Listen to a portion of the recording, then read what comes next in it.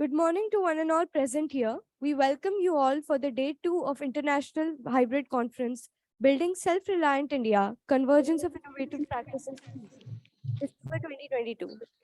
Giving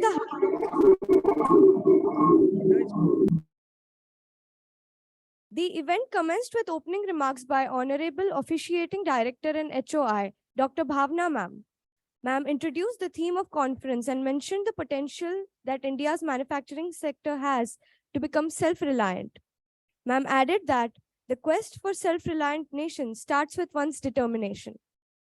Following this, our Honorable Vice Chancellor Dr. A.W. Santosh Kumar Sir appreciated ABS and our efforts while adding how we are moving towards excellence.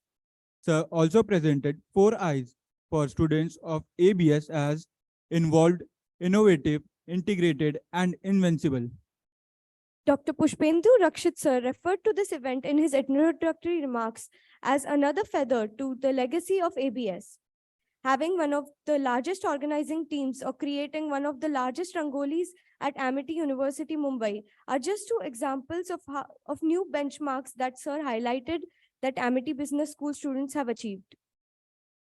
After this, we had had a ceremony for multi-authored book, Perspective and Reflection in Business Dynamics, ABS book, Case Studies on Business, Societies and Ethics, ABS textbooks, Fundamental of Accounting, Software Product Management, and International Trade and Business Management. Following the launch, we had unveiling of new editions of ABS newsletter, Business Question 4.0, ABS magazine Pratibim, and Amipreneur. Next, we heard our first international keynote speaker from Australia, Dr. Pritam Shah. Sir talked about different types of cyber attacks like Mumbai power attacks, email phishing, instant message attack, and banking trojans. Later, Dr. Geeta Subramaniam and Dr. Sangeeta Arupallam each delivered a keynote address. Following that, on track 1, banking and financial management, track 2, inclusivity in management, and track 3, paradigm shift in business, media, and social development. Best research papers in the categories of research and student were also announced.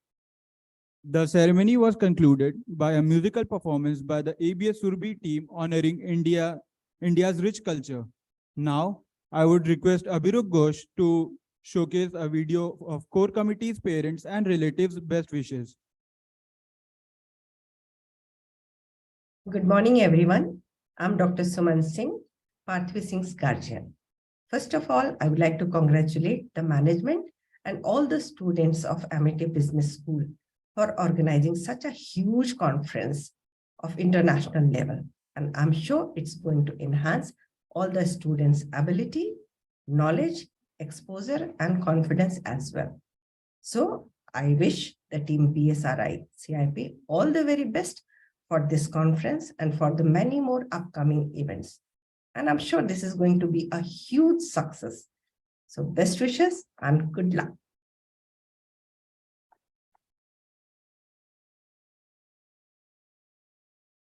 I request Shloka and Lakshmi to continue further.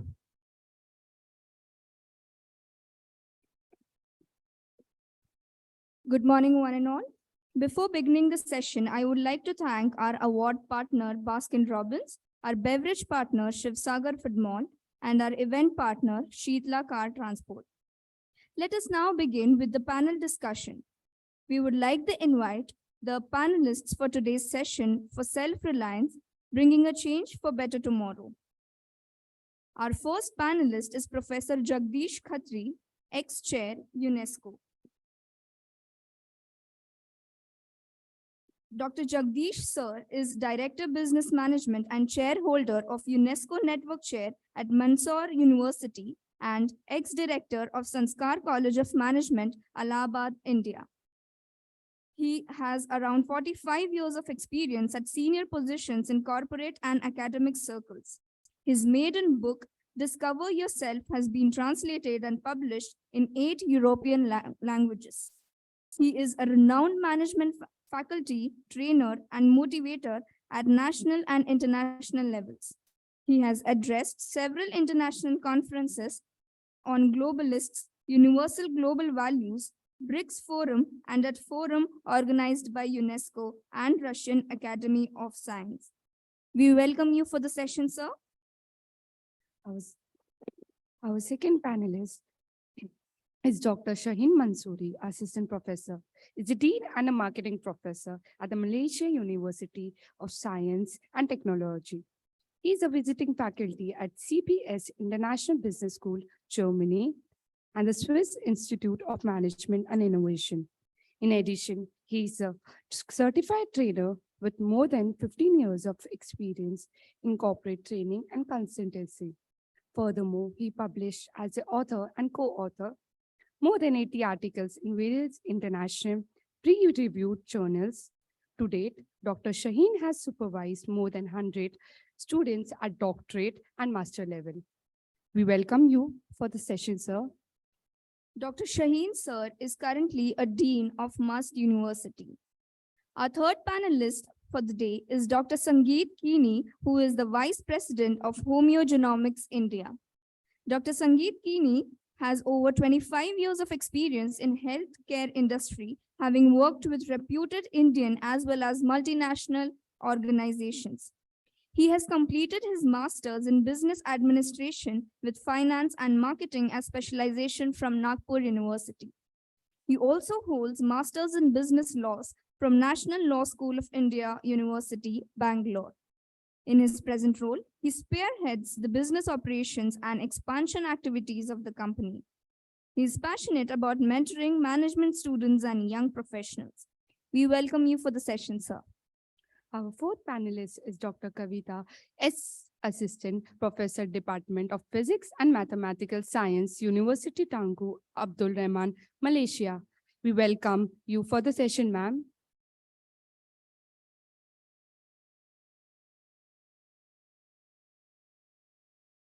Our fifth panelist for the session is Mr. Isaivanan S., who is a human resource manager at SKF India Limited.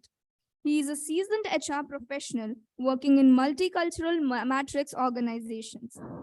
He has worked into diverse industries, including banking, IT services, automotive, and manufacturing. Now, I would like to seek blessings from the officiating director and HOI of Amity Business Schools, Amity University, Mumbai, Dr. Bhavna Sharma, in her absence here. We would now like to invite Dr. Pushpendu Rakshit sir as the moderator for the discussion. Sir is an excellent academician, researcher, and a patent holder. We welcome you for the session, sir.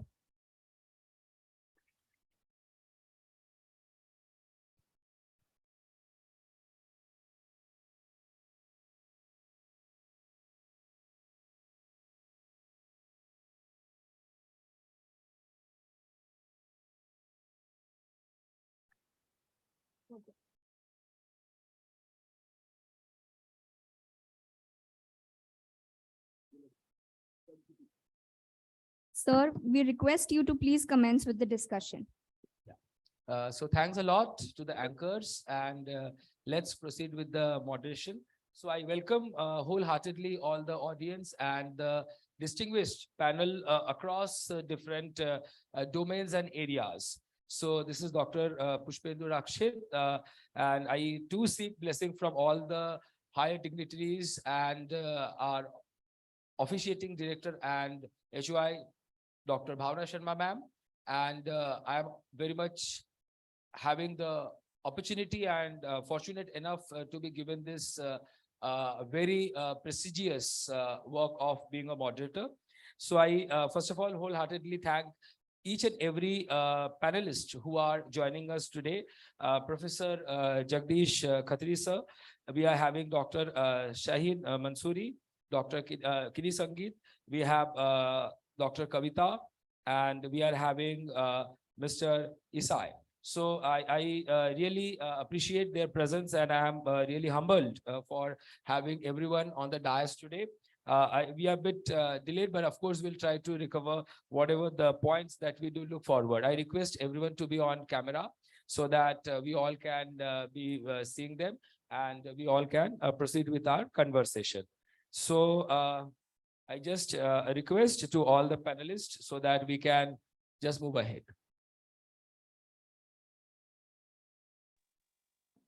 So today we are basically going ahead with the panel discussion that holds the theme, a very interesting one.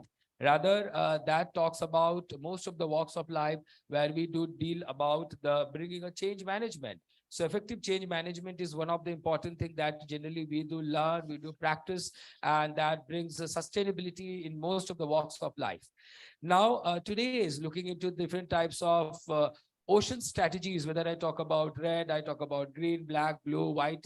I do generally see that competition in the market is very high. And considering those things, everyone looks forward to have a self-reliance. So the theme is we are having the topic that is self-reliance, bringing change for better tomorrow. So I wholeheartedly, we all can now see each other.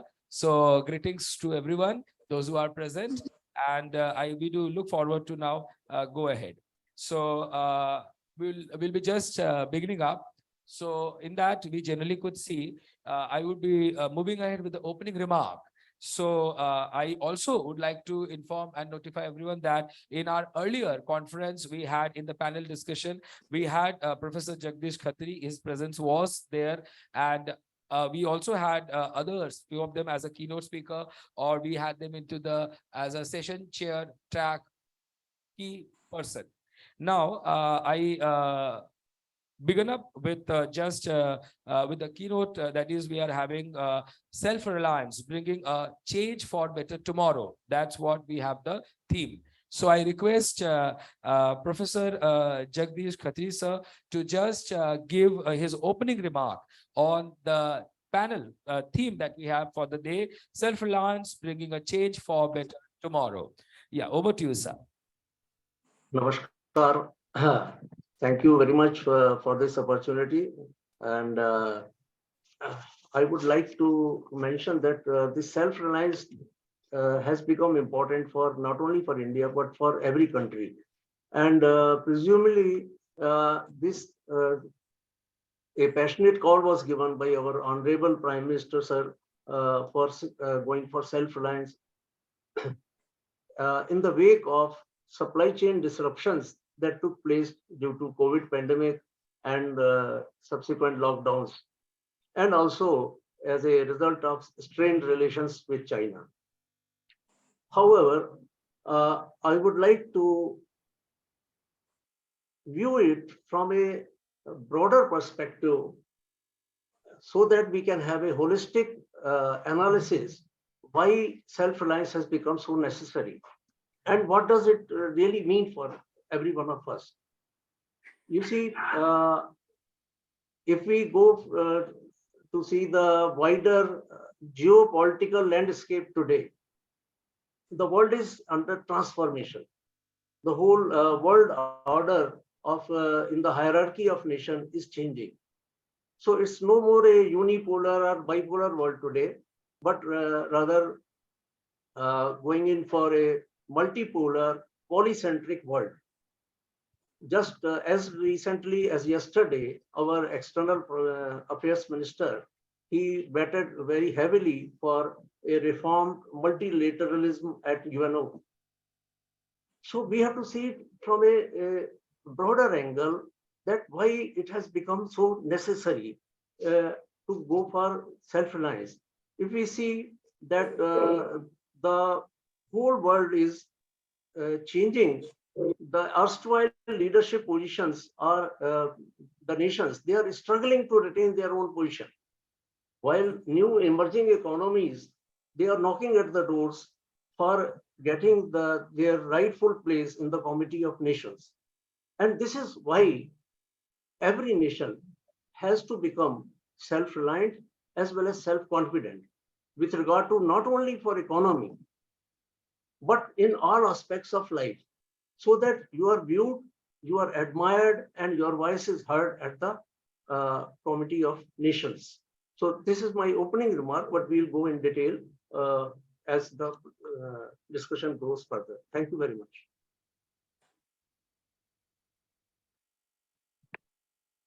Yeah.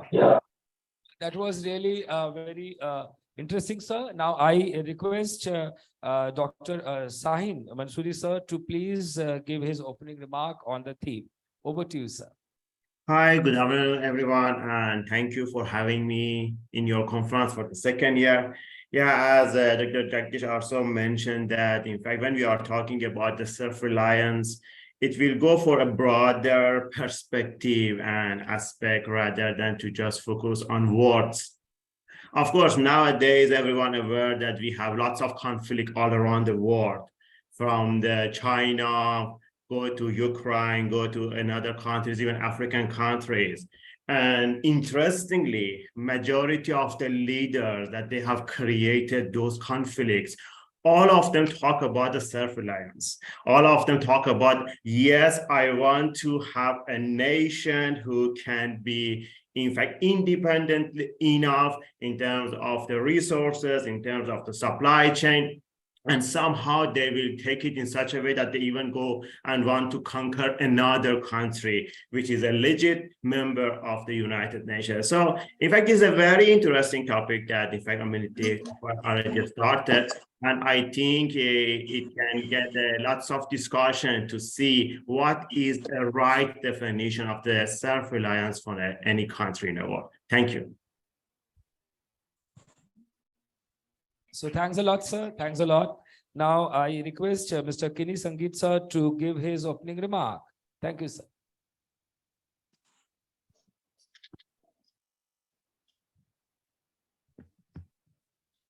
Good morning, MIT University. Good morning, Dr. Bhavna, Dr. Rakshit, my co-panelists, and all the people who are watching offline and online. On the topic of self-reliance, I wanted to start with the famous saying that inside every problem lies an opportunity. Coming from the healthcare background, I would like to say that COVID, which was the deadliest healthcare threat to humanity of the past century, in itself threw a lot of opportunity for the Indian industry in terms of being self-reliant. Back in 2020, early 2020, sometime in April 2020, when the COVID hit us, we did not even have a PPE kit. We were importing PPE kits from China and many other countries. And in 18 months flat, we were the torchbearers of vaccination of COVID across the globe. So this was a wake-up call for the Indian healthcare industry, and we did pretty well on many of those counts that we are totally self-reliant today when it comes to facing a global pandemic. This is my opening remark. And just to add one more thing, the price points of the treatment, say for example, a COVID RT-PCR test, initially it was about 5,000 rupees, is today a few hundred rupees, something like 700, 800 rupees. Similarly, all the other treatment costs also have drastically came down because we have created manufacturing hubs in India. Thank you. Yeah, thanks a lot, sir. Thank you for your inputs. Now I request Dr. Kavita to further have her opinion, keynote remark. Over to you, ma'am. Thank you, Chairman, and thank you everyone for having me here. Talking about the concept of self-reliance, in the beginning, in the psychology, self-reliance is actually defined as the ability to depend on internal resources to live a fulfilling life. And this has been extended to other fields. For example, in economics, economic self-reliance, it refers to the individual's ability to actually garner and hold economic resources in excess of their basic needs. And now, coming to the countries, it's actually ability of the country to have self-sufficiency where we need to depend on minimal external trade. So self-sufficiency is something that we can't be achieved without, not to say can't be achieved, we can say the fundamental block of achieving this self-sufficiency is the economics, building a strong economy of the country. So I think the focus should be on building the strong economic self-reliance in order to achieve self-reliance or self-sufficiency of the countries. Again, that's my comment. Thank you, sir. Yeah, thanks, ma'am, for your inputs. Now I look forward to have the opening remark from Mr. Isai Vanan. So, sir, yeah, kindly give your inputs. Thank you. Thank you, Professor Akshit, for the opportunity, and very good morning to all the attendees and the fellow panelists. It's a very interesting subject on self-reliance, and when I was reflecting on this whole topic, I think we should be proud as a country first, because I come from the human resources industry and or as a profession. And if we look at our country as an economy, if we look at our country as a talent pool, we are extremely self-reliant in terms of having all sets of vocations and professions where we don't have to look outside to import talent. And that is a great asset for the nation. A lot of our leaders go on to lead large multinational organizations, and those examples are there. But if you think of self-reliance and look at it from a positive angle, from a talent landscape, our country, and the students that are sitting in your auditorium, I think you should be proud that you are in an economy where you are going to have opportunities to keep growing, because we as a nation are self-reliant on talent requirements. I think this is a perspective I wanted to build upon through the session, and thanks for the opportunity. Those are my opening remarks. Yeah, thanks a lot. Thanks a lot, sir. So from the opening remark, we are learning a lot of things. And of course, that's the reason we all are from different paradigms, different domains. And that's how we'll be making, even from different locations geographically. So I'm really, it's a good opening that we had where we could notify a few keywords like geopolitical sort of convergence that we are looking for, global turbulence. So that's currently at many places are there, global convergence. Then we are having the unipolar, bipolar, or rather in current scenario, we are having most of the time it's a globalization that is existing at every walk of life, whether it is economic, whether it is related to political, whether it is related to social. Further, we are also identifying the sort of broaderness that we are having today. The reachability has increased, and every sector or every domain, whether it is pharma, whether it is HR, or we talk about the market sales, or we talk about the entrepreneurs. So we do definitely find. And the most important thing that we could see here, that having talent pool and the talent pool, how the pool of talent, that can be one of the major reasons. Will come, of course, on that when we do talk about the building self-reliant India or building self-reliant nations. Now, I have one more keyword, that's pandemic, which has, I hope everybody would agree, the panel, that we all learned a lot of things when the pandemic came, and the concept of self-reliant really got boosted up during those times when we do generally see the need. And pandemic, I say that it was really a very harsh time, but we all could learn a lot from those days. Now, based on that, I put up the question. Let's start with the beginning with the discussion.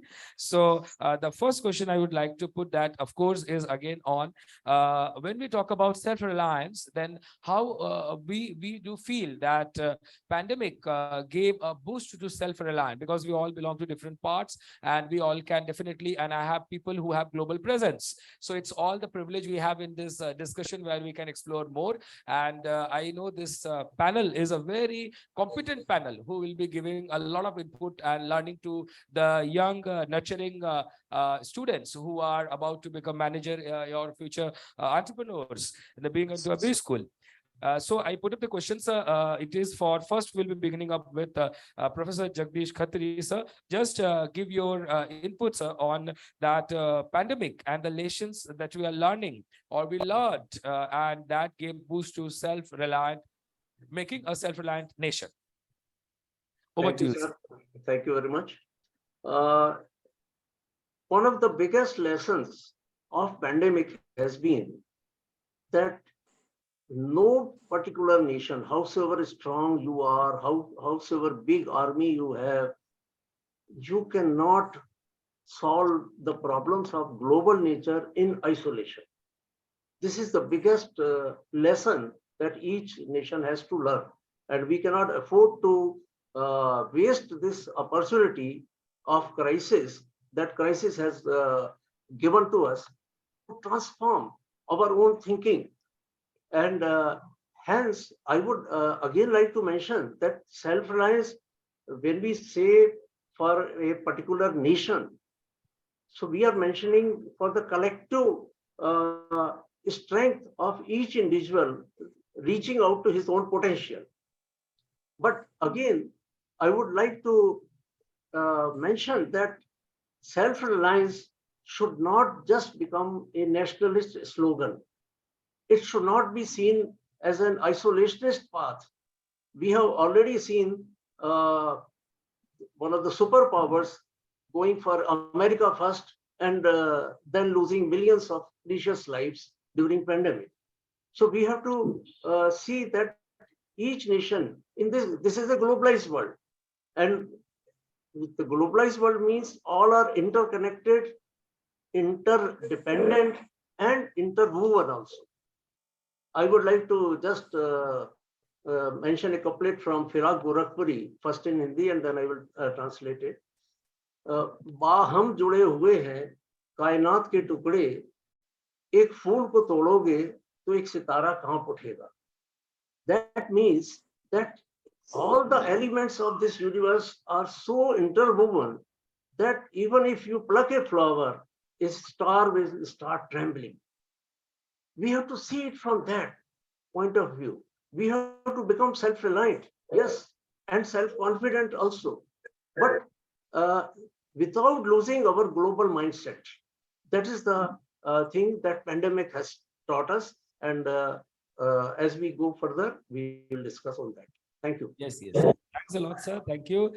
Now I request Dr. Kavita to put up her viewpoints on this, that how pandemic made all of us learn more about or boost us on the concept of self-reliant nation.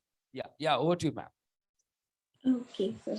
So, talking, yes, as a nation, like the previous speaker, we said, it's impossible for any country to like stand and survive alone when we have a global problem like the pandemic. And when you talk about self-reliance, a building block of every country is going to be people, by the way.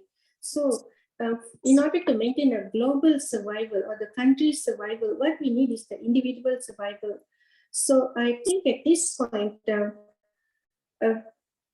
it's important to make the people, the building block, move towards this self-reliance. So they should be able to be strong enough to survive such bad economic shock or pandemic or anything that come in future. So this comes with a lot of empowerment. A lot of work has to be done to achieve that. And this has to be very culture specific because the requirements are different from society to society. And this is my view. It has to start from that people's level, and then we build up towards the nation to make it self-reliant. Yeah. So thank you, ma'am. Now I would request Dr. Shaheen to go ahead and give his inputs on the on a similar note. Yeah, over to you, sir. Yeah, actually, the pandemic was a good lesson, and it has two, I would say, lesson to take. And it became somehow in a two extreme side. In one side of the history was the humanity. In fact, how the nations run to help another nation in terms of the medical supply or in terms of the, for example, even the vaccine, sharing their vaccine or sharing even the oxygen capsule that in one country was quite limited. They fly in the supply from one country to another country. And from other side, also it shows a selfishness of some nations that, for example, a very famous word that the Boris Johnson said he will put, in fact, UK as first, and we don't care whether we have to export the vaccines to other countries or whether even we have a commitment, which also creates some sort of outrage in even through the whole European country, that we supposedly we are one in fact continent, we have so many trade, but end of the day you suddenly became such a selfish leader. So it was a very interesting phenomena that we went through it, and it shows that how the nation can be united or how the nation can be divided based on the same concept, which was a pandemic. And of course, some nations are proud of whatever they have done during the pandemic by helping others, by reaching out others. And some nation, for sure, they will carry that shame that the time that other people really desperately need some resources, but they just block it because they wanted to just, for any reason, or maybe any populist reason that they had. It was an election, it was something that they want to just gain some momentum. Thank you. Yeah, thanks a lot. Yeah. Thanks a lot, sir.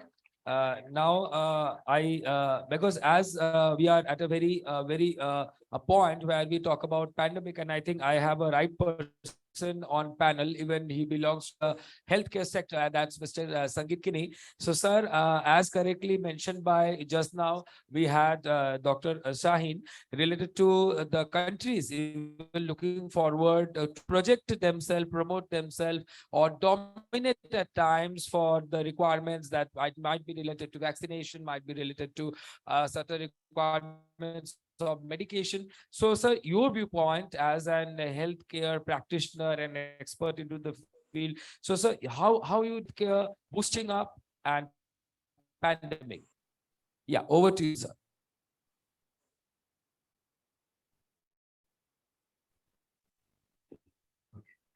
I've already mentioned once that the pandemic has been an opportunity to the Indian healthcare sector.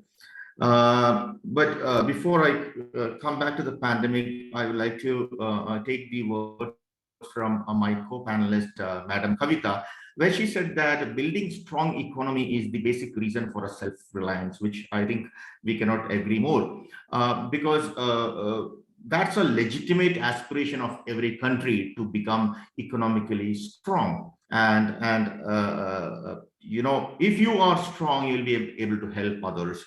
So help yourself first to help others. Be it in an aeroplane where if the air level goes up, first you have to wear your own oxygen mask before you help others. So we created infrastructure in India to help, and as a large country, we have a lot of responsibility towards our neighboring countries, be it Nepal, Bhutan, Sri Lanka, and many others. The kind of vaccines that we created, we have exported to over 95 countries, and many of the countries that we have exported, it was an international aid, not a business. Not only vaccines, there were many other things, be it PPE kit, be it medicines, be it even food and other supplies. So yes, I agree to the humanity side of being self-reliant here, and being on a more feeling proud about it. Okay, sir. Thanks a lot. Now, Mr. Isai Vanan, your remarks on how either of we talk about the healthcare, or we are talking about a different segment. So how you feel that self-reliant is getting linked to it? Yeah, the pandemic, self-reliant, boost up. Yeah. So I'll try to stick to the talent landscape and the business side of things. I think our economy and as a country, we did see that there was an opportunity for us to, look internally rather than look externally. And if you look at the investments that got made during the pandemic, or the decisions that got taken, where we started looking at more grow from within the country supplier base, or you started looking at the kind of talent which we always had. The processes continue to be followed in a very stringent and a good manner.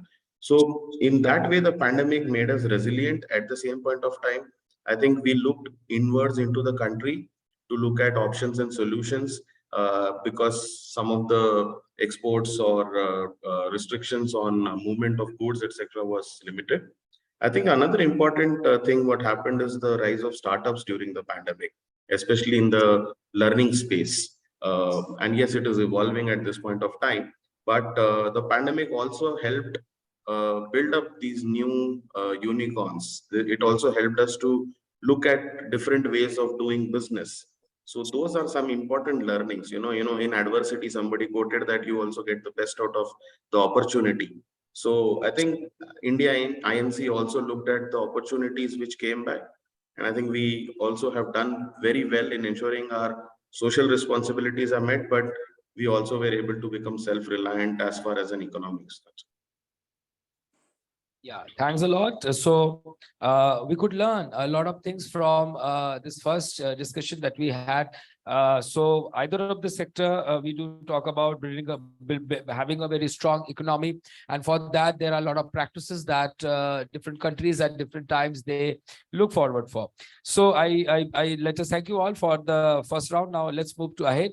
So as for our conference, of course, we do talk about vocal to local. So I just would like the panel to just emphasize on the role of vocal to local, and to have the inputs from Dr. Kavita. So kindly, ma'am, just give your inputs on the role of vocal to local in building self-reliant nations. Yeah, ma'am, over to you. Local to local, as in, here we're talking about spreading the information, right? From spreading the information that we have, empowering the community will be local to local.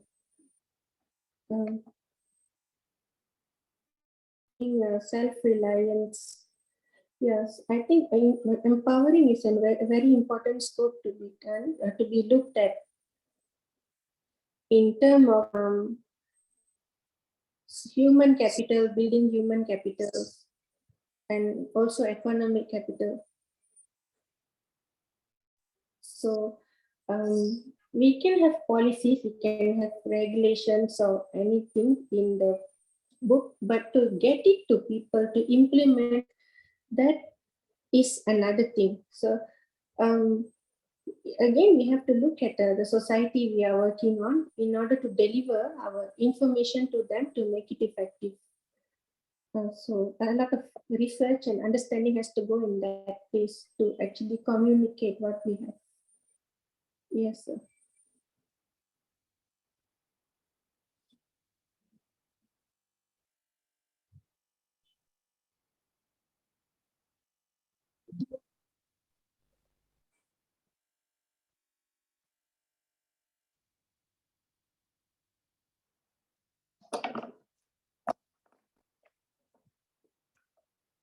Yeah. So thank you, ma'am. Now I look forward to play the question to Professor Jagdish, sir, that sir, on vocal to local and building self-reliant nation. Over to you, sir. Thank you, sir. I would like to go a little further. We have to be vocal about local, but I would like to have a transformation from local to global. And I would like to give this, that we should now target local to global, that we have a global mindset, global vision, because you see, we have got G20 presidency just recently. And our slogan there is Vasudhaiva Kutumbakam. The whole universe is a one family, and our tagline is one earth, one family, one future. So keeping in line with that, we must go global, where with a global mindset, but local action, so that we keep strengthening our not only our economy and defense preparedness, but in all aspects of life. What I would like to see is that we concentrate on strengthening all three H. These three H are head, hands, and heart. Let us, because our biggest asset is 900 million Indians who are in the working age group. And if we strengthen their head with right mindset, positivity, with their hands with the right skills, and with their heart as optimism and love for the nation, then perhaps we will be achieving our target. We will be locally strong and globally admirable. Thank you. Thank you very much. So well said, sir. Very good term that we could all note. It's a glocal. So vocal to local, and sir has coined a very, very interesting term in that I would say glocal. So yeah, of course, we'll be getting back to it again after some time. Now, I just look forward to have Mr. Kinney, just your inputs on vocal to local. Yeah, over to you, sir. Right. Again, back to the healthcare scenario. When it comes to local, for me, it's all about last mile accessibility of a healthcare facility to the person in the village. That's what I meant by last mile. When we have to ensure this, we have to ensure this on two other parameters. One is it has to be timely and it has to be affordable. So when we want to make this local in terms of last mile connectivity and last mile accessibility, we have to have certain basic infrastructure, be it digital infrastructure, be it hardware infrastructure, and be it the infrastructure of skilled talent. Now, for us to ensure this last mile accessibility of healthcare, we have to have infrastructure ready within our country. We cannot import all these things all the time, because then if we have to import, the affordability factor will not happen. If it is not affordable, forget about last mile accessibility of healthcare. Therefore, we have to be self-reliant in all these three major counts, be it skills right from the medical skills to the the hardware infrastructure, the buildings, hardware, everything, and the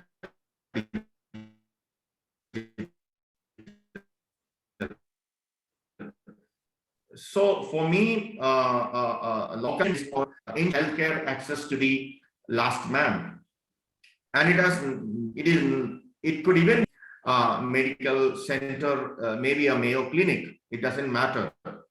As long as we are able to ensure the accessibility, that's vocal for local for me. Yeah, thank you a lot, sir. Now I look forward, Mr. Isai Varnan, to have his input on vocal to local and building self-reliant nations. Sure. So I'll just take forward from where Mr. Kinney left, and I'll also take some inputs from what Mr. Professor Khatri spoke about. I think globalization is a term that is quite popular. At the same point of time, last mile connectivity, last mile availability of man, material, and is extremely important to have a self-reliant economy. And two initiatives from our country which are which are really making an impact in how organizations are also shaping up, and I'll connect it to globalization, is that the organization that you'll have a lot of multinational companies who have set up in India, where they're headquartered outside, but most organizations are not following necessarily the strategy of they are applying the strategy which will be useful and implementable in the region that we are operating in. Because what works in Americas will not work in Asia. What works in China, for that matter, won't work in India. And what works in India will not work in Malaysia or Singapore. So that localization is surely a momentum which is there. And Make in India and Skill India are two initiatives which are directly impacting both the corporate as well as the larger talent pool at the base entry level. If you look at, we always speak about the IITs and the big institutes, but at the grassroots level, the Skill India campaign is actually working on creating vocational training and providing employment for a lot of roles which will have a lot of value in industry as well as in society. And Make in India is something where I think every organization is trying to use that and leverage it. And we are looking inwards in terms of how we can be self-reliant and at the same time provide avenues for local suppliers, have innovation coming out of the country, uh, create a distribution network which is created within the country through improving our infrastructure. So that's my view on vocal for local, that there are measures which are coming from the government. And I think the corporate sector is also responding very positively to the areas of developing the suppliers, developing the supply chain and the logistics infrastructure so that we can be that self-reliant. And overall, if you look at the application of strategy, most multinationals apply the local strategy because they can only be successful if they understand the market in a very local manner. So those are my remarks. Thank you. Thank you, sir, so from this we do generally learn that we are talking about business management, globalization. We to talk about the impact and importance of digitalization. Then we are talking about digital convergence. We are talking about being ubiquity and global connectivity and building global infrastructure. Now I look forward to place my next question. Thank you all for the second round. Now I move ahead. So I would request Dr. Shaheen to move with the next question that I place. And that basically talks about, now in our the conference sub-theme, we keep integration, information, innovation, and investment. So the role of innovative practices that generally we do see, and as a very paradigms that you do deal with, your inputs on role of innovative practices or in having convergence in building self-reliant economies. Yeah, over to you, sir. Thank you so much. Actually, it is a question that it needs one conference itself to answer this question, that how innovation can really help. And if you want to just look at the countries that they're already going through the right path for the self-reliance, of course, innovation is a backbone of the sustainability in any country and in any economy. And we can see that some small countries that, for example, like Switzerland or for example, Sweden, though they have a very small number of population, but thanks to the number of innovation that they have, they already can be a top 10 economies in the world. For example, Germany just have about 78 million population, but they are number 1 or number 2 in terms of innovation. So that is a fact that we cannot, in fact, move away from innovation if we want to go to the pathway to be self-reliant. That is something that I don't think anyone has a doubt, but the most important point is how we can create that culture. And back to, in fact, the university concept, how we can create that mindset of innovativeness among our students.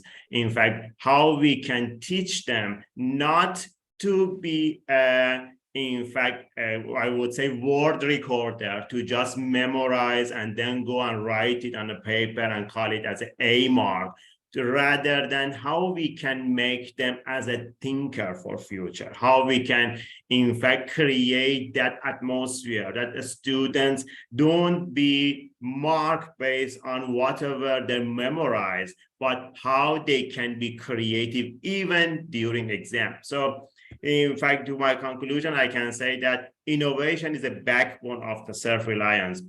But the big question is how we can bring that mindset in university. And even if we want to really make it sustainable, we have to start from the schools. We have to start from primary school, secondary school. That's why, for example, in countries like Denmark, they don't have a grading system up to the secondary school. Why? Because they don't want to limit a student to follow the rules, to follow the book, to just memorize and go and recite it in a school and get A. They want students, kids be creative, innovative, and we can see the result. In fact, by having a very small population, but are top of the rank in terms of the innovation and creativity. Thank you. Yeah, thanks a lot, sir. Thank you for your inputs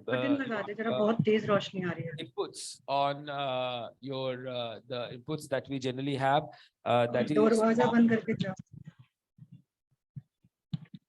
yeah, so inputs that generally we have on this innovative and innovation. And you have currently said that many economies have emerged, they have developed themselves, and they are size-wise, location-wise, population-wise, very small nations. And they have demonstrated that the biggest inventions that world is using at times. So with those notes, I proceed ahead and put up the question to Mr. Kini Sangeet about understanding from him his viewpoints on innovative practices that we do apply in order to have nations getting emerged or with a lot of new practices and economic development. Yeah, over to you, sir. Yeah. If you look into the number of patents that Indian innovators have got compared to other countries, you will agree with me that the innovation on the scale of innovation, India lags behind big time. Take first pharma industries of the globe, maybe fourth largest. We are mainly a generic manufacturer. We are not an innovator there. So when it comes to by and large in the healthcare, hardly any innovation seen. We are trying to catch up with the global players to replace our import needs. When it comes to medical equipments, 80% of the medical equipments of today we are importing. So the focus is on creating similar products, not necessarily innovative products. This is one area where Indian healthcare sector is lagging, and hopefully the Startup India campaign and other campaigns would to some extent bridge this gap. Yeah, thanks a lot, sir, for your inputs in this. And of course, we do see at times that as a nation to talk about, we do lack at times in terms of innovative practices. And even I do look forward, we will definitely have this further taken as the role of governments into having a booster for these innovative practices that we have. But in last 2-3 years, many companies have come up. But again, the question arises related to sustainability, survival, the support strategy, and even the economic the support that should be given by the governments. Now, I look forward to have some understanding from Professor Jagdish on the topic that we are with now, that is related to again how innovative practices can help. Because, sir, you have seen the world, you have been for a large number of years, you have served at very prestigious positions. So, your viewpoint from local to global, and as you have coined the term globalization, so I request you to put your words or wisdom on this innovative practices that world needs today in order to have emerging or to become an emerging economy. Yes, over to you, sir. Thank you. You see, we require innovation not only in science and technology, in every walk of life to make our life much more easier, better. I would just like to point out that the idea of putting wheels to our luggage has come many, many years later than man landed on moon. So you see, innovation has to be seen as a way of life. And the biggest roadblock, in my view, to innovativeness is our chalta hai culture that says that, okay, just being good enough is good enough.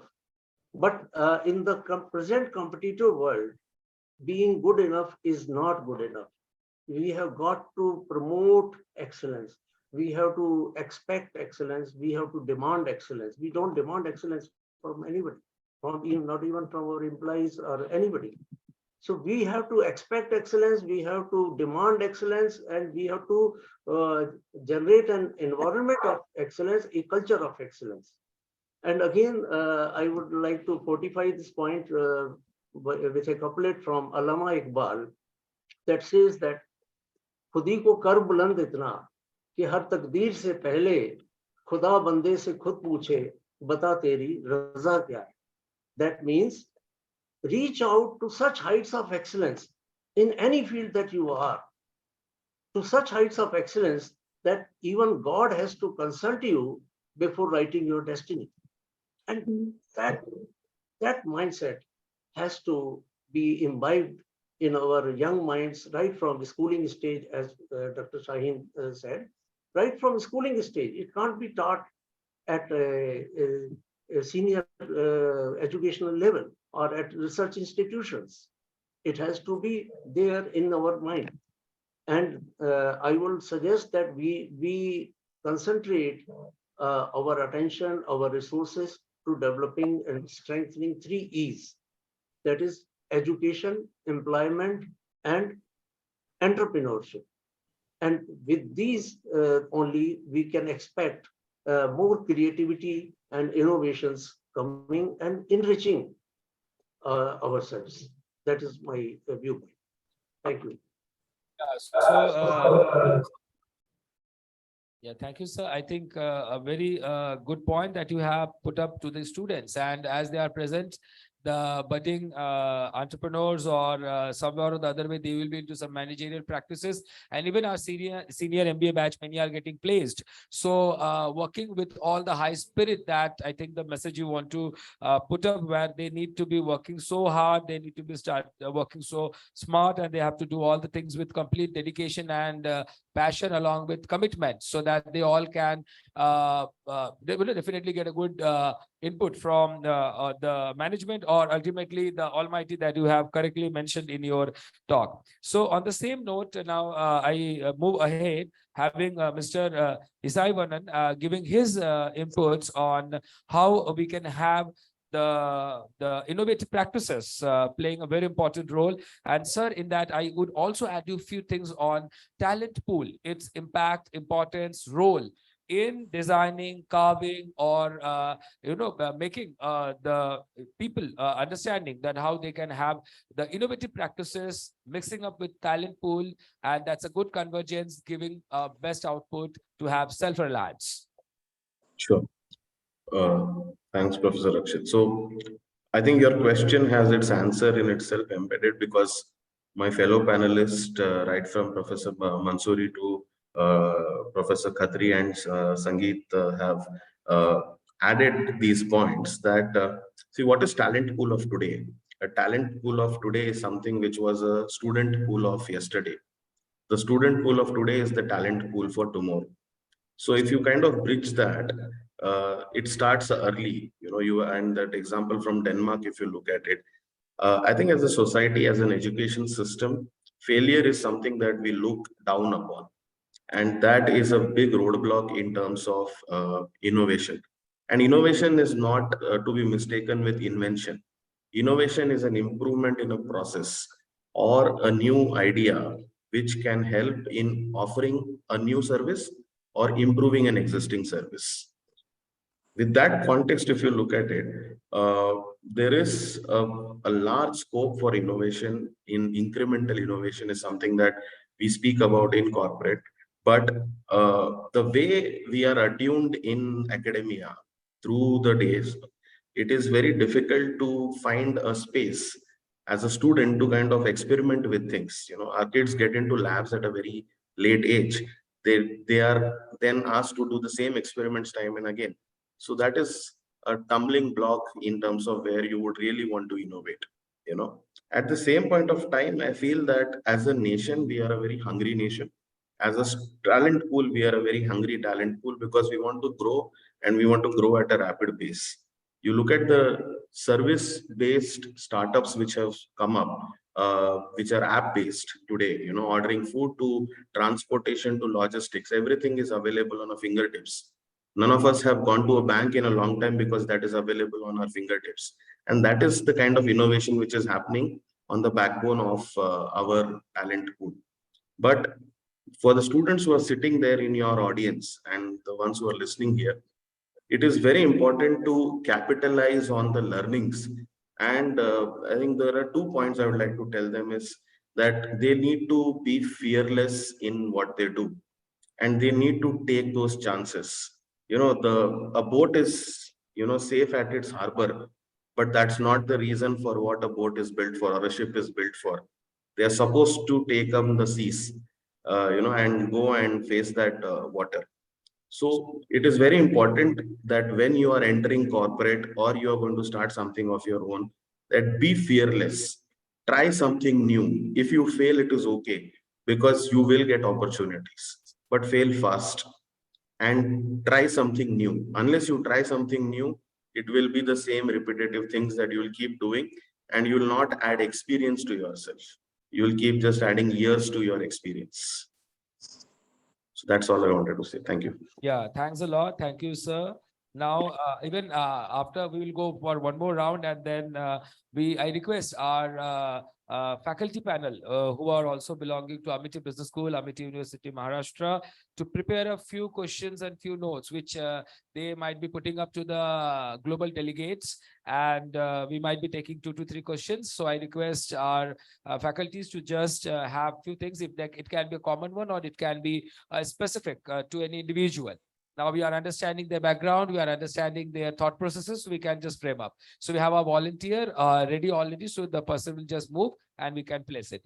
Yeah, now I thank you, sir. And now I request Kavita ma'am to put her inputs on this, again, the same thing that we are talking about, the role of innovative practices. But ma'am, I just would be asking you as an academician, how you feel, because you belong to a very important area. You are talking about physical and we talk about the mathematical sciences. So ma'am, as how you feel, either talk about the SAARC nation, ASEAN nations, or I talk about the other part of the world, European world. So how you feel that as an academician, it is very important to impart, because it has been mentioned by most of our panelists that from the education should have the entrepreneurial practices, or students should be knowing, because when Facebook is built by a person at the age of 19, we are having in India Sonam Waichuk. I know in the movie in India we have 3 Idiots, and where Amir Khan has played the role. So we know how it is not only the learning, but it is the innovation, it is the entrepreneurial practices, and how you are putting up your technology, your energy, your resource into right place, and you are achieving something out of it. So with those notes, ma'am, I just want to have your inputs from global point of view as an academician, how education can have hand-holding with these practices. And of course, the global nations, they do have that. But what about ASEAN country, a country like India, or we talk about the entire SAARC nation? So ma'am, just your inputs on that. Okay, thank you, sir. So to answer your question, just I bring everyone's attention to something very basic. Let's look at nature. What is the most important characteristic of nature? It constantly changes.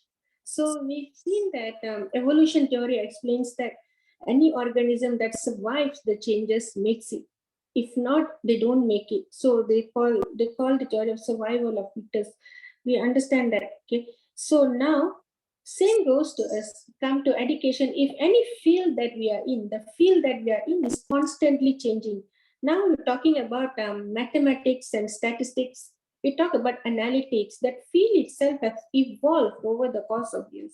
So from the time I joined as a student, a statistics student, to now I see a lot of changes in the area in terms of facilities that are available, in terms of the job scope, in terms of the use of the and so on. Okay, so if we want to survive in the field, we have to be able to adapt ourselves to changes. But then again, we are in information era. So if you want information about something, everything is in the fingertips. Like our previous speakers said, we have YouTube. Okay, if you get an assignment, talking about students' context of students, if we give them an assignment, they can definitely find a sample solution or an idea or something like that in YouTube. Or in other web resources. If you emulate, maybe you survive. If you do what others have done, you survive. But in order to stand out, in order to perform, you need more than that. You need to be innovative. You need to be able to think from there. Okay, so I have a solution like this, but how can I make it a bit more to my own taste, or a bit more practical to this consequence, a bit more than what I've been done before. So that if the students have to grow the mindset to actually develop that. Don't just be, what is that, timeline oriented. Oh my god, I have to submit this assignment tomorrow, so I'm just going to copy everything like this, and then here, a bit here and there, because you have turned it in now, and then submit. It's not like that. You should have the liking at the core for what they are doing, and from that point, think there's always a space to add your own input and innovate. So in other words, innovation is actually very important for every field, because everything is evolving. So along the line, we have to be ready to accept the change, learn new things, and then give our own input in order to make it in our career and life. That's my input, sir. Yeah, thanks a lot, ma'am. Now, from this particular discussions and from all the dignity on panel, we do learn that innovative practices as an innovation is a backbone. Innovative practices are in our day-to-day walk of life, and it is not only related to technology, not only related to sciences, but it is most of the time related to how we can make things go well, and when there is a necessity, and we'll all know invention is there. Now, further, we do talk about innovative convergence. We are talking about education system where we are having practices where we could see that either it is your innovative or practice-based learning. Change management is one of the important aspects which most of our dignitaries have tried to put up. Information era, and that again goes with our subtitle of our theme. So right information at right time to right person can always be giving you the right output. Now, solution-based practices, that's what has come up. Innovation in every walk of life and learning. Innovation as improvement process. So these are very good inputs that we have received. Thank you, Professor Jagdish, Dr. Sahin, Mr. Kinney, Dr. Kavita, and Mr. Isaivanan for your inputs on these areas. Now, before we move ahead for the closure, I request our faculty panel of Amity Business School, Amity University, Mumbai, to just put up their questions. Either it can be to the panel or it can be to any specific person. So, yeah, humble request. Yeah, I request the volunteer to move ahead. Yeah. Good morning. Good morning, delegates. From my side, one small question. So it is only to Mic is on. hello. A small question to enrich us. I think you all know about our new education policy, which has been approved cabinet recently. So in our new education policy, more and more innovative practices have been adopted and also encouraged to adapt to some more in our education policy. Can you throw some light on how these innovative practices adopted in education policy helpful for sustainability? Innovative practices, sustainability. In education policy, okay. Yeah. So I think some of you can definitely take up the question as per your experiences being into multiple different global scenarios. Yeah. So I think Kavita ma'am is going first, or who? Yeah, yeah, ma'am. We can, yeah, yeah.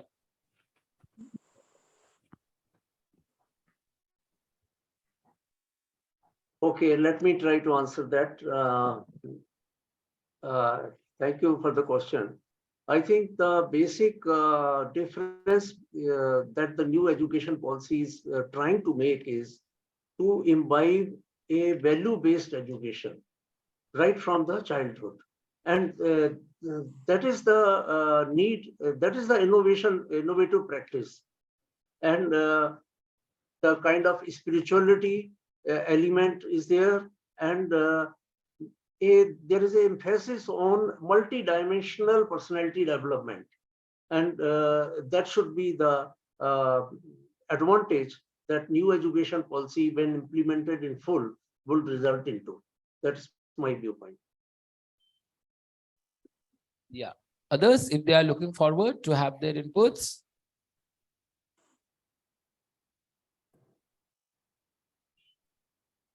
So, thanks for the question, ma'am. I think from an industry perspective, it's a welcome move because if we are specifically talking about, the graduation or the undergrad, as we call them, making it a 4-year program, it gives a little more time for students, 1 more year, for them to really look at sharpening their skills.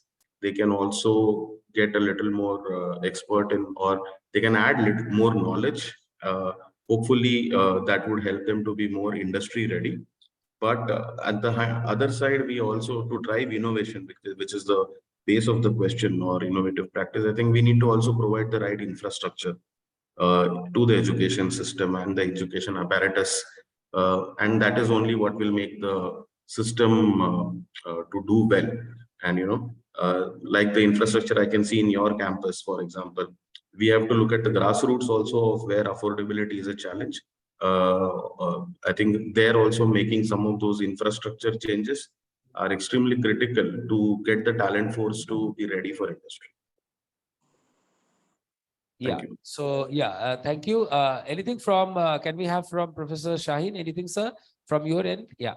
It's a very interesting question when we are talking about especially innovative approach in teaching and learning, because we have a kind of the word that we said universities built to last, but industry move every day.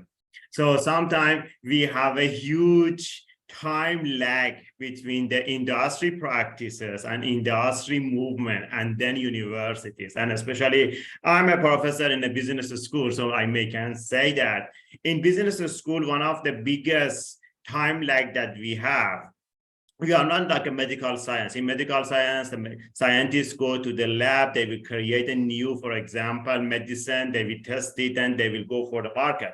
But what usually we do in business schools, we wait for the industry to come out with some practices.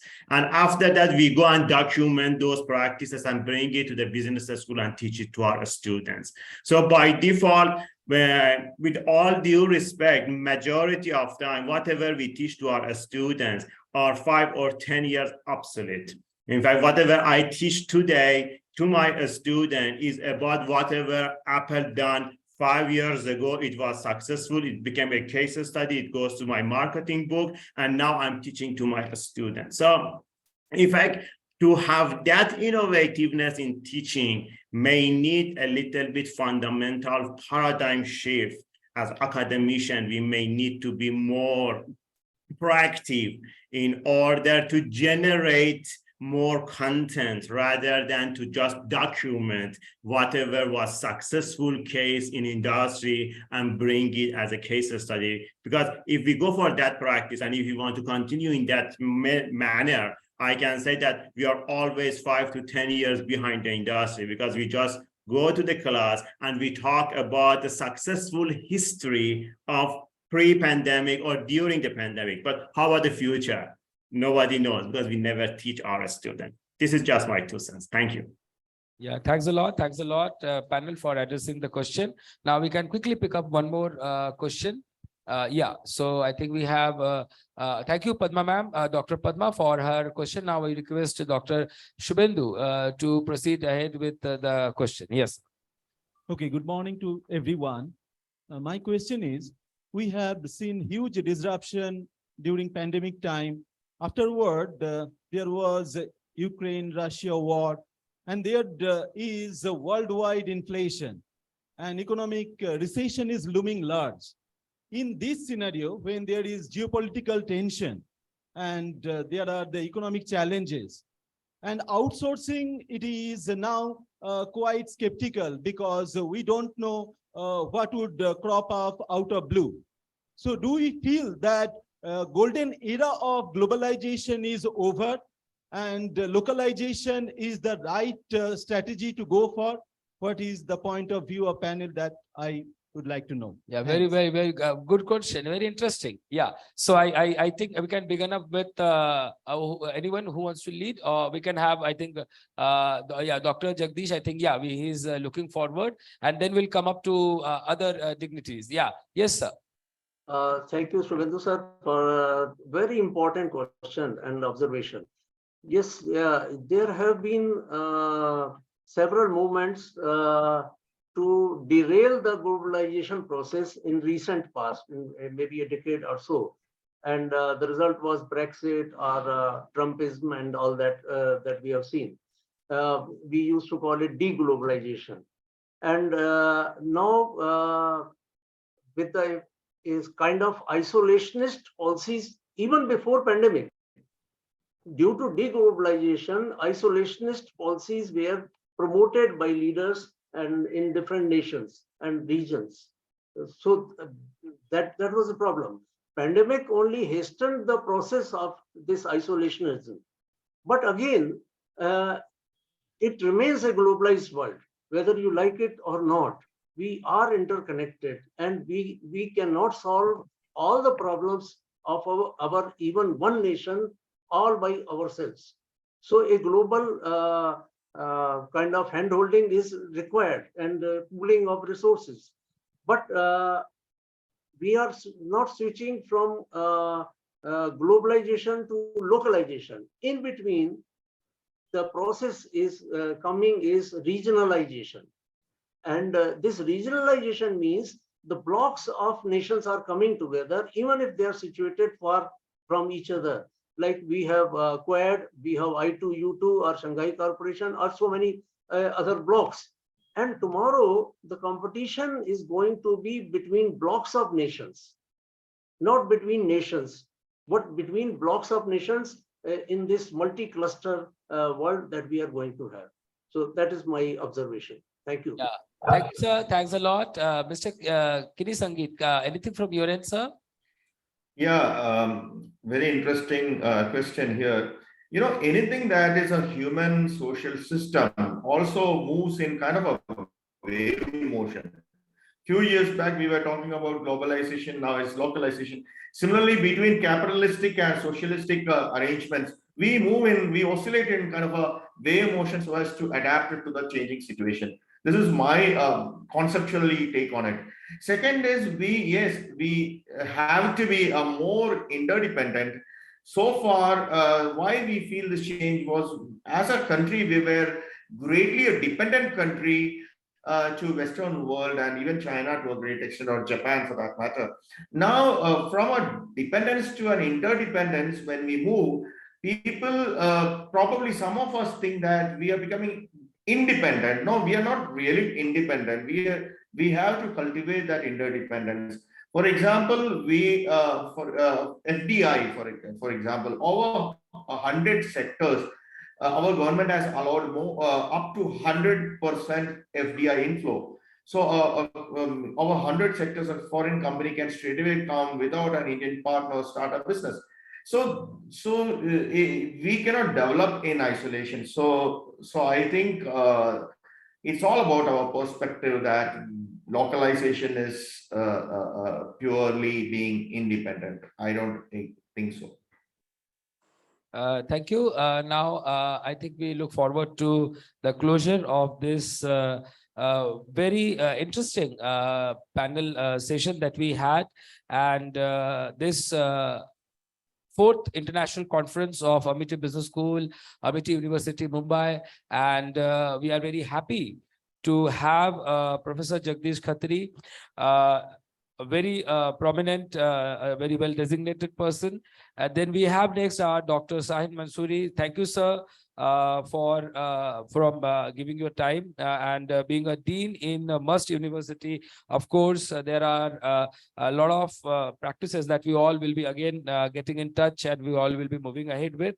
Mr. Kini Sangeet, thank you, sir, for being with us and all the time you are associated for all the interesting discussions that we do most of in our global events. Dr. Kavita, thank you, ma'am, for your presence and having, being with us, all your inputs.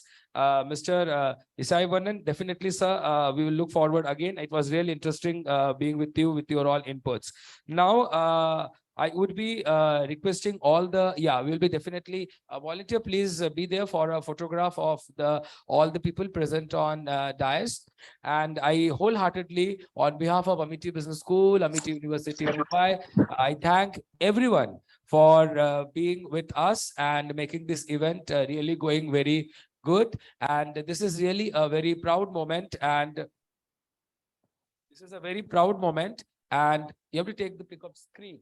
Very proud moment, and I wholeheartedly thank you all. Thank all the faculty members for their question and dignitaries on dais. And it is really a pleasured moment where we could see that all of you, and it is again, we look forward to meet, and thank you all for your timing. Best wishes, and your presence really matters a lot to us, and it's a global platform that we all are sharing, and that indeed itself is always a matter of proud. So we really feel from beneath of my heart, I do really thank each one of you for being here and being with us. So this really a great moment, and thanks to the technology, again, I would say, where we are sharing information. We are all heavily into connectivity. Convergence is there, and the global thought process from multiple different places, paradigms are today with us. So this is really a great moment of pride that I feel, and students definitely, they had a good takeaway for all different learnings that they are having. Now I hand it over to my anchor, and I again wholeheartedly thank each one of you for your presence and really making this conference remarkable one. And in our memories, in our memory lane, we all will be again there, repeatedly being so. Thank you, Kini sir. Thank you, Jagdish sir, Kavita ma'am, and we have Shahin sir, and we are having Isai Vanan sir. Thank you, sir, for your timing and blessings to this event. Thank you, sir. Signing off, Dr. Akshay. Thank you. Thank you. All the best. Bye. What an enlightening session. With this, I thank all the panelists and the moderator of this panel discussion. I thank Professor Jagdish Khatri, Dr. Shaheen Mansoori, Dr. Sangeet Kini, Dr. Kavita S., Mr. Isai Vanan, and our moderator, Dr. Pushpendra Rakshit sir. On behalf of Amity Business School, Amity University, Mumbai, Maharashtra, thank you all again for your presence, time, and your valuable presence in this international hybrid conference. I now request Abhiruk to please play the video from the parents of the core committee.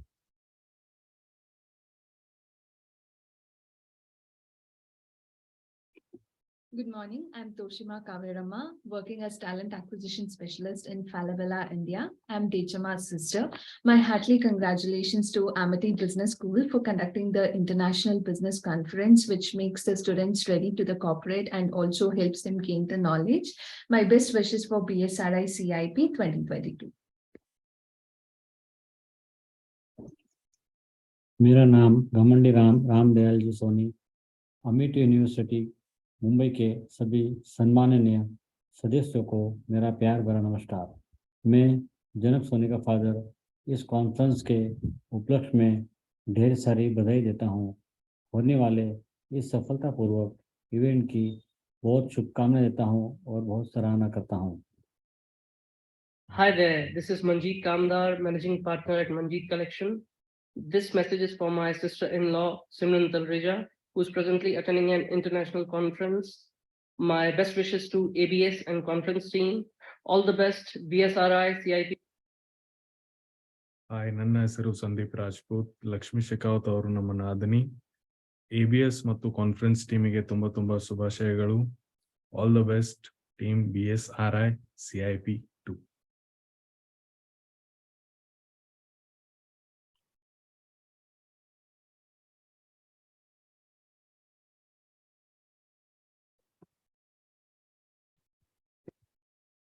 Hello, everyone. We welcome you all again for track 4, Trade and Economy. We will be evidencing research papers and case studies presented by esteemed academicians, corporate delegates, research scholars, and students. Track. The biggest risk is not taking risks. In a world that's changing really quickly, the only strategy that is guaranteed to fail is not taking risks. India offers the best opportunity in terms of huge domestic market and factor endowments where Indian firms will be a part of the global value chain by attracting multinational enterprises and foreign investors in labor incentive manufacturing, which will facilitate R&D, branding, exports, etc. I feel honored to have with us the Honorable Track Session Chairs, Mr. Siddhant Paviskar, Mr. Rakshit Rane, Dr. Ravindra Sharma, with Dr. Samir Kulkarni and Dr. Padma. All of you hardly need any introduction. You have made us all proud of your distinguished work in numerous capacities. Starting with our corporate expert, Mr. Siddhant Paviskar. I would like to give a small introduction to our corporate expert, Mr. Siddhant Paviskar. He is a digital forensic investigator and analyst, software developer, and managing director at Oxitron Digital Consultancy. He is top speaker at many well-known global conferences, including Wuthering Hacks and NASA Space Apps. He holds BS honors in digital and computer forensics from Northumbria University, United Kingdom. We now request Sarah and Yamini to felicitate Mr. Paviskar.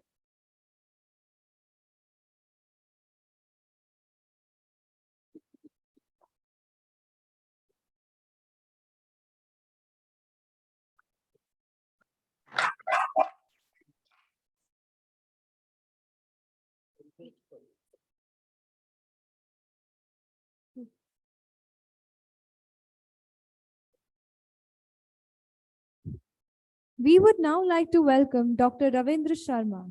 Dr. Ravindra Sharma is an assistant professor in Himalayan School Management Studies at Swami Rama Himalayan University, Dehradun, India.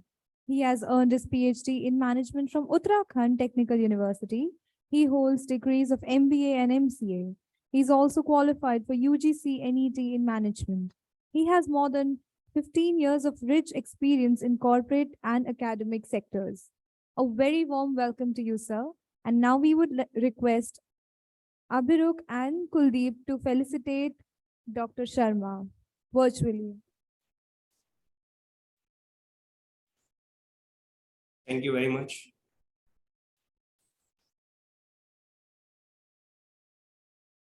We would now request Sarah and Yamini to kindly felicitate our faculty experts for the track.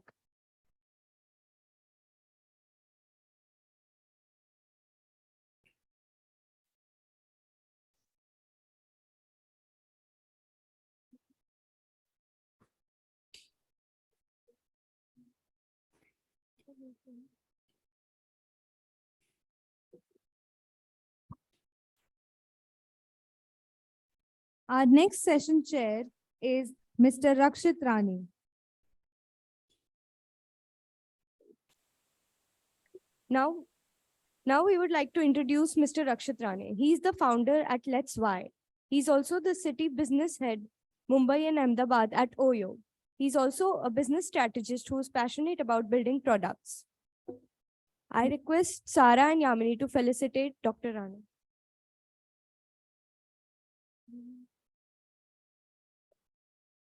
Dr. Rani will be joining us shortly.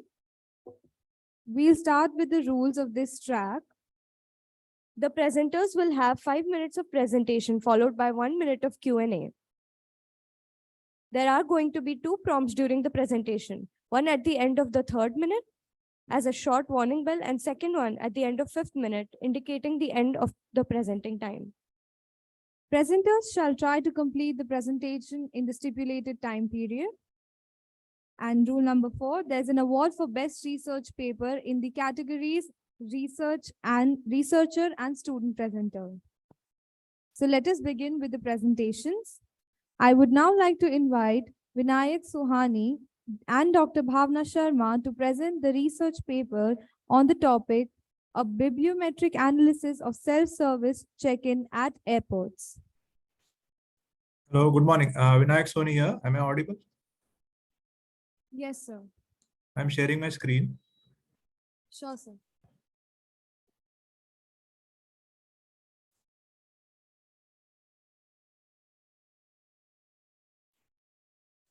Yeah, the screen is visible, please. Yes, sir. So good morning all. Nice beginning to this conference with the panel discussion and very, I mean, futuristic thoughts expressed. And so I'll begin with my presentation. The presentation is about a bibliometric analysis of self-service check-in at the airports. It is co-authored with my guide, Dr. Bhavna Sharma. And self-service check-in, we all know because we visit airports, we know that there is an option for us to go either to manual check-in counters or automated check-in kiosk. So that is what the study is all about. So this is the overview of the paper. Then I'll just give you a difference between the manual check-in and self-service check-in to begin with, so that all are on the same page. Basically, manually assisted check-in, you actually present your e-ticket at the counter, and the counter agent gives you the boarding pass, bag tax, everything. And whereas in self-service check-in, you do the whole process yourself, choose the seat, print boarding pass, and enter number of bags to be checked in. And even the bags are printed by the machine, and you have to tag the bags yourself. So with that introduction, I just want to go back and talk about why this study was chosen. Because self-service, which began with the ATMs in 1990s, has gone a long way, and there has been some research worldwide about check-in process adoption by passengers, but not much in India. That is where we thought that we should take this topic. The outline of the research is that we have looked at 248 journals between 2000 and 2022 in similar, irrespective of which industry, like restaurants or even banks or some place, other industries. But we looked at 248 journal articles and trying to find out various framework that should studied so far. And then we are proposing a new framework which is under study. I'll quickly go through some of these 5 papers which we thought that they are talking about self-service conceptual framework. So first is by Dabholkar, where we talked about the study was done at restaurant order kiosk of 505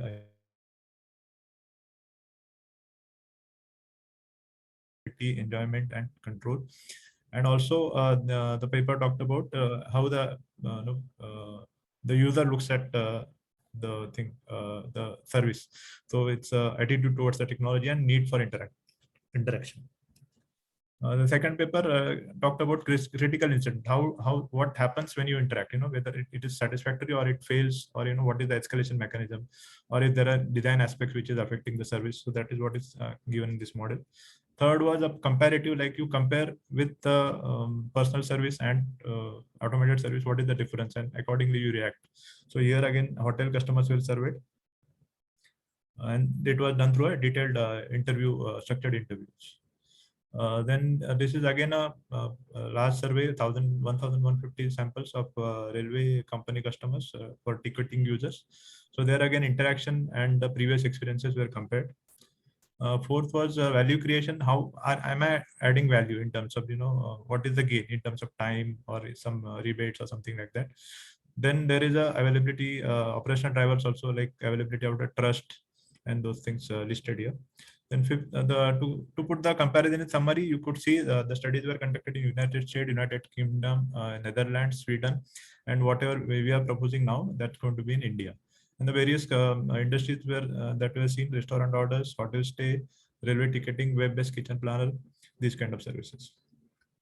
So compare all the parameters that were tested in this various 5 papers are listed here, and we have tried to kind of blend and derive our own model, which tries to do best of all the combinations. So you could see we have adapted speed of delivery, ease of use, enjoyment, control, and these are the perception factors. And then adaptability based on the when you actually interact, what is the situation at the airport, that also we accounted for, and the risk and situation also listed here. So we came out with a conceptual model there. We talks about customer perception, adaptability, and situation on the satisfaction side. And at the moment somebody satisfied, he's going to more utilize the service. So we are talking about some of the aspects which affect the service utilization of the kiosk also. I'll just skip few slides because we need to finish in time. So typically what we are looking at as a result of this bibliometric analysis, that no research so far done in India targeted towards self-service kiosk. So we thought we can give it a good try. And then some of the aspects that will come out is that how, if any gaps are there in the existing facilities, and how we can encourage use of self-service check-in at the airports. That's what we are going to look at. And that is what this came out of the bibliometric analysis. The paper includes viewer outputs also, and tries to recommend ways and means by which you can understand more of the self check-in process and adaptability of the users. So that's what I had to say. I think I am before time. Yes, sir. Yeah. Can I say take time? Session chairs, do we have any questions for the presenter? May I ask the question? Yeah. Nice presentation, Mr. Vinayak. Yeah. I have a question to you. Have you used any software for this bibliometric analysis? I have used VOS viewer in that. What is the author situation? I mean, countries which did the survey. And what are the pattern of papers over the period of time? That's so. What was your criteria to select the 1 to 40 papers for this analysis? Yeah, typically I had used the keywords self-service technologies, check-in as a word, and adoption or perception. These and the few word combinations I tried, and then I got this dump. So one small advice to you: whenever you present any bibliometric related paper, yeah, so you must present the script also, and also the database which you have considered for your analysis, like Web of Science or Scopus database. Okay. So that make your study more effective. True. Actually, I have used Scopus. I have not given the screenshot here. That's what I missed. Okay. So my advice will be your presentation is good. Yeah. You must also include the script which you have used to select the papers. Agreed. Great. Thanks for the input. Thank you. Yes, over. Thank you so much, sir. Thank you, presenter. Thank you. I invite Professor Subhendu Bhattacharya and Dr. Ashwini Arte to present the research paper Management Style During Market Volatility and Economic Uncertainty. Thank you so much. Good morning. This is Dr. Ashwini Arte. Am I audible? Am I audible? Yes, please go ahead. Thank you so much. I'll just share my screen.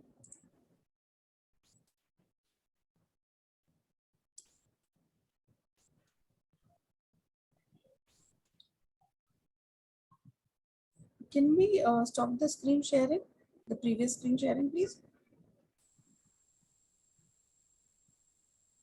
Mr. Vinayak, I'll have to ask you to stop sharing your screen so that our other presenters get the chance.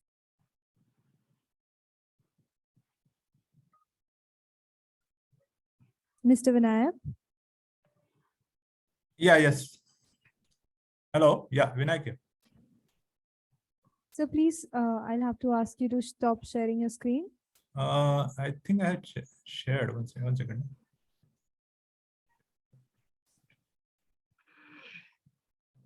Share.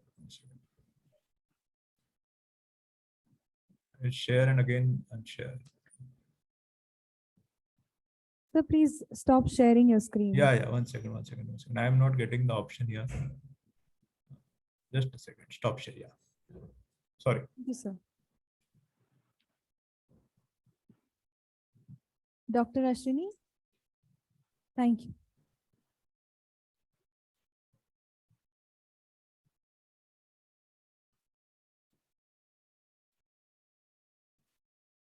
Good morning. My co-author, Professor Subhendu Bhattacharya, and I am Dr. Ashwini Arte. Today, we would like to present on management style during market volatility and economic uncertainty. Of course, economic uncertainty today has become the buzzword, especially since the COVID-19 pandemic. We have all seen that not just business, but our everyday life also has been disrupted. And so all the businesses have faced economic uncertainty the world over. We are looking at management processes and how they have evolved over the decades. We have seen the classical and the neoclassical outlook, the modern management thoughts and processes. We came from there, to talking about factor productivity, operational efficiency, qualitative improvement, and organizational growth. Then we saw industrialization, the mechanization of production, mass production, where mass production has received priority. The 21st century accelerated the use of technology and innovation. Speed of transactions increased exponentially. We are in a fast-paced era. And then in 2020, we faced the pandemic.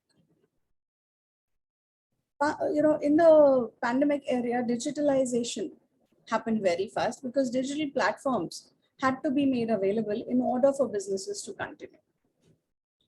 All the businesses had to deal with social distancing. Remote working became the norm, with nobody being allowed to leave the house. Organizations and businesses had to make arrangements for their employees to be able to work from home.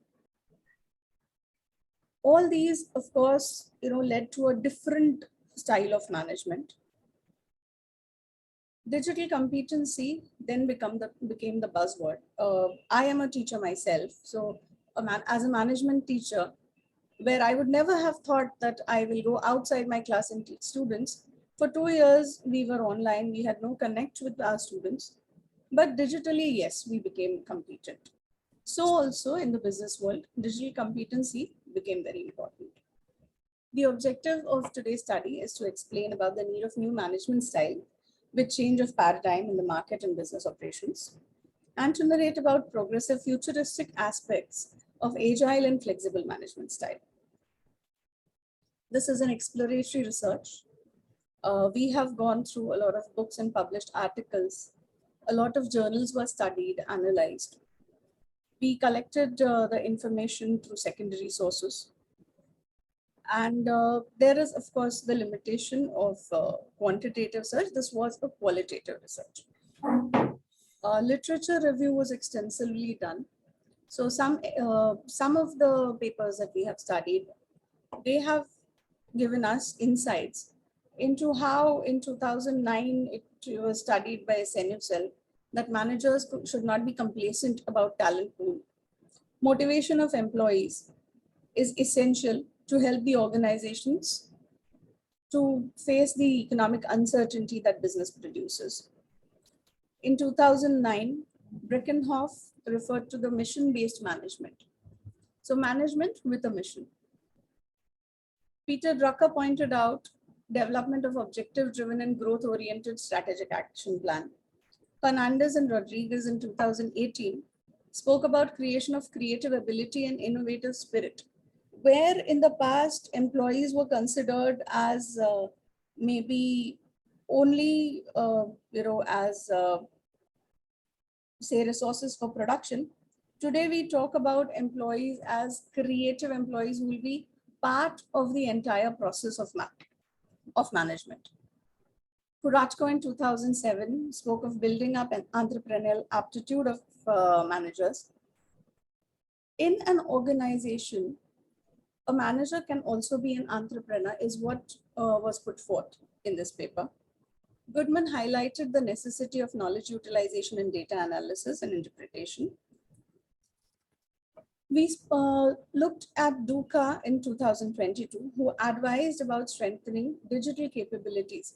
Now we can see that this is post-pandemic, that digital capabilities have become very important. And so in this particular study, even in economic turmoil, digital competency will pave the way for new opportunities was put forth very strongly. Michael Wade in 2022 referred about being customer obsessed, not customer oriented, not only customer oriented, but customer obsessed. This Study has a few limitations. Time, of course, was a limitation, and so was funding, because no funding was taken for any from I'm any so sorry to outside. disturb, ma'am, Yes, but yes, ma'am. you've crossed your time limit, and I'll have to ask you. Absolutely. Thank you to so this. much. Thank you. Thank you. Thank you, ma'am. Do we have any questions? Yes, I have one question to presenter. Yes, sir. Just I want to know the what was the objective of your research, madam? Just 1 second, sir. I'm just trying to get back on Zoom. I'll stop sharing. Yes, sir. What was the objective of your research? So we were studying how management of business over the years has transformed, and how today, we have seen that today digital has become more important. In industrialization, the focus was more on production. Today, the focus is on employees. So how businesses have transformed. That is what we were looking at. Sir. Okay. So you have mentioned the digitalization. Yes, sir. What challenges you are looking when we are transforming our businesses in digitalization? So one of Like the recently in AIMS, no, there was a cyber attack. Right. It was a great concern, no, how to Absolutely. save data of patients. Absolutely. So, any other challenges you are looking like that? So actually, at the time of pandemic, the first thing that we realized was getting people onto digital platforms. So that was one of the challenges, but which due to COVID we had no option. So that Yes.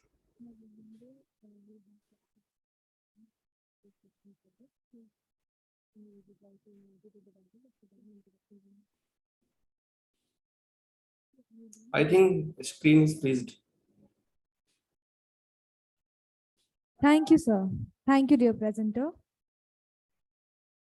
I would like to ask you one question. In your title, there are two, words added, like market volatility and economic uncertainty. One is leading other, or one is effect of other, or one is function of other. I'm not exactly clear.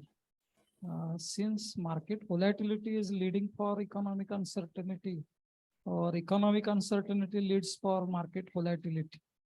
And hello, she's disconnected. Okay. So if the other author is there, he can just contribute, because both terms, are they going to play any significant role, or they are just added in the title?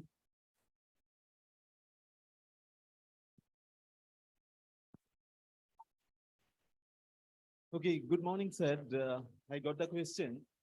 So when it is a management style, how it would be different, because it is a disruptive world we are living in, and there should be some transformation, some modification. And the way you have asked, this market volatility and economic uncertainty, one is the outcome of the other, or it is the concurrent, they are happening simultaneously. So economic uncertainty is due to market volatility, because the first pandemic, then war started, and worldwide inflation because of supply shock, and productive process got disrupted. There was a lack of supply of semiconductor, and organizations had to wait because supply chain got broken down. And when productivity hampered, then we saw that there is lack of supply, and that led to hyperinflation, and it is firefighting. There is a shortage of input factors, and how to deal with it, to offer the products on time and keep production machine ongoing. So it is a real challenge for management, how to make things happen smoothly and deal with the uncertainty and come up with innovative approach and giving special leverage to technology. Some automation had been brought in, and also artificial intelligence had been given due priority. And that way, this uncanny, mysterious situation, quite unprecedented in nature, had been tackled. And that process is on. Management is quite agile and trying to gain resilience and trying to achieve sustainability. and keeping production on, that is the main challenge because of disruption faced, and that started at pandemic time and continued, and that had been spruced up by war and other the uncertainties, global geopolitical tension and all that.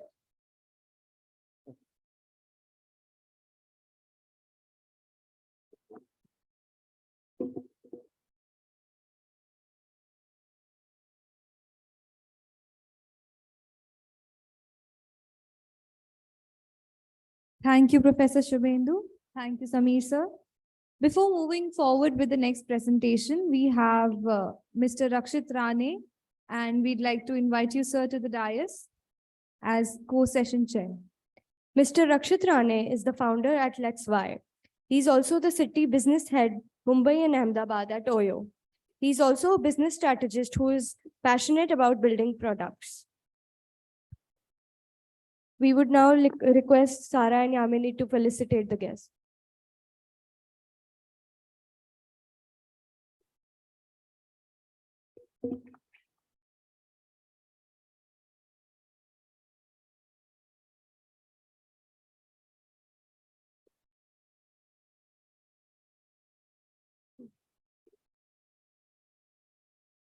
Thank you, Yamini. Next, I would like to invite Mr. Arvind Krishna to present on the topic globalization and business diversity.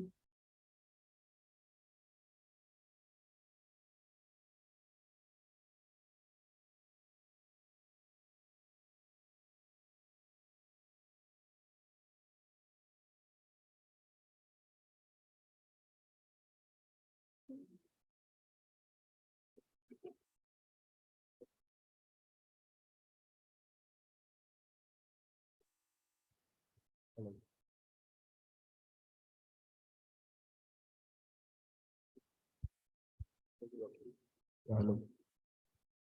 Can I start? Yeah, okay.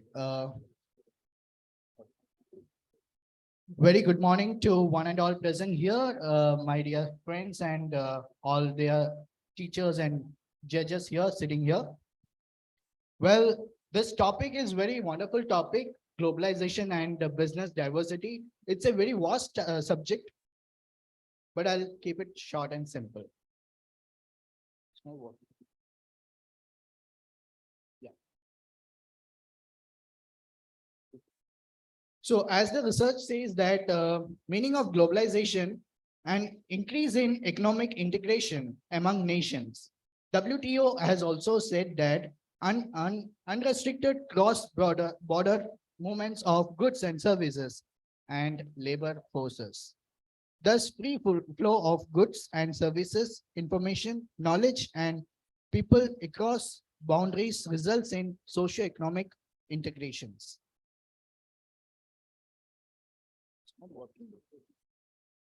Yeah. So here I would like to say one quote: change is the law of nature. If you don't change, you will be eradicated from the nature. So I think you should adapt to the changes. Advantages of globalization: economic enhancement, expansion of market, natural advantages are like product surplus, commodities for those deficit countries, outsourcing, low cost of labor and equipment, increase in labor efficiency, growth of industries, banking, insurance, and financial institutions. The disadvantages of globalization are imports increased at faster rate, balance of trade of got adverse, unemployment increased, poverty increased, concentration of economic power, threat of agriculture from developed countries. What is diversity? Diversity in workplace. Workplace diversity means hiring employees of various general identities like ages, disabilities, and educational and economic backgrounds, and higher workplace.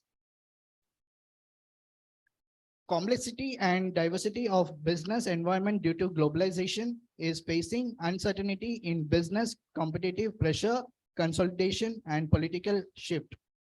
Talking talking openly about companies' policies with other customers and stakeholders. The fourth point is pursuing incentives and that demonstrate companies' value. Diversity, what is diversity means? Diversity with ever-changing business environment, business owners are adapting diversity policies and strategies that appeal to the employees, customers, and clients, vendors, and suppliers. The objective of the study is why diversity, because organizations and diverse workforce can provide superior services.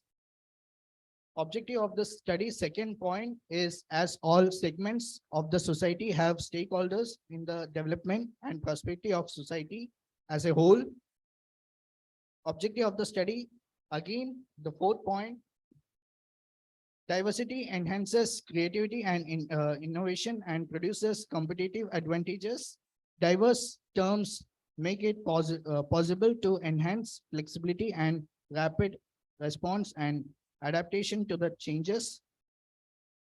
Here is the valuing diversity to respond to competition, labor shortage, and changing demonstrations, demographic and changing workforce.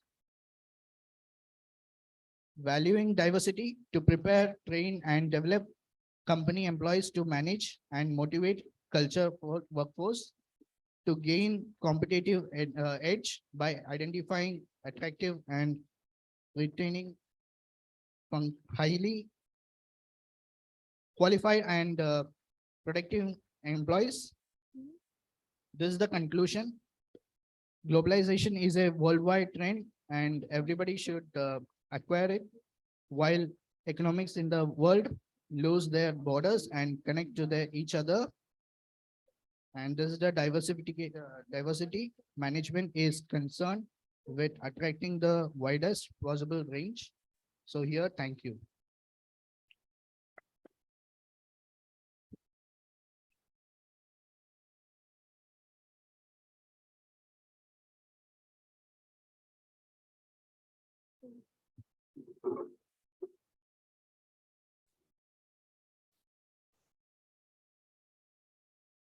Do we have any questions for Mr. Arvind Krishna?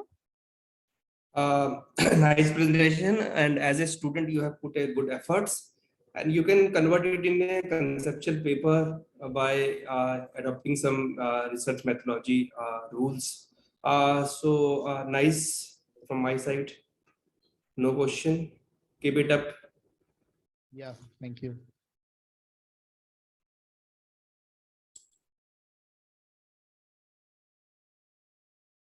I would now like to invite Dr. P. Sanjeevni and Mr. Muhammad Mustafa to present on topic Business Performance Evaluation for Women and Entrepreneurship with special reference to District of Visakhapatnam.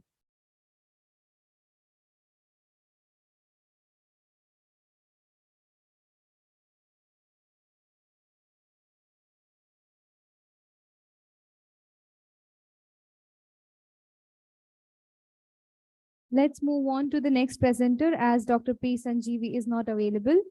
I invite Professor Shubhendu Bhattacharya and Professor Kiti Rana to present on the topic Transformation in Business Operations since Pandemic-Driven Disruption.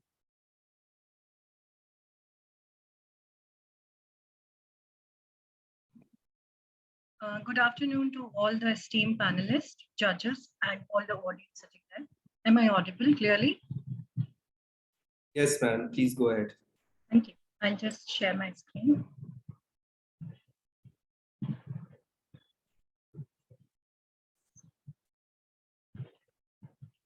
Is the screen visible? Yes, ma'am.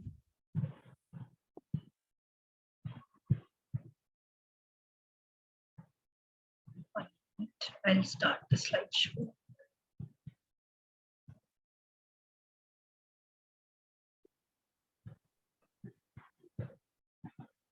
Is the slideshow visible?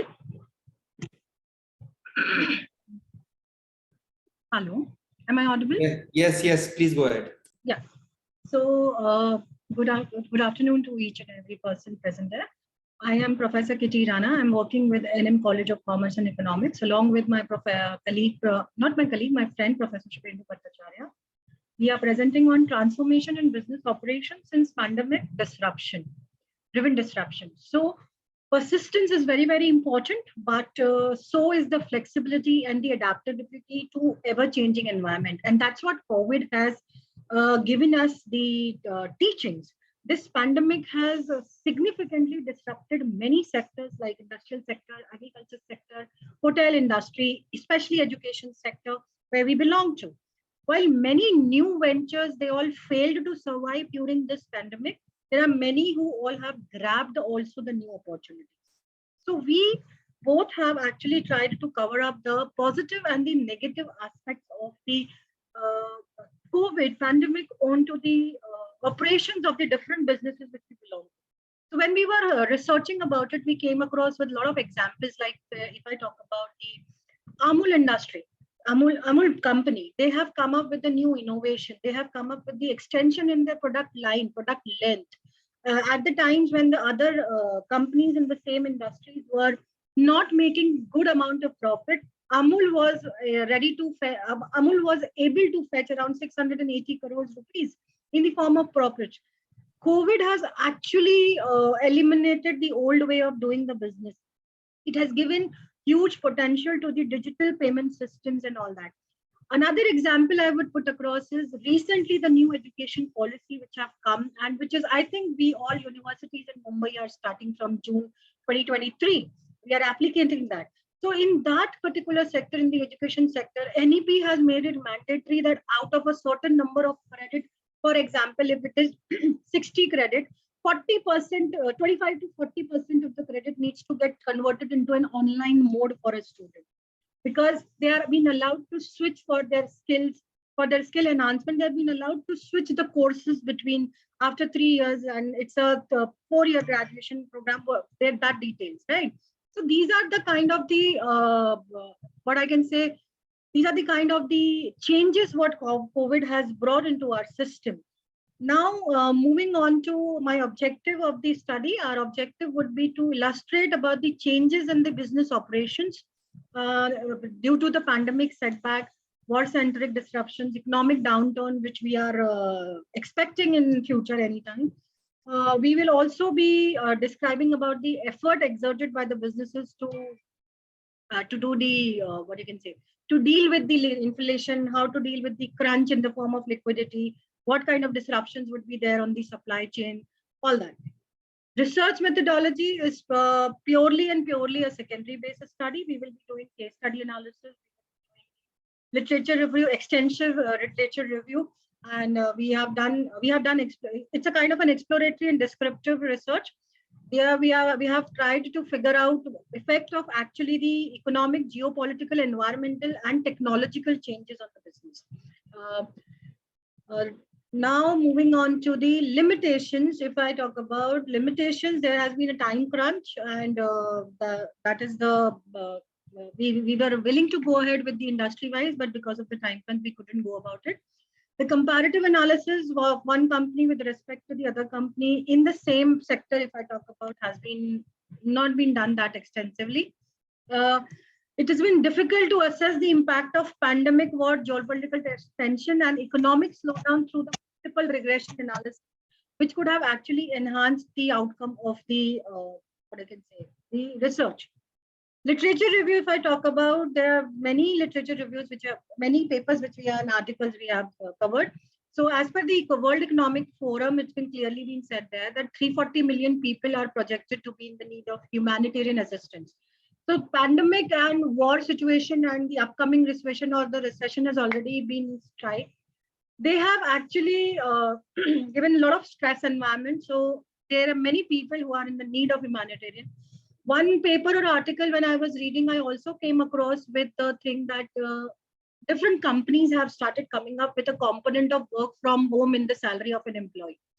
So this component would help the employee to create a kind of a congenial environment at their home for a workstation kind of a setup for themselves. So these are the kind of the changes have come into when it comes to the HR policies. As per Markowitz, which was done in 2022, pandemic, the war in Ukraine, rising energy and food prices, supply chain disruptions, they are the challenges and that threaten to destabilize the decade of globalization. Agarwal and Oja, they also highlighted that industrialization and globalization, where there is a need here to dematerialize the product. That means you have to convert your product into such some or the other servicification and then serve the customer to enhance the value for the customer. Excuse me, ma'am. Yes. I'll have to ask you to conclude because you've crossed your 5 minutes time limit. Okay. So conclusion would be, sir, that I would like to say in 21st century, the businesses are going to prolong, going to be change. We could see the change. Still, we are able to see the change right now, and now we are going to change it. Scarcity of talent would always be there. That is why the NEP has come, and they are all trying to diversify the portfolio for the education, for the granting of the education to the students, so that the students can shuffle from here one course to the another course. Then growth and sustainability will be the prime objective for the organization. There will be no looking back by the organization. They will always be looking at the objective of sustainability, persistence, adaptability, flexibility. My final quote would be technology. My final quote. One second. Survival of the fittest is basically that is how the world works, right? So that is what COVID has made us all learn, and we all have tried to cover all those points in this particular research paper. Thank you so much. Thank you, ma'am. Sessions chairs, do we have any questions? Yes, one basic question from the presenter. Nice presentation.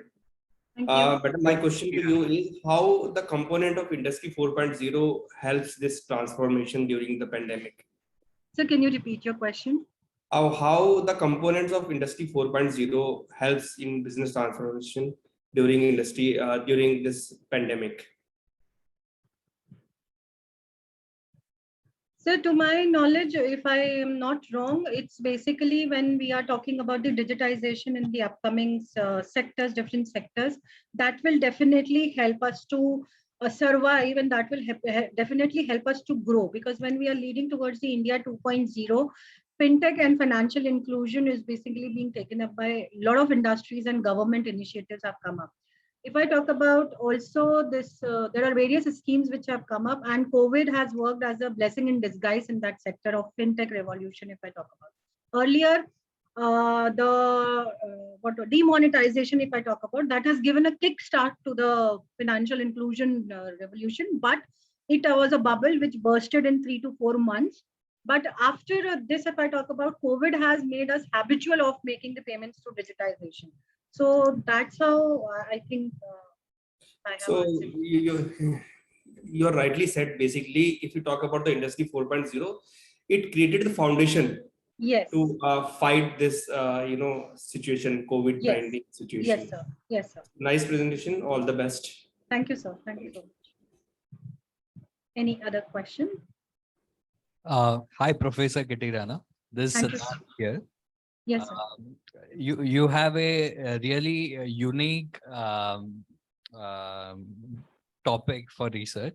So I wanted to know, since your transformation in business operation states that digitization process has evolved the business operations, right? Has it improved in a way where digital processes assist you to speeden up the accountability process of any business? Yes, sir. I agree with that, yes, it has helped us. That's why I said that COVID has worked somewhere as a blessing in disguise. Have you considered adding any quantitative research on the same? No, sir, not yet. This is purely qualitative and secondary based. Okay, thanks a lot. So if you advise, I would try to include that. Ideally, it would be nice to include some examples as a how these digital processes can improve your, sustainability and accountability of a business. Yes, sir. Thank you so much, sir, for your valuable input. I'll definitely try. Thanks a lot. Thank you, presenter. Thank you, session chairs. Next up, I would like to invite Nidhi Mehta to present on the topic Literature Review on the Role of SMEs in the Growth of Indian Economy.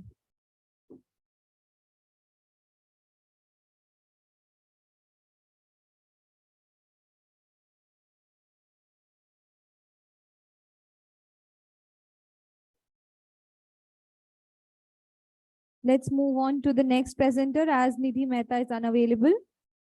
I would like to invite Dr. Snehal Patil to present on the topic, the study of e-commerce's role in reducing operational costs.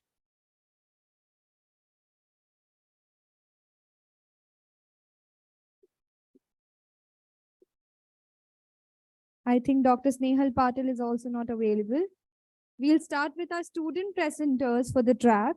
And first up, we have Dr. Indriani, Miss Suvidha Surve, and Miss Deepa Jaiswal with presentation on the topic, Indirect Tax Burden on Middle Class with respect to Navi Mumbai.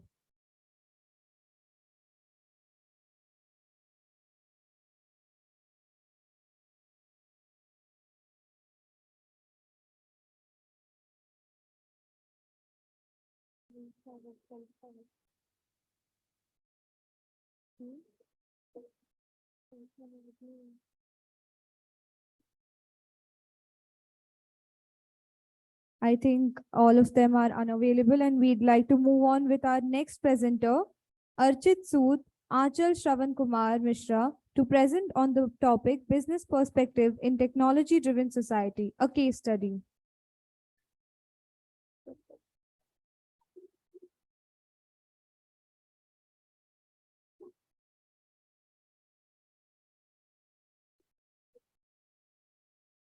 Good afternoon, everyone. My name is Archit, and the topic is Business Perspectives in Technology-Driven Society. So I'll begin with the introduction. Since the introduction of modern technology into businesses, it has made businesses run more seamlessly and with a more smooth function. So our primary objective for this case study was to study the attempts of modern technology that help businesses run. The second was the ways businesses help modern technology and engineering to communicate better with their potential customers. And the third is the learning outcome that we had with this. The impact that the technology had on the prospective customers, dealing with the technology with the potential customers, the technology products that they had were expensive, but giving the customers a proper education in the technology gave businesses a perspective to run their businesses in a better way. The findings that we had were customers needed to give the right amount of quality education for the technology products.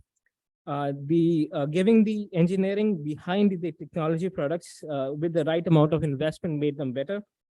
The online businesses were popular because of the accessibility of them, because of the computers and the connectivity that these technology businesses have nowadays. Now I would like to have any questions from the panelists if they have any.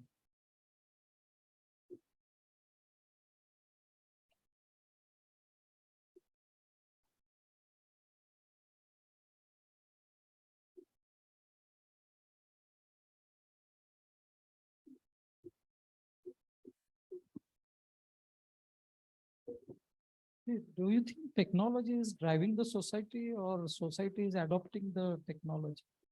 The society has been adopting technologies since the 1960s. But we are trying to make it better, and we are trying to make it work with the ever-growing society complexities. Have you studied any specific context where technology is adopted, like? So e-commerce and many other e-commerce we did it primarily. You mean to say like check-in, check-out processes? Yes, sir. But we also did that since e-commerce have made businesses have a bit more adaptation and access a wider range of market, so they can access a wide range of customers all around the globe. Thank you.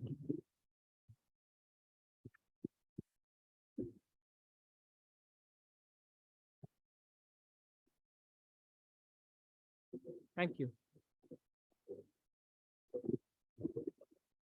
Thank you, Archit. I would now like to invite Tanish Sonalkar, Kartavya Singh to present on the topic work from home culture in Indian scenario.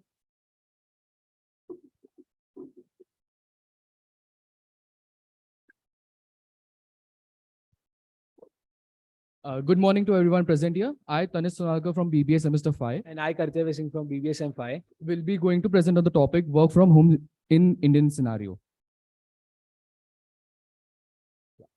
Introduction. The unexpected global spread of the novel coronavirus resulted in a serious global economic collapse. Governments implemented absolute lockdown, prohibiting non-essential travel and closing all non-essential operations. The government's rigorous control tactics resulted in numerous uncomfortable working circumstances, and traditional working methods faced significant difficulties.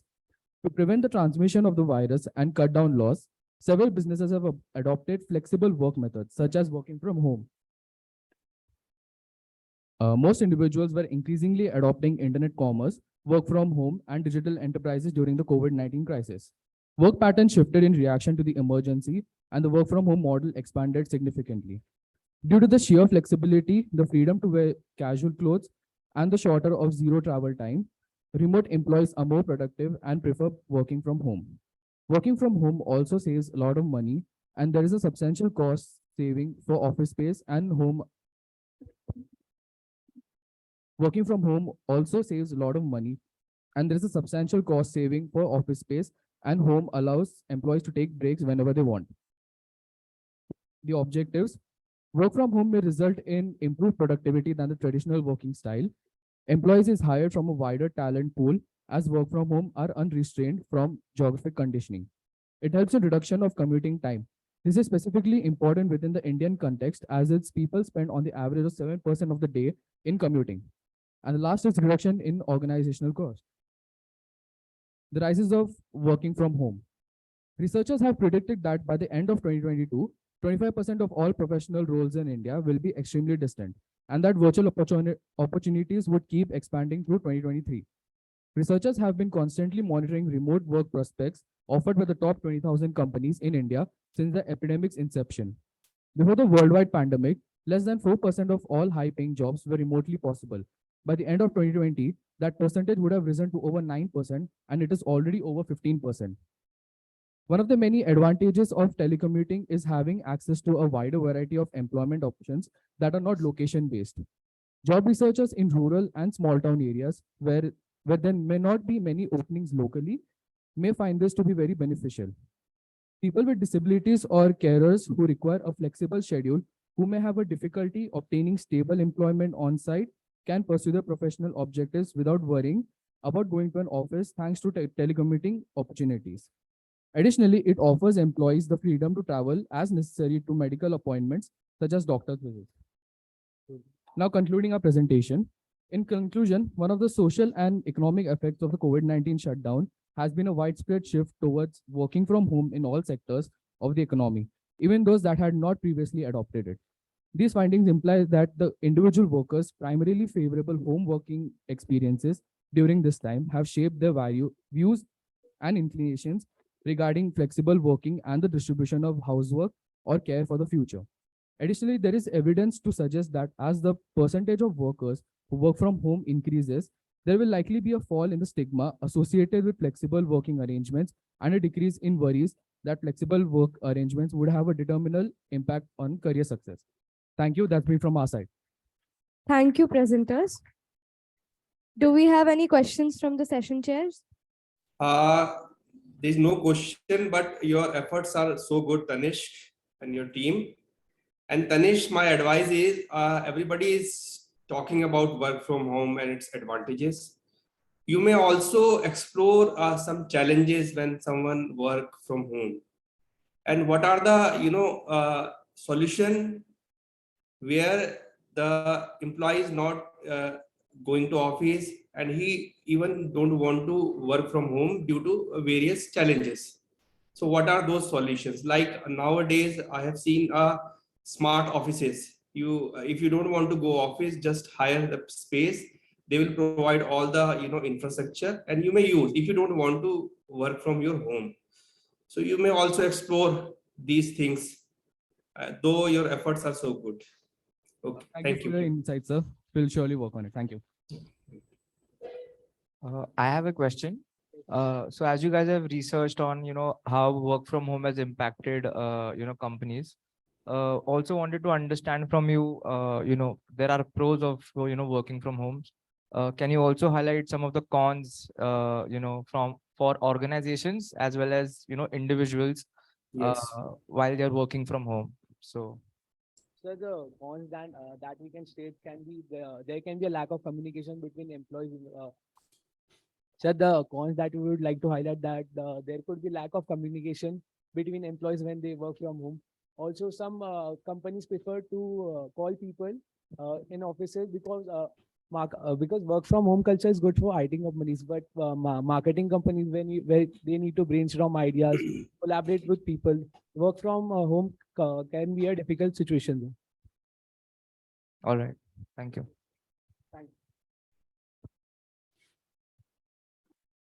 Thank you, presenters and session chairs.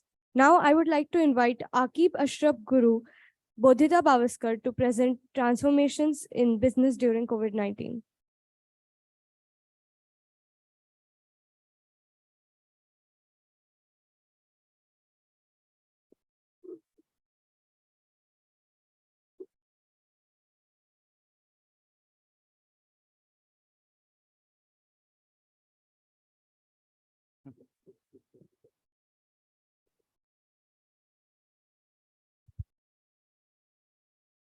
Good afternoon, everyone. Good afternoon, everyone. I am Bodhita Bhaviskar, and I'll be presenting a topic on transformations in business during COVID-19. So we all know that COVID-19, we have seen COVID-19 pandemic as a negative side of everything. So today I'll be talking about a positive impact that COVID-19 have had on our businesses and on our consumer behaviors as well. So what we observed during COVID-19 pandemic was that there was a rapid adaptation of the digitalization from the businesses end as well as from the end of consumers. So there was a huge adaptation that was seen. So earlier there were various bottlenecks that we had, that businesses did not have the proper infrastructure to adopt for the digital infrastructure. But then during COVID-19, everyone knew that the customers are isolated inside their houses and they cannot physically go and purchase from the stores, and they were actually going online. So the businesses also had to move their infrastructure online. So objective of the study is to study the positive impact of COVID-19 crisis on the businesses, and to study the new techniques adopted by businesses during COVID-19 pandemic. And third objective is to study the changed consumer pattern and their rate of adoption of digitalization. So here is one graph that shows the percentage of consumer interactions by several years. So it says that how across different regions, we can see Asia Pacific, Europe, and North America. So it was seen that the rates of adoption are years ahead than the expected rate. One survey from McKinsey states that around 80% of the consumer interactions were digital in nature during the COVID-19 pandemic. And it was even greater progress in Asia Pacific regions. Surprisingly, the speed of creating digital offering was remarkable.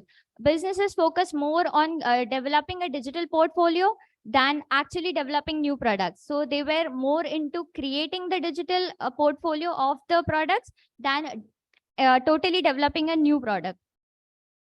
So there was a rapid response from companies, and the companies acted 20 to 25 times faster than expected before the pandemic. So before, the top priority of the businesses were to not to implement the digitization, but working on the product developments.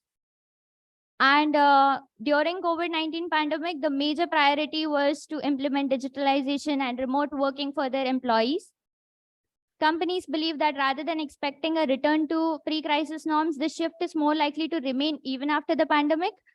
And initially, the need to work and interact with customers remotely required investments in data security and migration to the cloud.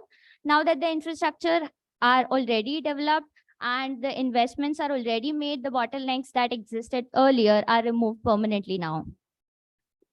Learning outcome was that although the pandemic has exposed us to various challenges, industries came up with rapid innovations and quick innovations, I would like to say here. And according to the survey, companies and customers were seen accepting and switching to digital technologies at an exceptionally fast rate. And on an average of 11 days, it was seen that 11 days was the average time that companies adopted the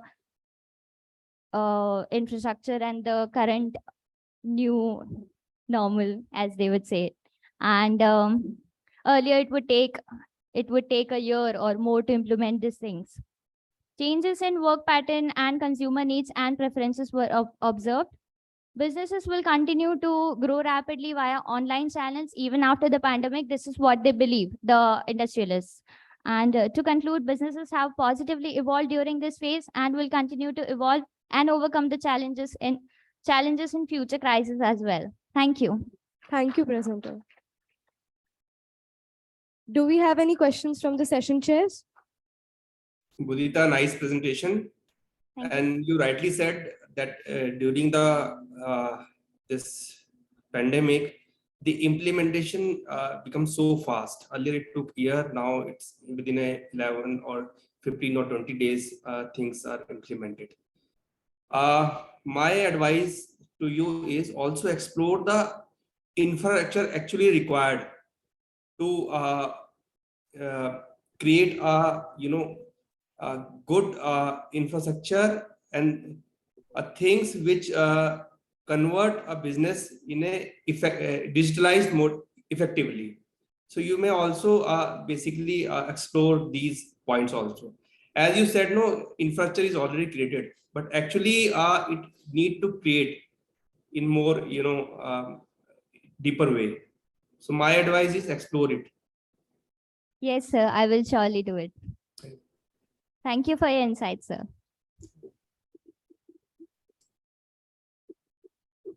Thank you, Sir, any session more chair. questions? Hello, Bodhita, one question.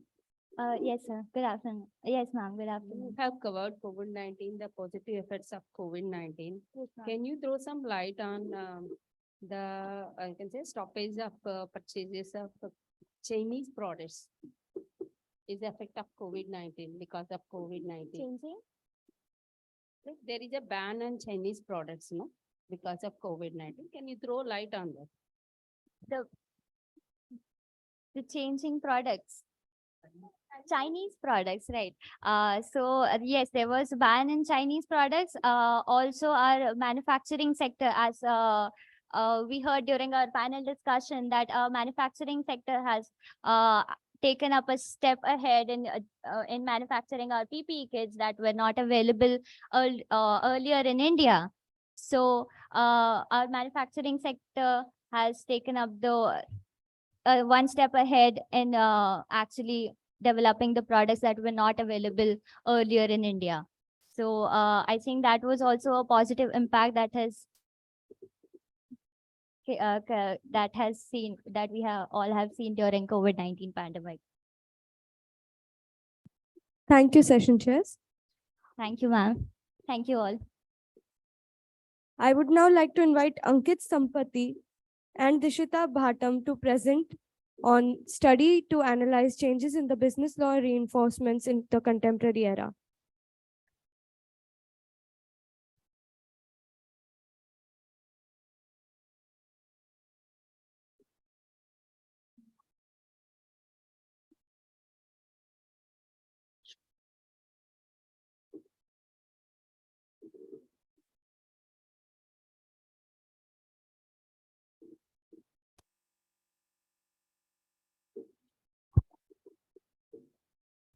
Good afternoon, everybody, and welcome to everybody who is present here today. And the topic for today that we have for our research paper presentation is to what extent have business law reforms have impacted the way businesses operate in the post pandemic situations.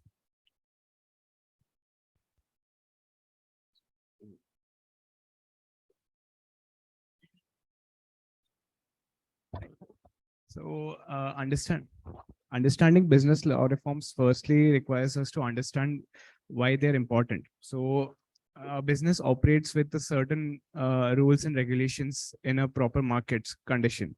So business law reforms make sure that this is happening in a proper manner. And there are several policies that policymakers make so that businesses operate from the very beginning, from the start of a business to the operation and to the closing of a business when in a certain situation. So those things are taken care with the help of business law reforms. These law reforms are very dynamic in nature and they change according to the time and situation. And it is very difficult to put all the reforms and policies in one umbrella because there are various industries that come into consideration. So hence, this justifies the dynamic nature of business law reforms. And policymakers work continuously to make sure that these policies and reforms are at par with the latest business norms and cultures. The main objective of our study was to understand how COVID-19 and the pandemic situation overall changed how businesses operate. One of the major things that happened was the the growth of startup culture in India. The business law reforms had to change significantly because the previous startup policies were not up to the mark. And our Prime Minister was also focusing on this at that time during COVID-19. So policies have been made more convenient for the startups recently. So that is something that we will be discussing further. The gap of the study while we started talking about this topic was that most of the research papers that we found online and offline were very much focused on how COVID-19 was impacting business decisions and not law reforms. So we wanted to make a change over here and understand how policymakers think and make sure that businesses are operating in a very convenient and smooth manner. Over to Dishita. The methodology which we mainly adopted for this research is secondary data. The data and the information that is used in this paper has been taken from various sources such as the internet articles, newspapers, and government documents, which are available in the library and the internet. Additionally, these resources have been cross-checked with government resources to confirm their credibility and authenticity to get the most accurate data. From 2nd May 2018 to 1st May 2019, 115 economies implemented 294 business regulatory reforms across 10 areas measured by doing business. These policies sustain initiatives across numerous sectors, including various alterations to improve the labor law, draft of insolvency and bankruptcy code, and banking reforms. These initiatives started off to make the environment more inclusive and equitable to support people of all income groups by providing them with safe and affordable housing, safe drinking water, and electricity. Some prominent initiatives include Gati Shakti National Master Plan, Atmanirbhar Bharat Mission, National Infrastructure Pipeline, and National Monetization Plan. These sustain across numerous sectors, including various alterations to improve the labor law, draft of insolvency and banking reforms, Going forward, India will have to allocate more efforts and resources to economic expansion and sustainability in order to preserve its course of growth and influence. India will also need to focus on making huge strides to improve its competitiveness and ease of doing and building business. Over to Ankit. Some of the important factors that reforms have highlighted recently is online payment systems. Previously, before COVID, online payment systems were not at this popularity, but latest policies have made sure that these are accepted in several stores and they are legally accepted as a payment method as well in various large stores and all. I previously mentioned about startups as well, and talking from my personal experience, some of my friends have started up several companies, and they have had a lot of convenience due to the new policies that have been made by the policymakers. It can be concluded that there have been significant changes in the way business are being carried out today. The past regulations are no longer of any value in these cases, and better and more suitable adaptations have been made by the policymakers. There is still a lot of scope for development and growth in this area, and there are continued efforts being made to make to make it more stable and regulated market. Learning outcome. COVID-19 has had a major impact on the policy and law reforms. Past regulations and laws are not relevant due to the drastic changes in the market. Policymakers need to work extensively to meet the present day market stability needs. Thank you.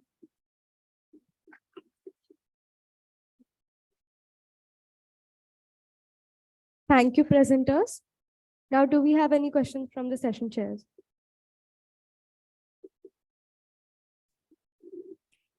So nice presentation. Your study is basically a secondary database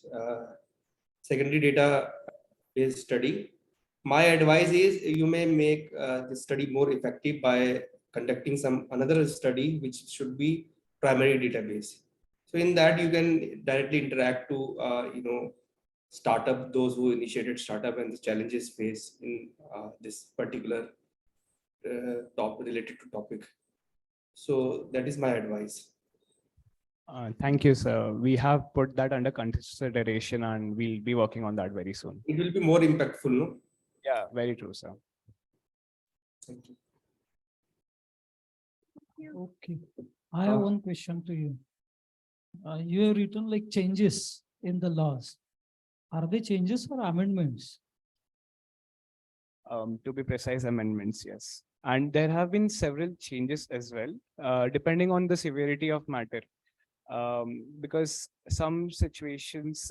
Is there any specific process laid down in Constitution for change and amendment? Any law? So we are talking about the Company Act over here, and yes, there is a whole assembly that sits of policymakers who make sure that policies are made up to the mark according to the time. So what is your study focus? We are focusing on how these policies are revolving around the changing situations. Our foundation The is objective is to cope up the COVID situation or for ease of doing business? To meet the new so it is to meet so our study is mainly around the business reforms which have taken place during the pandemic time, and to see how these new changes have been adapted in today's market needs. So as soon as COVID will get over, the changes will again reset. No, sir, because of COVID, there have been so many changes that it's almost impractical. No, COVID is just a cause or something else is there behind these changes? So due to COVID, a lot of people have adapted to different ways of doing business. So the new e-commerce sector has been booming these days. So people working from home, people having flexible time, flexi time, etc. Okay.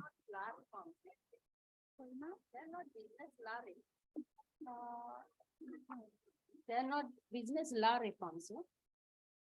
There are changes in the business operations, you can say, or working conditions changes, you can say, but they're not the law reforms. Yes, there are labor laws are amended. It is only the government interventions, not the business itself is making the changes, right? Right? The title you said is the business law reforms. It's not the law reforms. It's the mostly what you have discussed are the government interventions in the business. Right? It may not be because of COVID. It is maybe because of emerging changes in the environment. Right? Whatever the flexible timings you are saying, flexible working hours, changes and modifications in the labor laws and all. Those are all government interventions, not the business law reform. Right? So I have another question, if I may. So you've talked about how the laws have been improved. So just wanted to help me understand. Has there been a positive impact in terms of these changes for the companies in terms of ease of operations, or is it like not as impactful? So what's your observation on that? For the most part of it, it has been positive only, but there will always be negative sides to every policy, I feel. For example, if we talk about the encouragement of work from home culture that is being, previously not encouraged in companies, it has now been focused on. But some employees enjoy that and do work with productivity and efficiency, but some do not take advantage of that and keep all the work towards the end and keep slacking, and the overall productivity of the company comes down due to that factor. So this is one example, and there can be several other examples as well.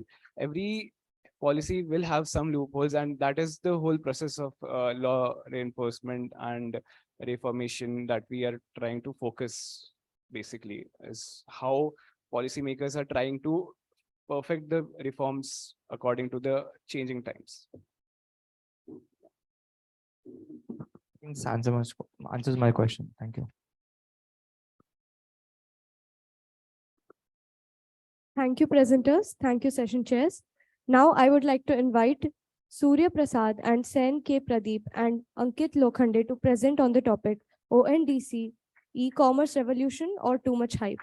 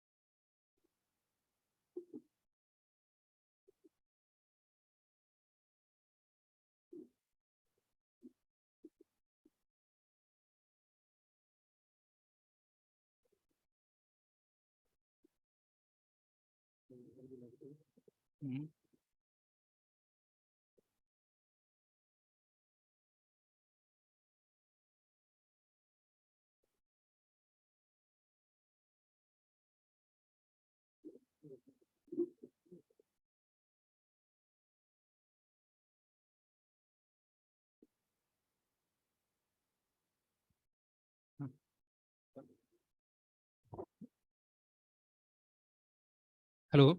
So good afternoon. Hello.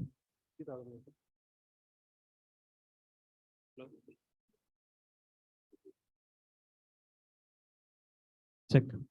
Hello. So good afternoon all. So myself saying Pradeep, my friend Aniket Lokhande and Surya Prasad. So today we'll be speaking about ONDC. Is it an e-commerce revolution or else it is just too much of a hype?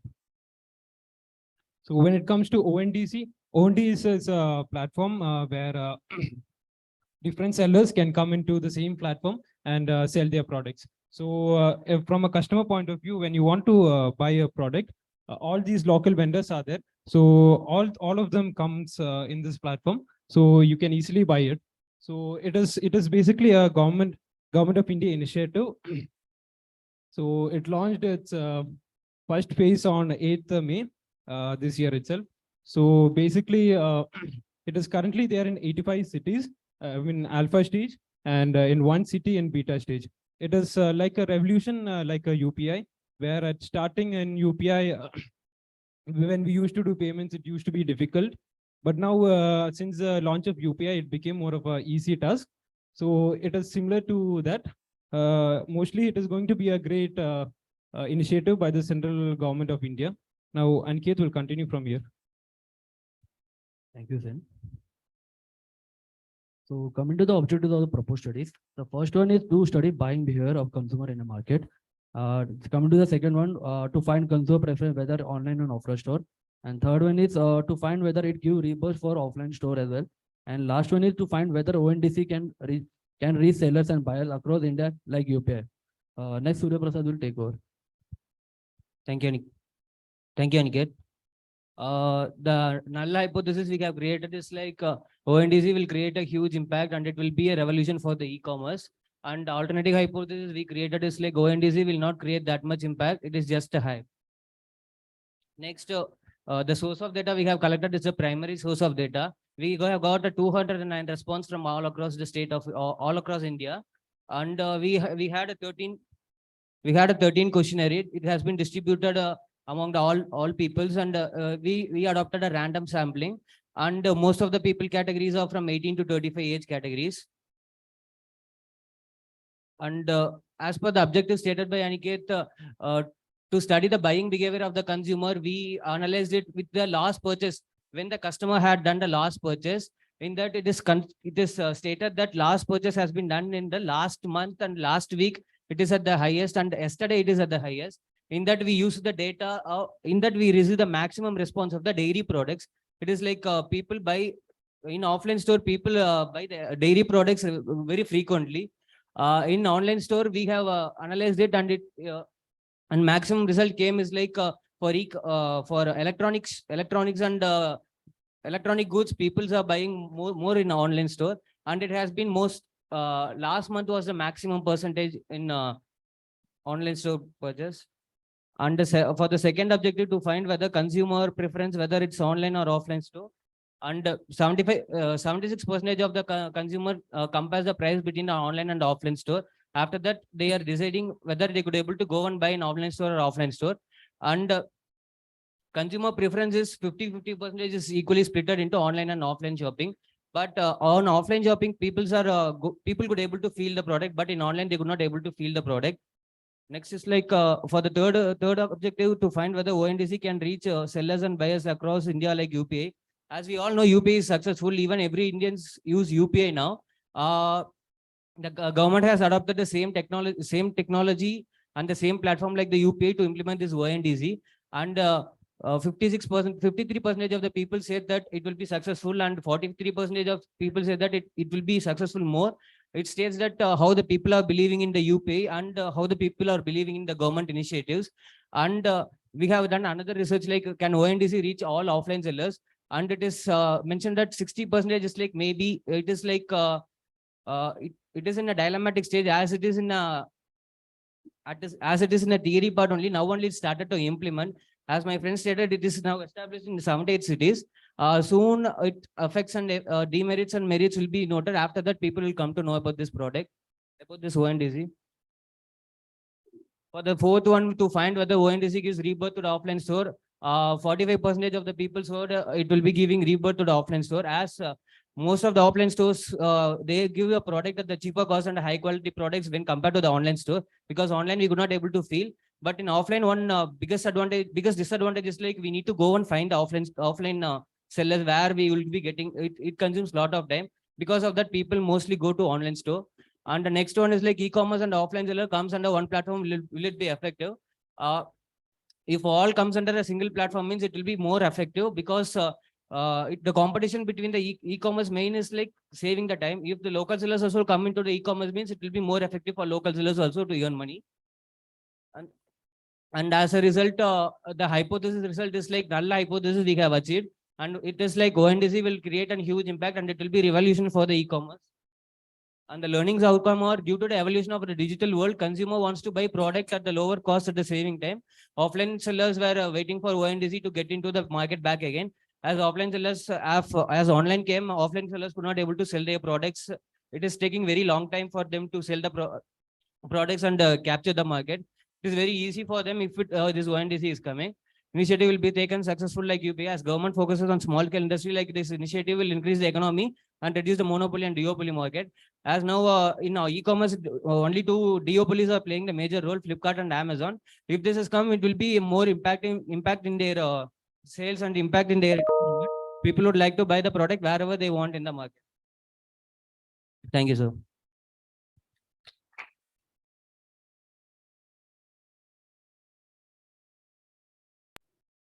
Thank you, Surya and team. Session chairs, do we have any questions for the present? So nice presentation, Ankit, Shurya and Pradeep.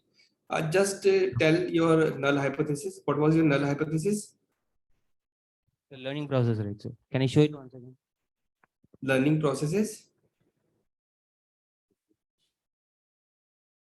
What was your null hypothesis?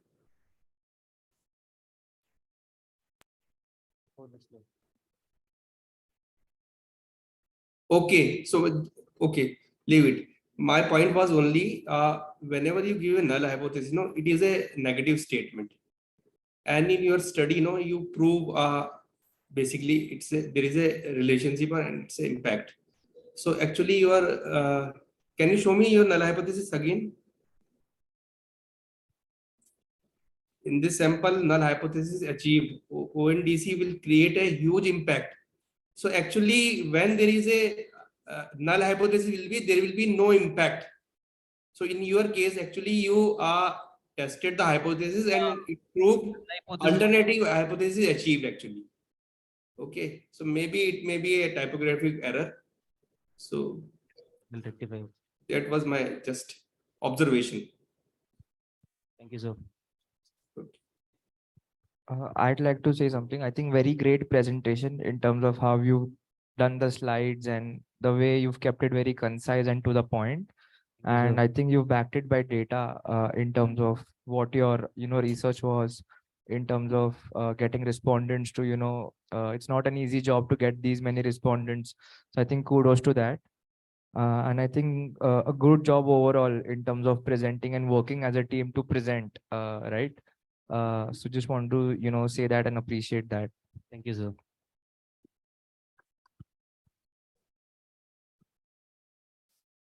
Thank you, presenters. Thank you, sir.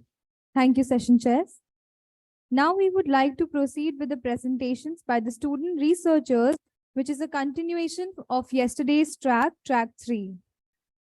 Now, I would like to invite Pushkar Murnal, Megha Patil with their paper presentation on the topic, a study to explore the impact of digitization in the health sector.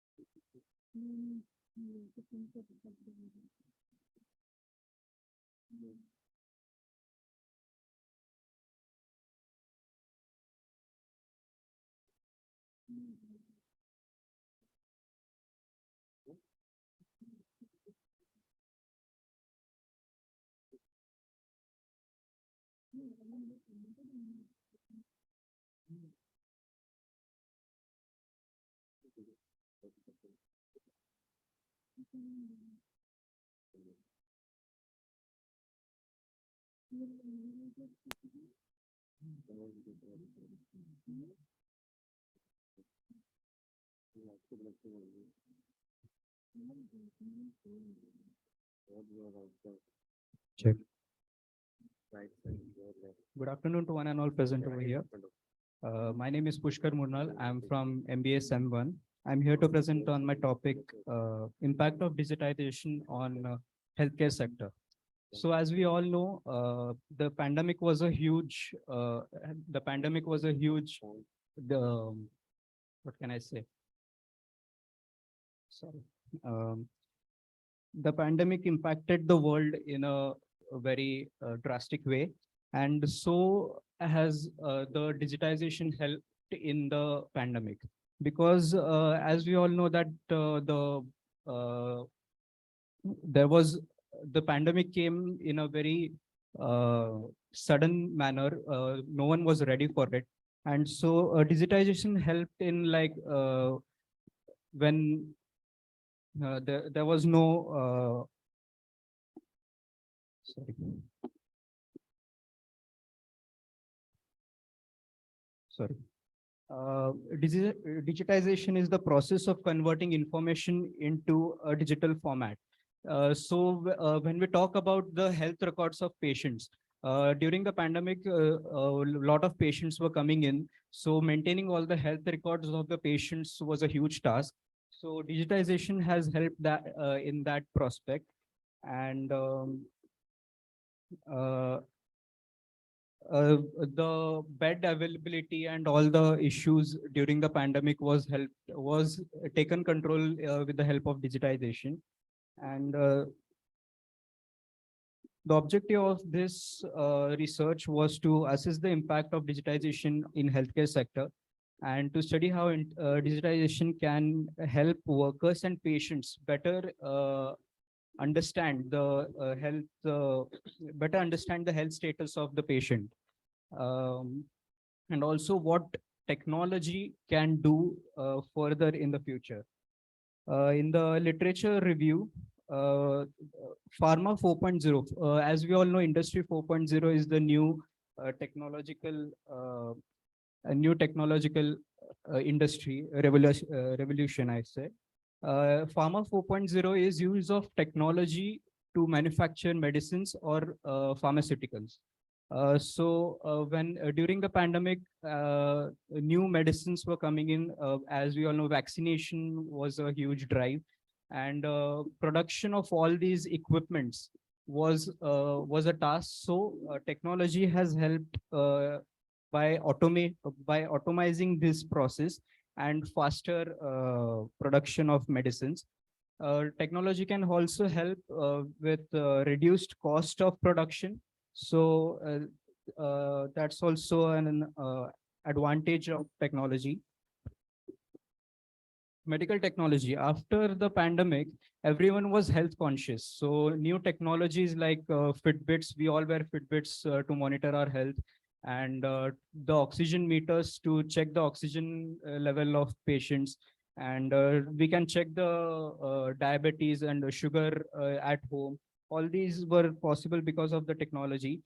And as we all know, Elon Musk came up with the Neuralink, which is a brain chip, which with the help of which we can control our actions just by thinking about it, control things just by thinking about it. So that was also a milestone in the medical sector. Health level 7. Health level 7 is a encrypted language used by hospitals. Like, for example, if a patient is being treated in a hospital, and if the technology present in the current hospital is not sufficient to treat the patient has to be transferred to another hospital. So all the health records, all the records of the patient need to be transported to the next hospital in a confidential format. So health level 7 is a language which helps in communicating between the hospitals all the records and personal records of the patient. So that is a technology being used in healthcare sector.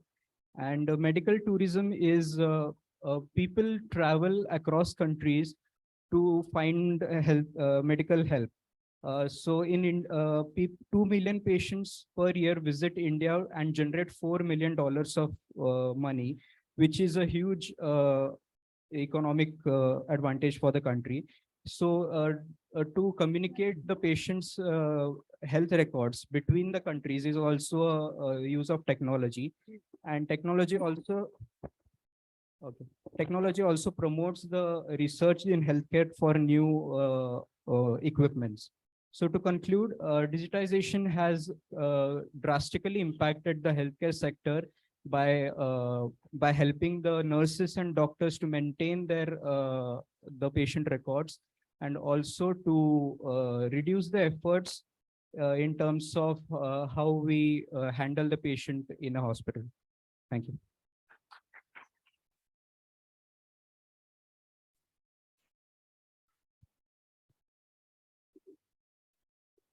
Thank you, dear presenter. Panelists, do we have any questions?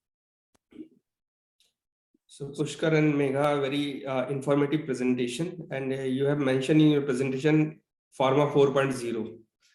So you can also work further for this particular topic, and in your university, few of the professors are already working on this particular topic, like Professor Pushpendu Rakshit. He has written few papers on Pharma 4.0. So you can also explore this particular topic, and it has a good potential for publication. Thank you. All the best. Thank you, sir. Thanks for your excellent presentation. The healthcare sector, while speaking of digitization, is a very sensitive topic for information technology. So it's a good aim that you added to include what security practices that healthcare industry utilizes to share their information. It would be nice to dig a bit deeper into the processes that healthcare industry follows in terms of storing the healthcare or patient records, or what practices are maintained to securely transport these digitized information. So nice presentation. Thank you, sir. Yeah. One question.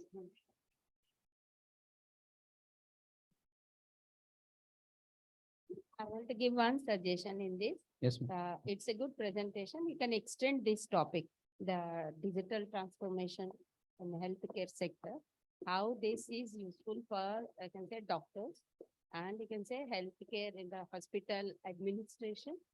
You can extend your topic to further, like and pharma. You can extend your topic, then it will give you some more inputs and useful things, right? Thank you, ma'am. Thank you, session chairs. Thank you, presenter. Next up, I would like to invite Aniket Thakur with his paper presentation on the topic, Digitalization, a New Life Savior.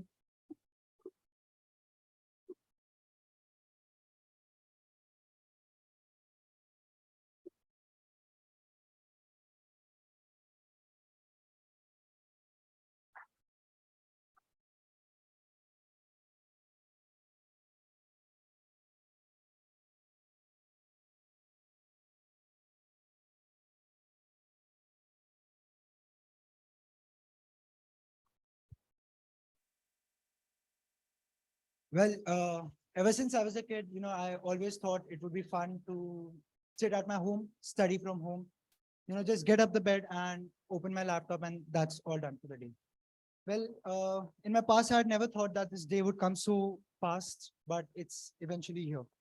My name is Aniket Thakur, and my research paper is about digitalization and new life savior. Earlier, referencing what Dr. Kitty has said about how COVID has changed a lot of things in work culture, where people have got the option for doing a hybrid work nature. And Mr. Arvind over here had also said about globalization, which is again directly related to digitalization. In short, digitalization refers to any physical document that can be converted into digital format and can be referred. Digitalization is practically speaking the new revolution. There are the three aspects which I had discovered during my research, where number one was pre-industrialization, where people used to work by manpower. Second phase, which came after after industrialization, where more of machinery was introduced, work culture had developed, everything was getting up faster. People had made up production so much that they had to start importing and exporting, which lead to globalization. That's where was the base for the digitalization. That's what I believe. Digitalization demands a new approach for finding all the solution, whereas we have found a solution for all the gaps, communication gap, distance gap, all have been resolved by just one issue, that is digitalization. My objective for research paper was understanding the pre and the post industrialization phase, how digitalization has changed the filing system and operating system for everyone, changes in the work culture, changes in the healthcare sector, changes in the automobile industry, changing in the education sector right now. Currently speaking, we are sitting over here in Mumbai, but we are talking to people all around the world. Miss Kitty from NM, that is in Vilepale, and many more people from all around the globe.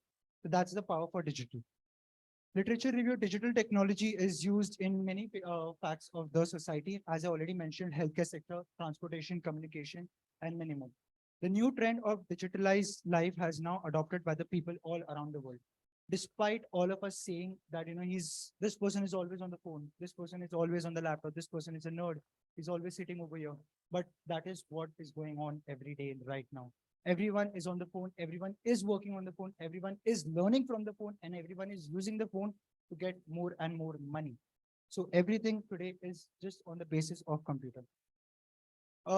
In the year of 2016, where our Prime Minister, Mr. Narendra Modi ji had introduced the concept of Digital India, because somewhere down the line, all of us knew the power of digital. That's when everything from our Aadhaar card to PAN card is everything linked to interlinked by our phone number, and everything is available online. If we just go out, it's all in the phone. We don't need to carry any physical documents, and it has become all legal. Speaking of the pros and cons, digitalization do come with a lot of profit, that is data connectivity, communication speed and versatility, learning, refine and entertainment. But again, it also has its disadvantages, which is data security, cost, social isolation, creating addiction, and manipulation of social media. Concluding, today, every industry, regardless of the service it offers, has switched to working with digital system, as the entire globe has grown wholly dependent upon digital technology. It is clear that using digital technology in an organization is now a necessity rather than a choice. Cheers. Thank you.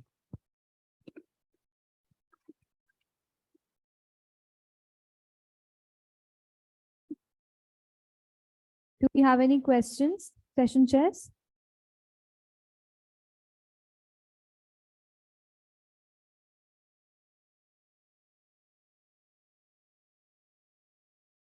Thank you, presenter. Next up, I would like to invite Our Madhura next- Savatkar and Riya Bharmuke with their paper presentation on the topic. Buying behavior of consumers in the digitization world.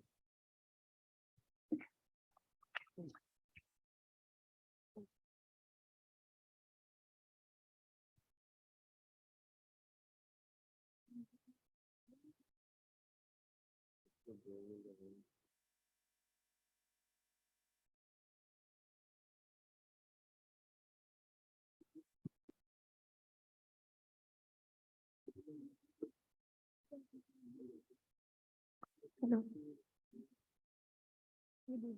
Knowing who is your customer is great, but knowing how they behavior is even better.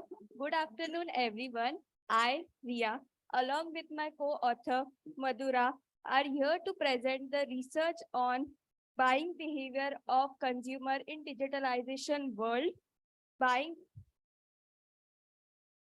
behavior refers to the decision and act people are undertaking to buy the products or services for individual or group use. Digitization plays an important role in today's world. In research, we got to know that the consumer attracted by the online apps rather than going to the traditional shopping. Objective of our research was to examine the impact of digitization on consumer buying behavior, how online apps are attracting consumer, to study consumer attitudes toward digital market, to determine the customer security toward the products and services to the digital market. So in literature review, I'm going to tell one of our example we have taken in our research, that was the shadi.com. Anupam Mittal is an entrepreneur who started the first online matrimonial site when internet was the new concept for the India. Mittal started grabbing the new audience, new consumer, and understanding the new age of the internet. The consumer are becoming more aware. This lead to businessmen to research more on the consumer behavior. Thank you. Over to Madhura. Thank you, Ria. At first, the consumer decision-making process may seem mysterious, and why do people make purchases is one of the biggest questions that every company is trying to figure out, that how do we let our consumers buy our products. So it is easy to oversimplify the drive behind the buying behaviors and meeting the basic needs and the basic wants of the customers. But their motivation in each stage lies deeply in the psychological and the physical needs of the customers. So understanding the premises of the vital is vital in making the most of the decisions while we consider our consumers. So, okay, so the data which we collected was based on the primary data. So the data which we collected, which was collected from our own class, from our own department, under the guidance of our faculty members as well.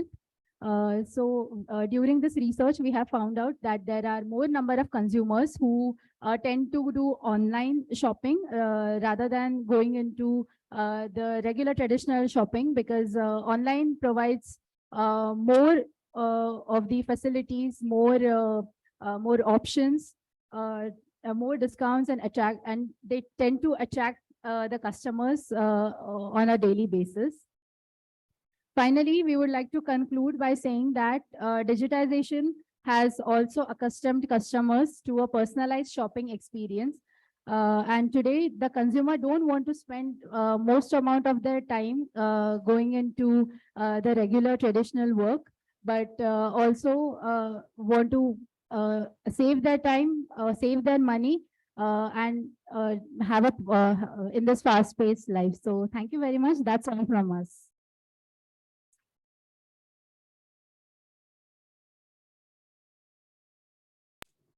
Thank you, presenters. Any questions from our session chairs? So nice presentation, Ria. When we talk about the consumer behavior, basically it is a very challenging topic. And as you have explored behavior related to online shopping or online part only, my suggestion will be just you can also go for a comparative study, how consumer behavior varies in offline and online buying. So you can also explore this, though your efforts are so good. Okay, thank you. Thank you, sir.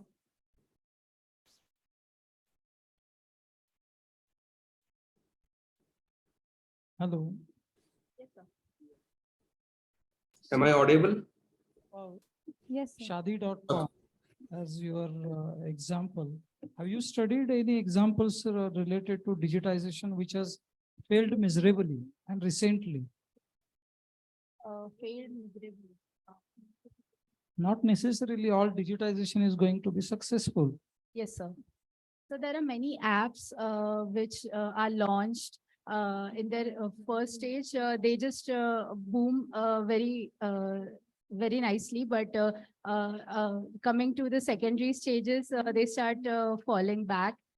Some apps would be like shopping apps. So not many shopping apps are having a great audience support. But Meesho was another example which experienced a little decline in the previous stages, but now we are seeing that Meesho is very popular amongst youngsters and businesswomen and women are being more supportive towards this online app. Yeah. So are you studying the buying drivers among these customers? Why it is happening? This kind of first rejection, then acceptance, then booming, all these things. So there are actually multiple factors though. One was the Because we like have we very said, acceptance. significant example like Mantra.com. Yes, sir. They stopped their website and switched over to app. After 2 years, they realized that it is not working. Right. So is it in your scope of study? Yes, sir. We actually tried to search about the same, and we discovered that maybe a price is one of the factors, and how customer is more satisfied, how they are being treated. I hope you should take yeah. some inputs from our expert Sure, from sir. digital, marketing. Sure, sir. Thank you. So, speaking about customer behavior, it's really useful to understand what the customer needs. Yes, sir. So if you're trying to sell me a bottle of water, and if I'm not thirsty, I would not buy it. Right, sir. So what motivates the customer to buy a certain thing? It's a very vast area. So we normally do in digital terms, we do A/B testing of different marketing ideas. So once we test them out, then we come to know whether the user wants idea A or it wants the idea B. And that's how we generally test it. And I'd like to see some more, like Doctor said, we'd like to see more offline and online differences between the buying behaviors of consumers. Yeah, that's my input.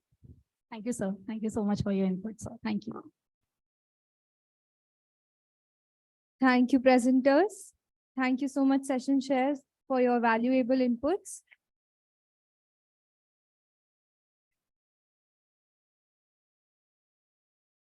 Now I would like to invite our last but not the least student presenter for this track, Paradigm Shifts in Business, Media and Social Development, Ms.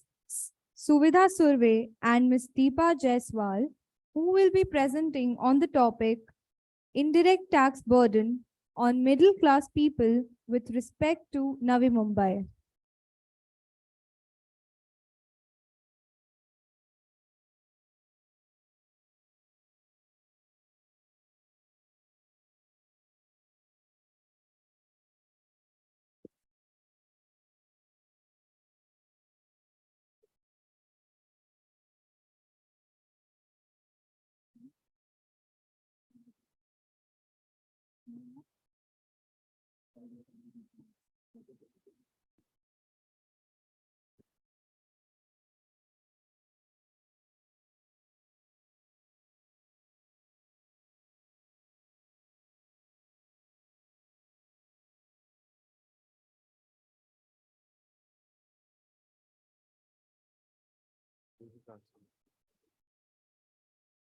Keynote session.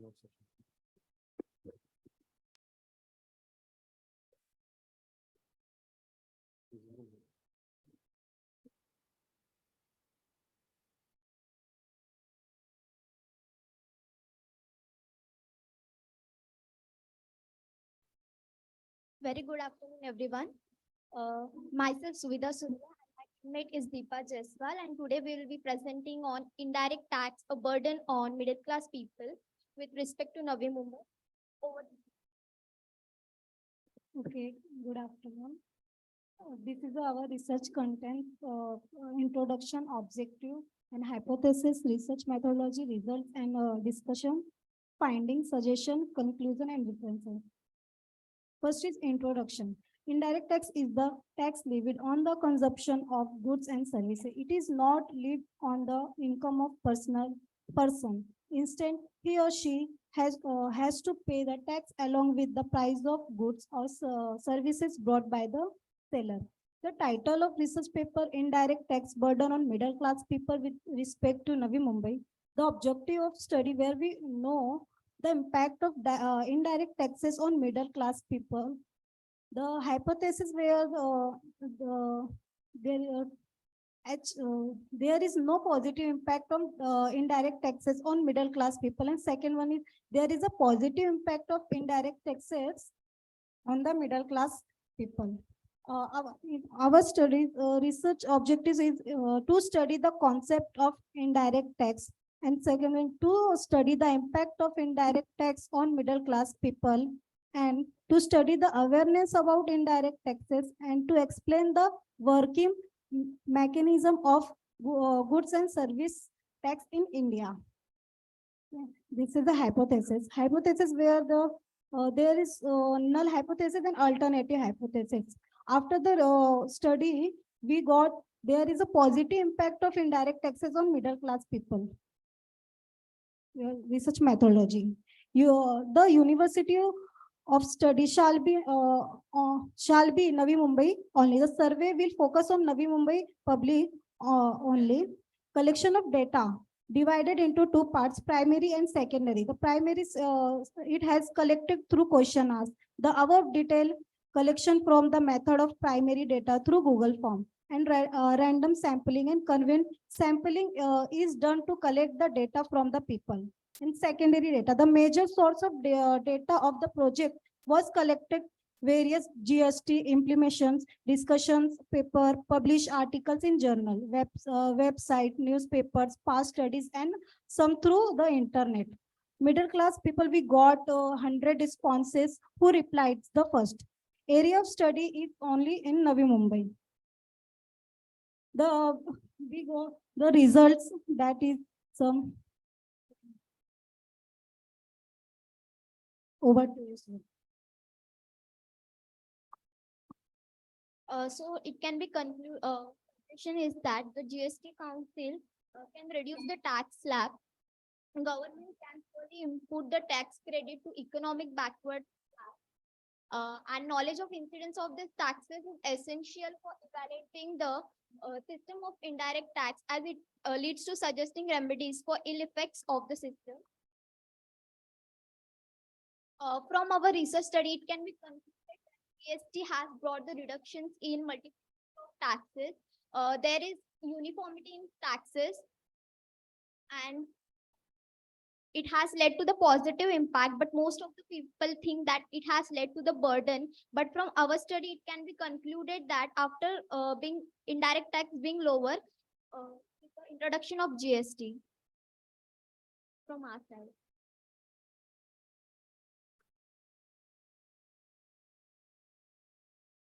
Thank you, presenters. Do we have any questions, session test?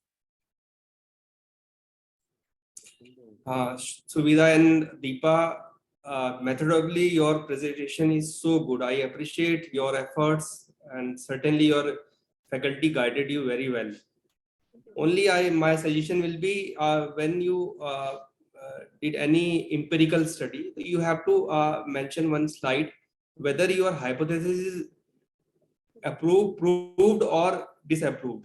So you have not mentioned over here your null hypothesis is accepted or your alternative hypothesis is accepted. Whereas in your case, your alternative hypothesis is accepted. Only you need to mention it in your presentation. So it will be more clear for audience. So once again, my appreciation to you, your efforts. Methodologically, you are doing good, and try to write some empirical paper under the guidance of your faculty. All the best.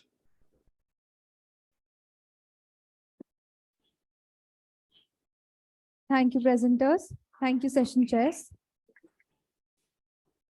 To close this track, I quote an American civil rights activist, Martin Luther King Jr. An individual has not started living until he can rise above the narrow confines of his individualistic concerns to the broader concerns of all humanity. Inclusivity can be one of the most important things in any healthy workspace. It invites ideas and perspectives of all different problems facing an organization. Inclusivity can help an organization survive for a long time. We thank our session chairs for their valuable inputs, which upkeeps the quality of this track, and for accepting our invitations and being available among us for this August academic gathering. We, on behalf of Amity Business School, Amity University, Mumbai, Maharashtra, thank you all again for your precious time and for your valuable presence in this international hybrid conference. This track has evidence, quality research papers, and case which imbibes vivid aspects of pertaining to conference themes. Now, I would like to invite Dr. Vijay Singh Dahima Sir, Deputy Pro Vice Chancellor, Amity University, Mumbai, to felicitate our track session chairs.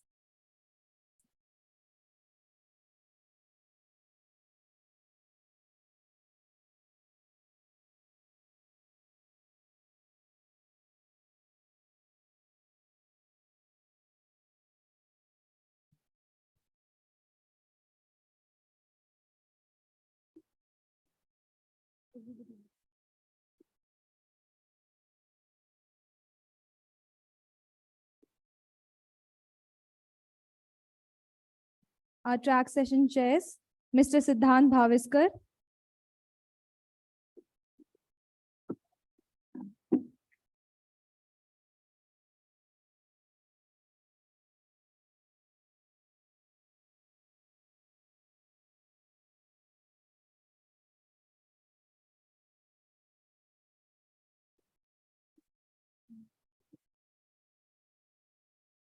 our co-track session chair, Mr. Rakshit Rane,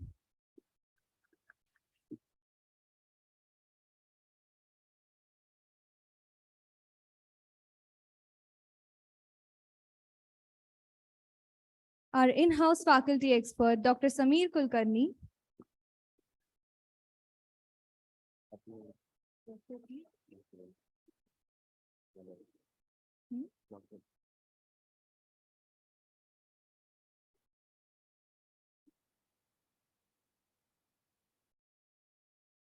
and Dr. S. Padma.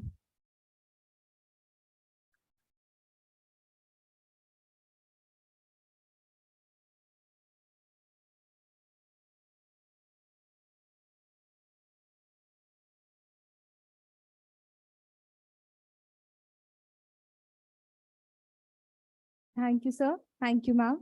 Now I would like to invite Parthavi Singh and Danish Khan to proceed with valedictory keynote session. Over to you guys.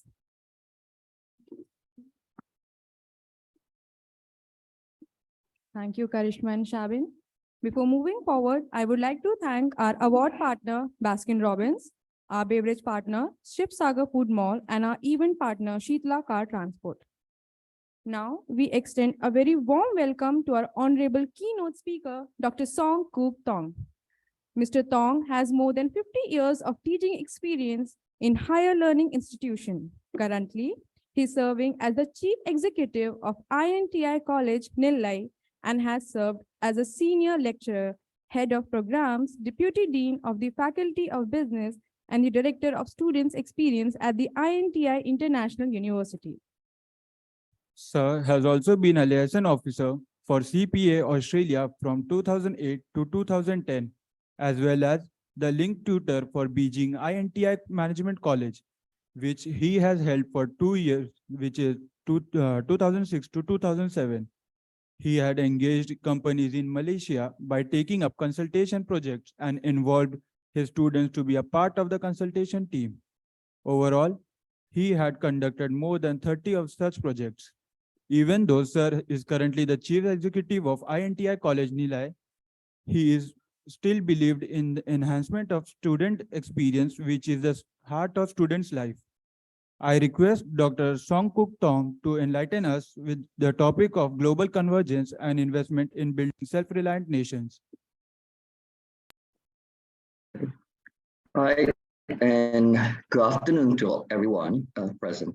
I will start off by sharing my slides, and I was given the topic on global convergence and investment in building self-reliance.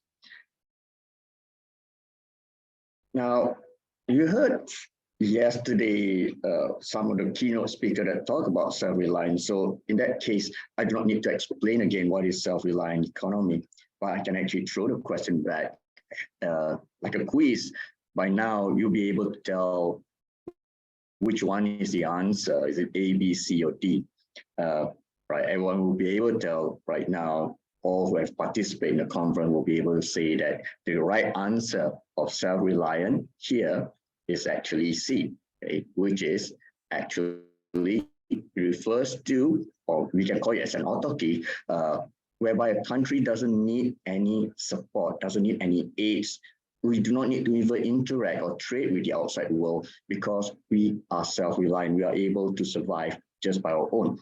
And surprisingly, the so-called idea of self-reliant is not something new. It is something have been around for years.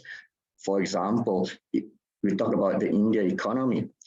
India economy in the 1600s is actually known as a self-reliant economy. It was only when the British came in, that's where the whole economy has changed from self-reliant into a colonial economy. Okay? If we look at the history of India itself, we notice that in the 1600s, the GDP of India was actually 60%, 60% of British GDP.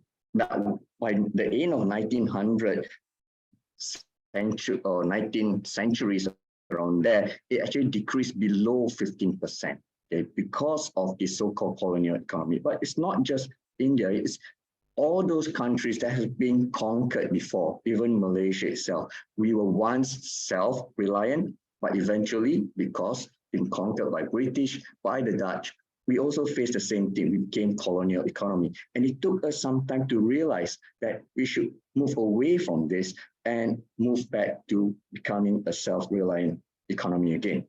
Now, if you look at the definition of good trade, it is actually a different way of thinking in terms of economic development. It's a process. We change the process of economic development by thinking in a different way. It is actually using the ability of a country, of an individual, to garner or hold economic resources in excess. Okay. So, for example, if you look in terms of Malaysia, our excess is actually palm oil. We are very good at producing it. So if we are able to do that, not just for palm oil, but every single sector, in every single product, then we will say that, yes, we can be a self-reliant. So if that's the case, the concept of the so-called self-reliant economy recognizes that there's this whole range of spectrum. You have those individuals or countries who are actually unable to produce a product, okay, or gain any surplus of resources. And you have another right to the end, whereby the nation have surpluses large enough to meet any conceivable needs. Now, of course, in between, there's also those countries which have in between, okay, they can produce certain products, some of them can't, okay? So it affects the entire spectrum of the country, the economy itself. Now, I would like to bring to this point a research which was done by 24/7 Wall Street. Now, they used the data from World Bank for all the countries, okay? And what they did was they calculated the total value of import as a percentage of gross domestic product. And they listed down the top 25 countries. So using this formula, they said that these are the 25 countries which are self-reliant. There you go. And notice that India is there. It's ranked at number 17. Now, but what's very interesting, Sudan, okay, it's not US, it's not Japan, it's not Australia, it's not those developed nations. It was actually the least developed countries out there. It's because when someone, or it is a nature, it's a human nature, when we are in a situation, in a troubled state, we will tend to work harder to solve that problem, okay? And that's what happened in Sudan. Because of their civil war, the society had to band together to produce their own food. They have to produce their own products to survive. So that's the reason why, in terms of self-reliance, Sudan became number one. Okay, so it's being self-reliant is not about you must be a developed nation. Only you can be a self-reliant country. It's not necessarily that way. It's all about whether can we produce a product in a surplus. Okay, and of course we also have to understand each different country in terms of these products can differ. Okay, so one thing is that those countries or individual nation who have this so-called self-reliant, they tend to have this greater resilience when there's so-called a negative economic shock. I would rather call it as the black swan situation. The financial crisis in 1998 is a black swan, is an economic shock. Even with this so-called, what we have this pandemic currently that we face in 2020, that is also black swan. And whenever we have this so-called economic shock, this black swan, what we notice is that countries tend to suffer. Okay, but the thing is, if we are able to actually resist the so-called intensity of that negative shock, and the duration for us to actually recover tends to be faster as well. Now, another point about being self-reliant is that if we are able to reach to this state of self-reliance, then we can turn our attention towards self-actualization, which is, according to Maslow, it is whereby I have surplus in all my products. I do not need to focus about things that worries me. So I can now focus on the self-actualization, which is talent, which is skill, which is emotion, which is the values that will actually make us satisfied. Okay, so this is the importance of being a self-reliant economy. Now I'd like to bring up to the case of self-reliant in India, because it was a campaign in 2020, okay, the ABA. And we know that the Prime Minister, Narendra Modi, actually, when he launched this, he came up with this comprehensive package of US 265 billion, okay, which is in ringgit Malaysia is 8 trillion, okay, to fight the COVID-19 pandemic. So the whole idea of this self-reliant was actually meant for the COVID-19 pandemic. Like I said, once we are in a situation of this black swan scenario, like the pandemic, like the financial crisis, it is when we realize that being self-reliant is the most important period of time.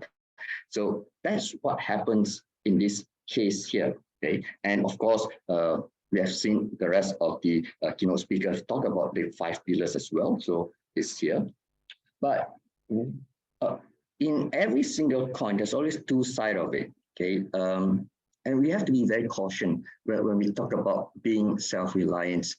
Similarly, just like the ABA as well, we have to be very, very cautious about it, because how do you balance being self-reliance and being liberalization? Okay. Now, this is a research done by the Economic Intelligence Unit report. Because of trying to be self-reliant, this policy somehow rather set too much tariff on the imports of goods. Okay, and that's when other countries which actually export most of the products to India felt that it is not of self-reliance, but they felt that this is more of protectionism. Okay, and the impact of that, for example, we can see is that when the US revoked the India access to its market, okay, under the GSP, okay, the reason given because of the high Indian import tariff. So it is a natural behavior of individual or even a country whenever we have the so-called self-reliance and we start coming up with tariff to stop or reduce import, immediately another country would think that you are actually setting up this protectionism, and there will always be a retaliation as well. Okay, so it is something that need to be careful about or caution about whenever we go for this so-called self-reliance. And of course, when we talk about self-reliance, the government would need to also look in terms of opening up the sectors. Malaysia had this in 1980s as well, okay, when our Prime Minister back then, Tun Mahathir, decided that we have to look towards the east, be self-reliant. The first thing was privatization. We have to start getting investors to come in to invest, opening up companies, have more private investors, relax on the regulations, even privatizing or even need to close down the loss-making public sector undertakings. Okay, because just imagine the public sector undertakings are companies which count the money. Whenever they make losses, the money comes from the taxpayers itself. Okay, so we cannot actually rely too much on this part, because the money, if we can use it and pump it on other usage to assist the society, will be better than focusing on the loss-making public sector undertaking itself. So if the country continues to support the loss-making public sector, we still continue to look at public engagement and look in terms of putting up very strict regulation to set up businesses, it will be very difficult for the manufacturing sectors to actually become competitive. Okay, so the first part to relax the regulation, start to look into privatization, start looking at getting private companies into some of these sectors as well. Because once this comes in, it improves productivity, it improves efficiencies, and then the products outcomes will increase as well. Okay, then only we can talk about surpluses. If this fails, then the future government will face the problem, because they have to open up the economy once again. Okay, so it all depends on the government next move as well. But of course, we are academicians, we are not politicians, so we're not going to talk about this part about it.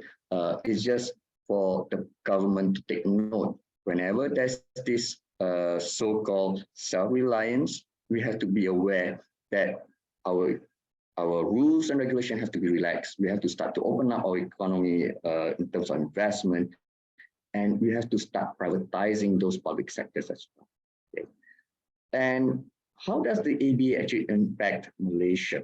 Now, Malaysia and as well as in Indonesia, we are actually exporting a lot of palm oil, okay, edible palm oil to India.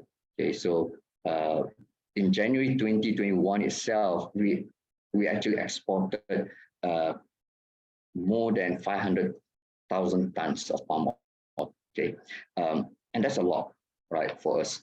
And when India actually announced this national mission on edible oil palm, okay, whereby India will become self-reliant in edible oil production, Malaysia actually was hit very, very hard, because 60% of our actually export of palm oil goes to India. Okay, and suddenly now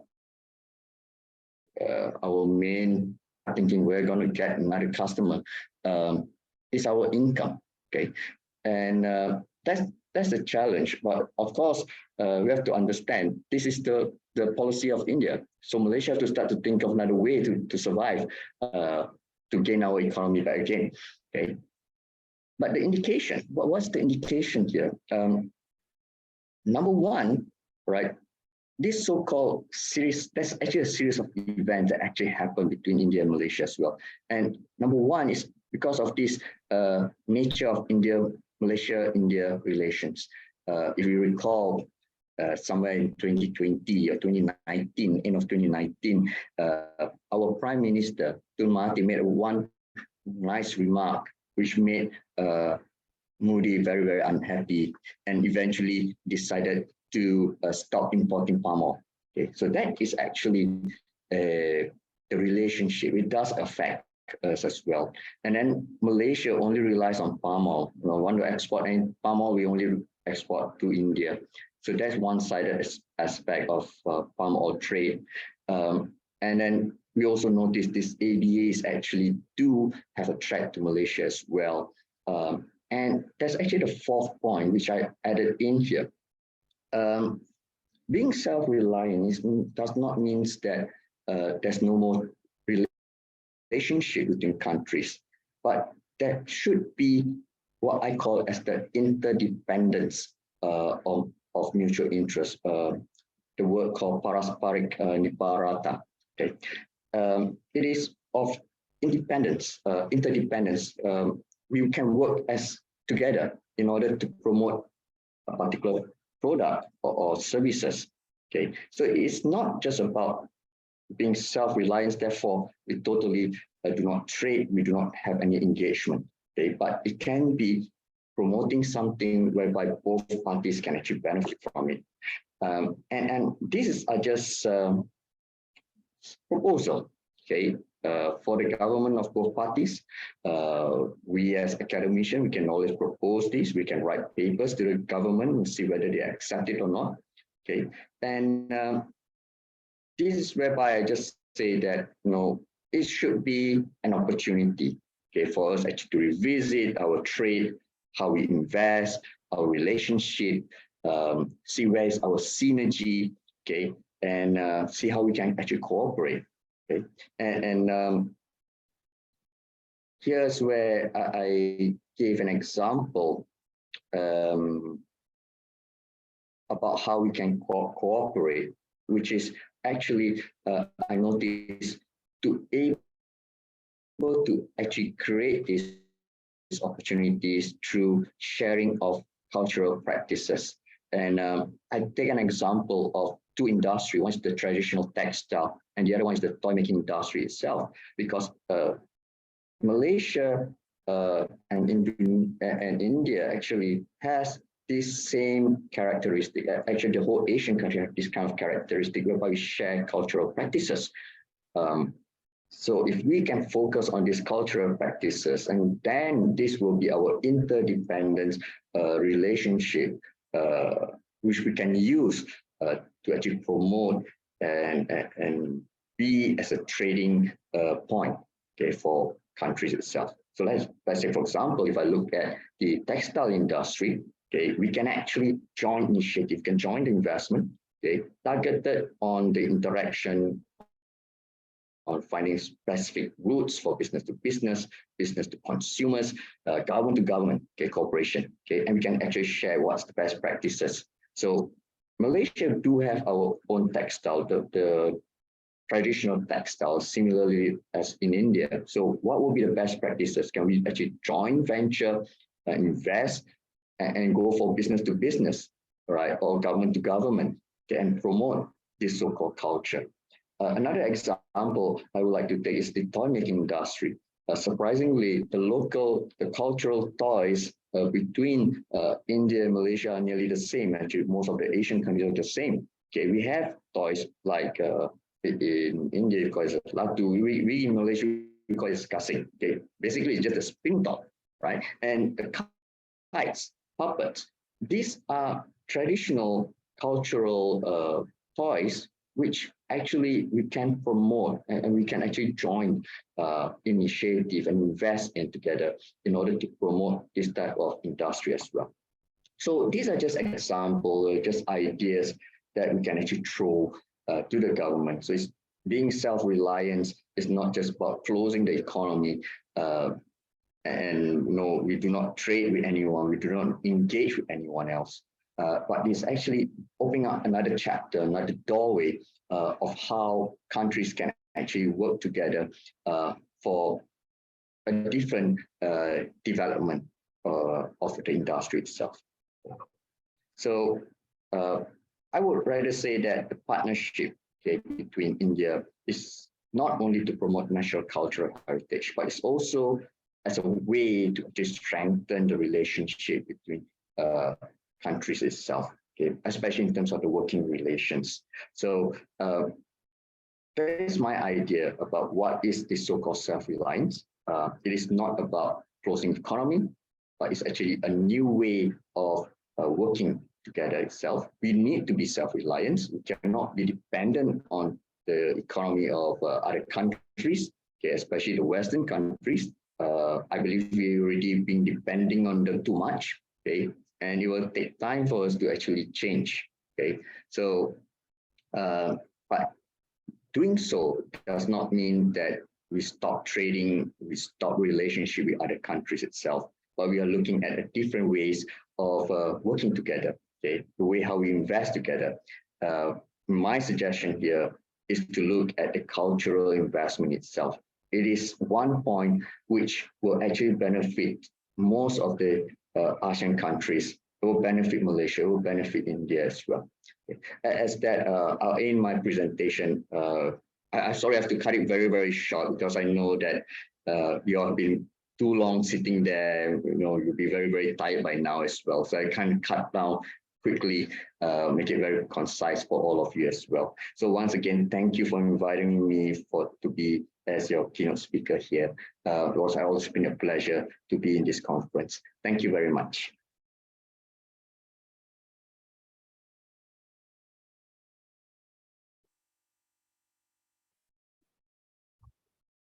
That was indeed a very insightful session of your thoughts. Have enlightened our mind and have shown us a new path. My heartiest gratitude to Mr. Songkook Thong for gracing the occasion and sharing his opinion today. Now I request Abhiruk to provide virtual token of appreciation to Mr. Thong.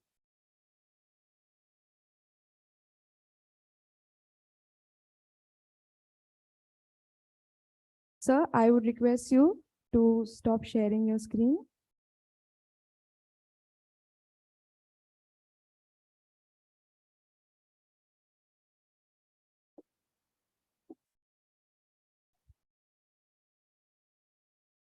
Mr. Tong, please unshare your screen.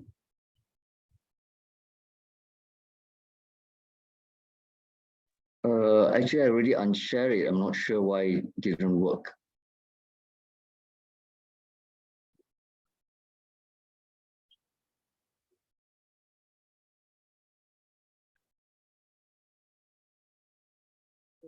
Thank you, Abhiruk. Thank you, Mr. Tong. Now, I'll again request Abhiruk to showcase the video of parents and relatives of the core committee of the conference. Good morning, everyone.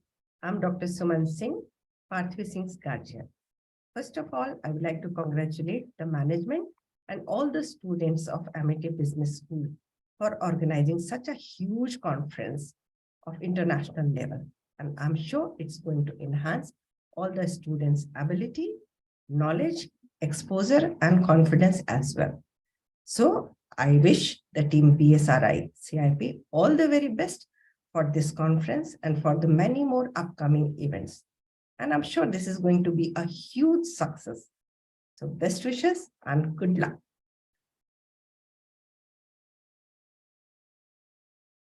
Good morning, I'm Toshima Kavirama, working as Talent Acquisition Specialist in Falabella, India. I'm Dechama's sister. My heartily congratulations to Amity Business School for conducting the International Business Conference, which makes the students ready to the corporate and also helps them gain the knowledge. My best wishes for BSRI-CIP 2022. मेरा नाम घमंडी रामदयाल जी Soni, Amity university Mumbai के सभी सम्माननीय सदस्यों को मेरा प्यार भरा नमस्कार। मैं जनक सोनी का फादर इस कॉन्फ्रेंस के उपलक्ष्य में ढेर सारी बधाई देता हूं। होने वाले इस सफलतापूर्वक इवेंट की बहुत शुभकामनाएं देता हूं और बहुत सराहना करता हूं। Hi there, this is Manjeet Kamdar, Managing Partner at Manjeet Collection. This message is for my sister-in-law, Simran Talreja, who's presently attending an international conference. My best wishes to ABS and conference team. All the best, BSRI, CIP. Hi, ನನ್ನ ಹೆಸರು ಸಂದೀಪ್ ರಾಜ್ಪೂತ್. ಲಕ್ಷ್ಮೀ ಶೆಕಾವತ್ ಅವರು ನಮ್ಮ ನಾದಿನಿ. ABS ಮತ್ತು conference ಟೀಮಿಗೆ ತುಂಬಾ ಶುಭಾಶಯಗಳು. All the best team BSRI-CIP-II. A heartfelt gratitude to all the parents and relatives or of our core committee, and thank you, Abhiruk and Kuldeep. Now, I would like to invite Dechama and Shabin to proceed further.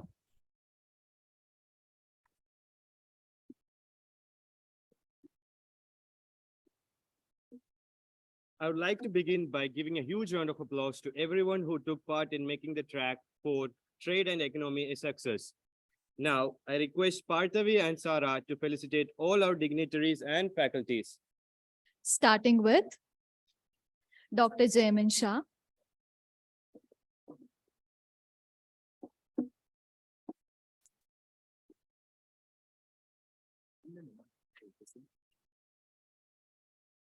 Dr. A.K. Singh.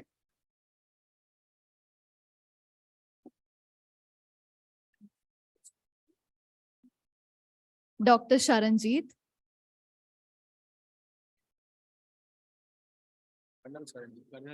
Colonel Sharanjit. Now we have Dr. Vijay Patil.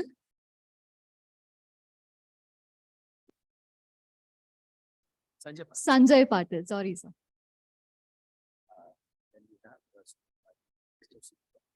Now we have Dr. Sumit Bali. Mr. Sumit Bali.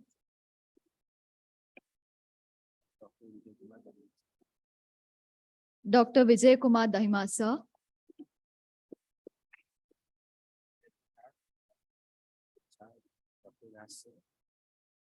Now we have Dr. Vyas, sir.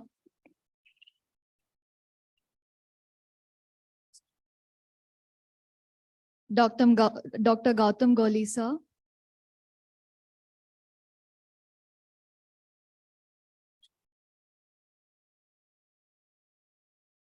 Dr. Bhavna Sharma, ma'am.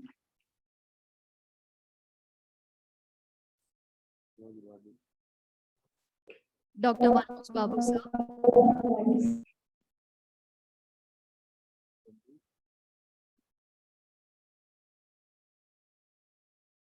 Professor Shubhendu, sir.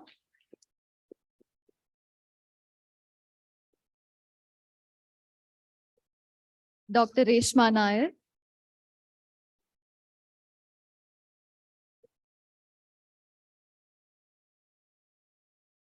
Dr. S. Padma.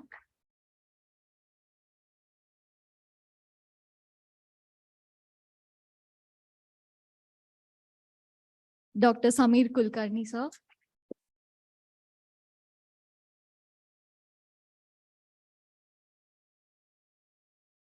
Dr. Neha, ma'am.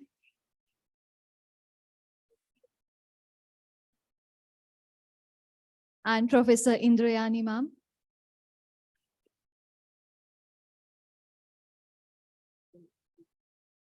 Dr. Payal Sanan, ma'am.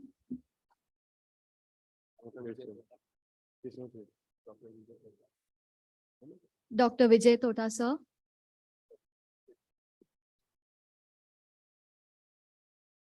Thank you, faculties, for being supportive and making this conference a success. Now I invite Deputy Pro Vice Chancellor Vijay Singh Dahima, sir, Dr. Mgauli, sir, Dr. Hira Vyas, sir, and Dr. Bhavna Sharma, ma'am, to felicitate our sponsors for the day.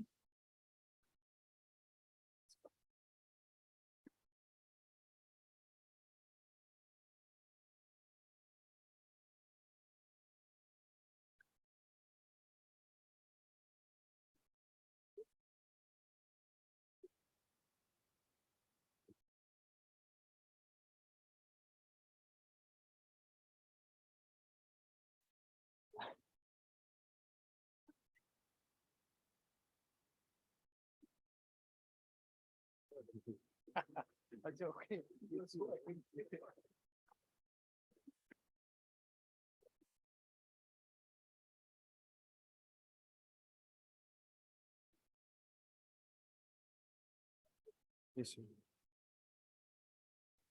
First, we have our award partner, Baskin Robbins.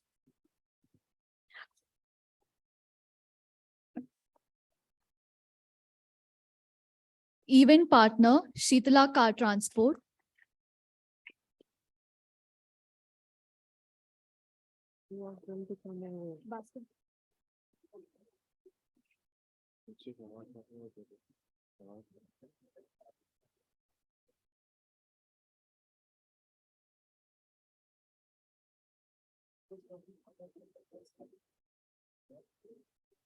Yes, sir, they're on the jute bag. They have. They have. Sir.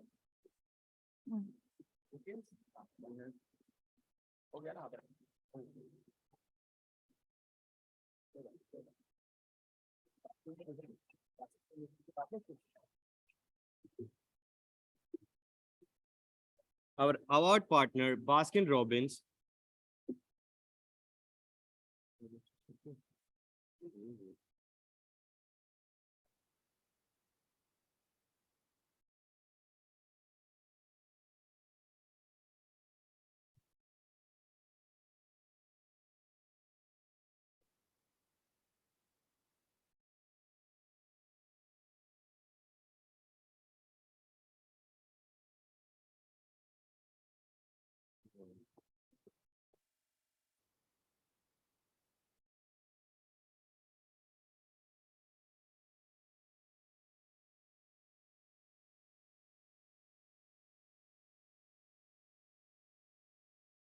Lastly, we have our beverage partner, Shiv Sagar Food Mall.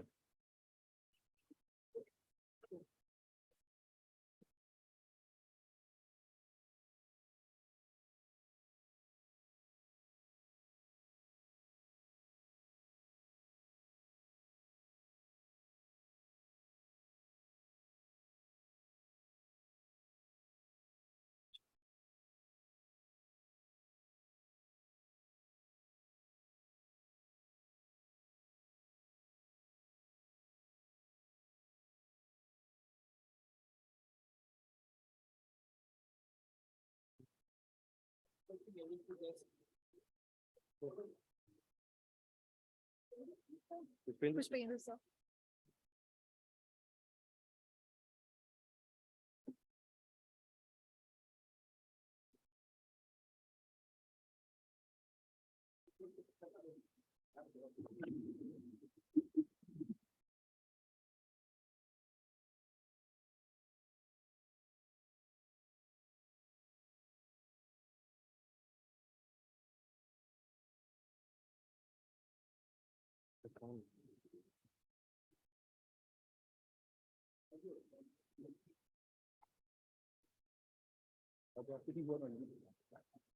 Thank you, dignitaries on dais. Thank you, sponsors, for your support.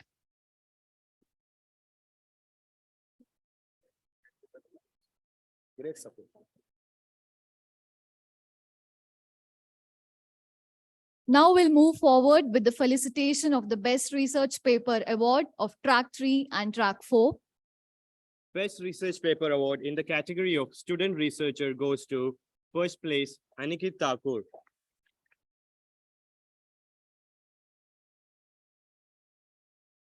I request the dignitaries on the dais to felicitate the winner.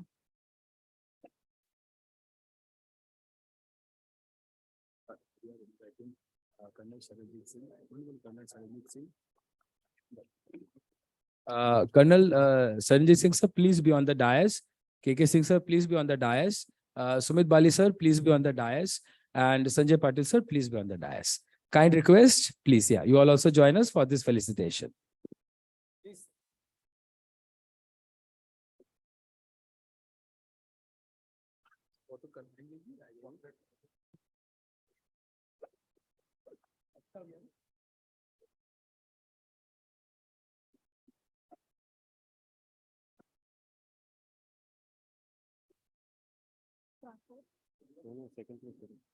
Second place goes to Madhura. I request the dignitaries on the dais to felicitate the winner. Madhura and Ria.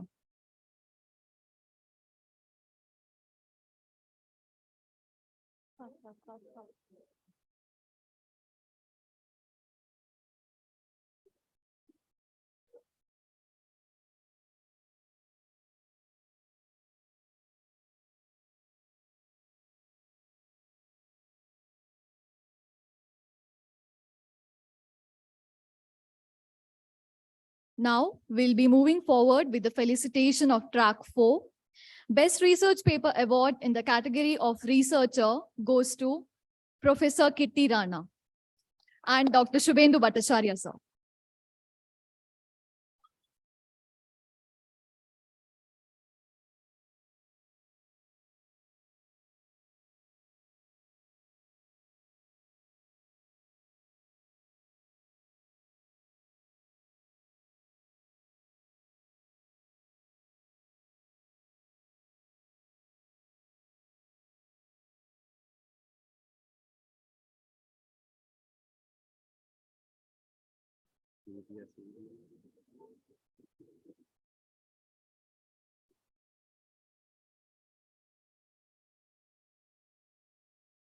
Best Research Paper Award in the category of Student Researcher. First position goes to Surya Prasad, Sen Karingatil Pradeep, and Aniket.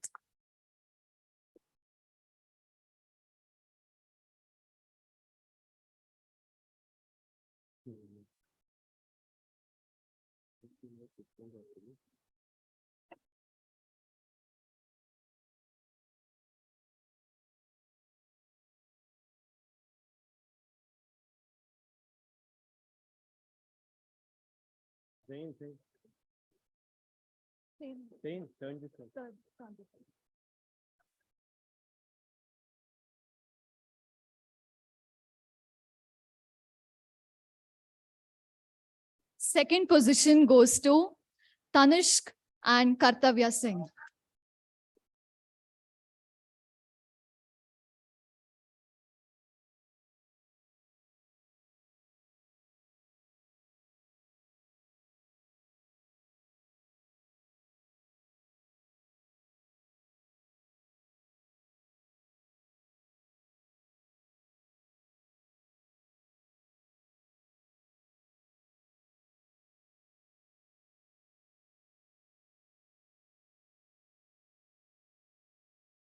With this, we come to an end of the valedictory session. Thank you, dignitaries on dais. Thank you, winners and participants. Thank you.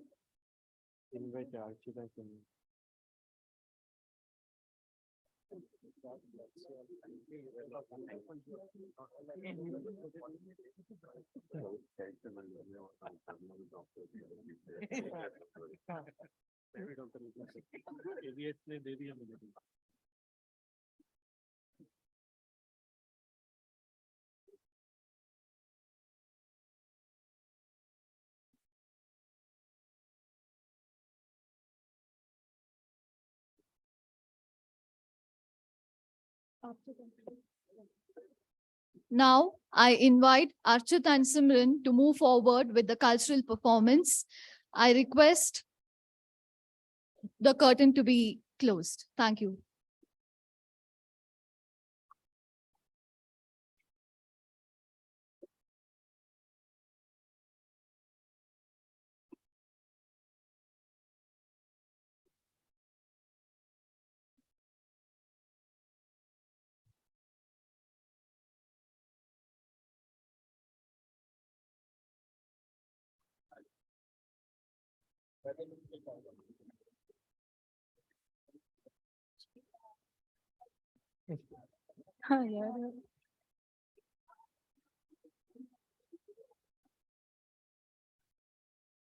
Yeah.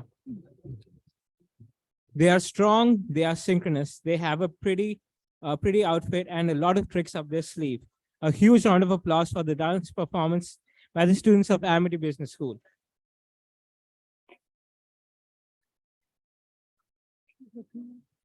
We were prepared.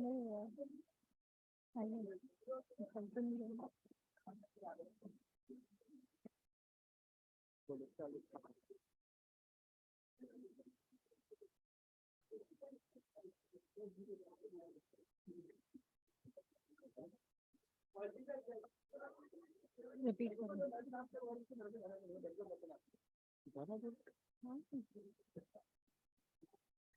They are strong, they are synchronous, they have a pretty outfit and a lot of tricks up their sleeve. A huge round of applause for the dance performance by the Amity Business School.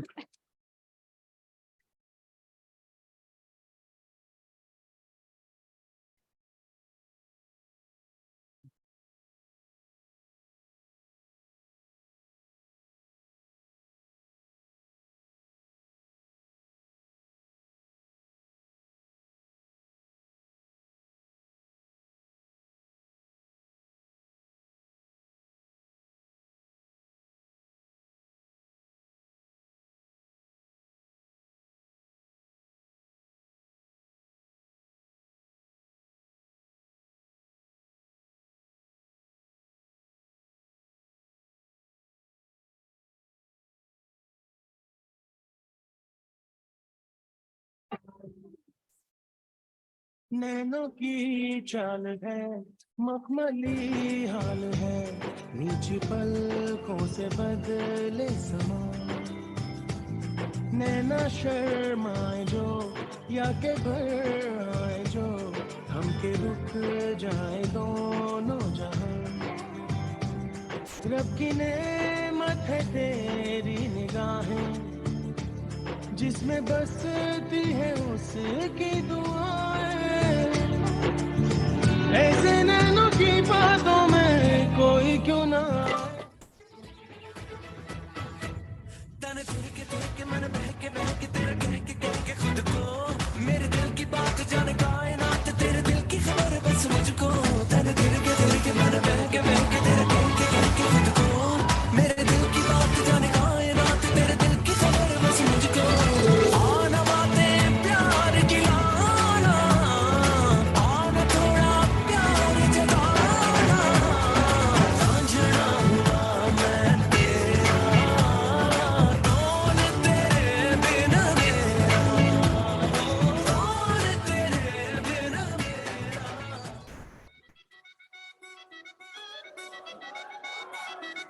दिल दा मामला है दिल पर, हुन ना जोर है इस दिल पर, खलबली है दिल के अंदर, ओ मस्त मस्त कलंदर। 1 2 3 4 दिल दा मामला है दिल पर, हुन ना जोर है इस दिल पर, खलबली है दिल के अंदर, ओ मस्त मस्त कलंदर। मस्त मस्त मस्त मस्त मस्त कलंदर, मस्त मस्त मस्त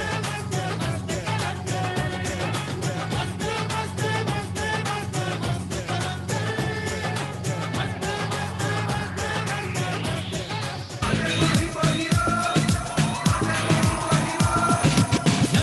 जग सारा निखर गया, हुण प्यार हवा दे विच बिखर गया।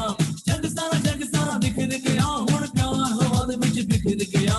दिल तेरा होई जाए अंबरां नूं छुई जाए, मां उड़न दी खुशी कर गया। हुण मौजा ही मौजा, शाम होए हुण मौजा ही मौजा, याद ने हुण मौजा ही मौजा, रंग बने हुण मौजा ही मौजा, मौजा ही मौजा, शाम होए हुण मौजा ही मौजा, याद ने हुण मौजा ही मौजा, रंग बने हुण मौजा ही मौजा।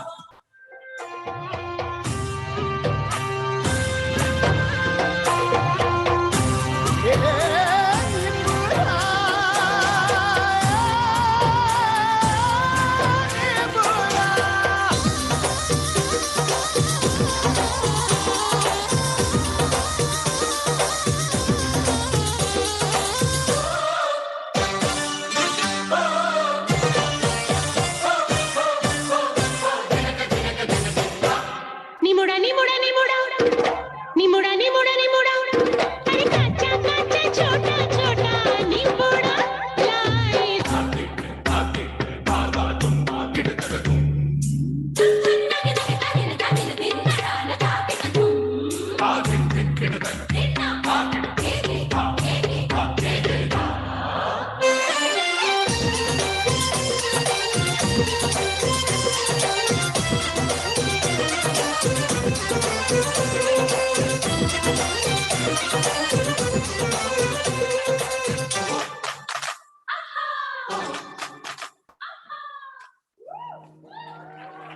जगा रहा तेरी यादों में मैं, जाऊं जहां वहां पाऊं तुझे, जुड़ी तुझी से हर ख्वाहिशें, मेरी इनायत तू।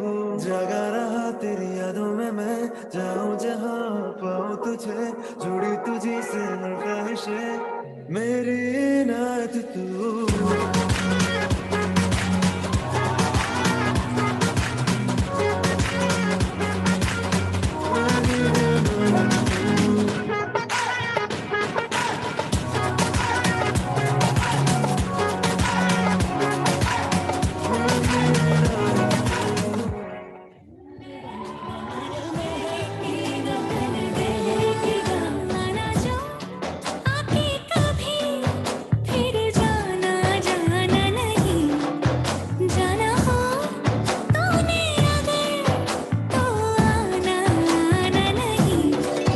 तेरे रंग रंग तेरे रंग रंग मर महकेगा तन दहकेगा।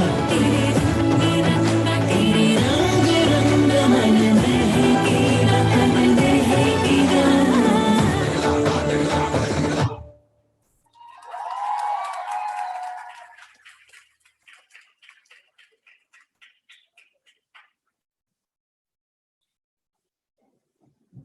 Now we would request the curtains to be closed again, please.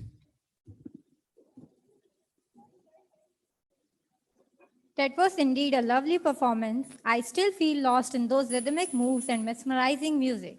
Thank you. I would request the curtains to be closed again, please.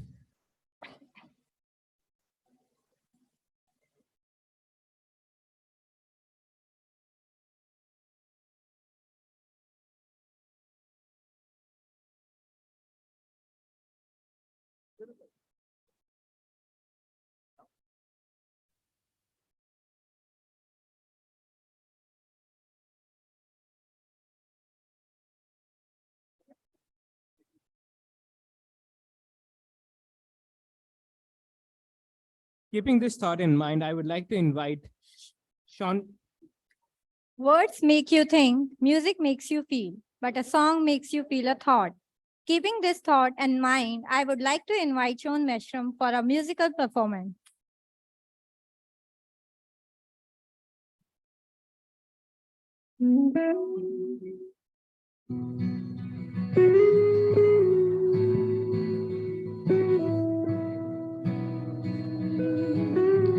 और मन का तू तो बावरा है, तू ही जाने तू क्या सोचता है, तू ही जाने तू क्या सोचता है, बाबरे दिखाए सपने तू सोते जागते,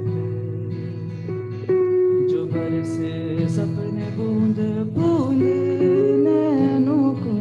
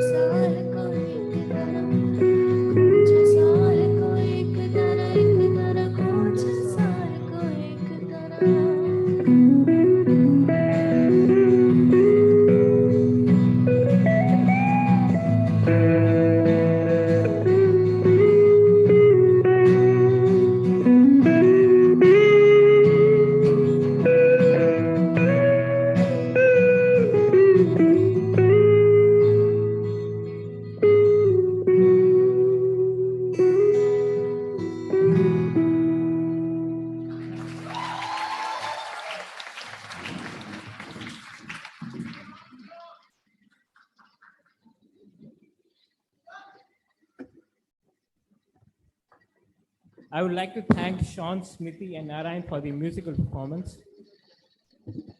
Now I would like to invite Team ABS Surbi to fill the room with their melodious performance.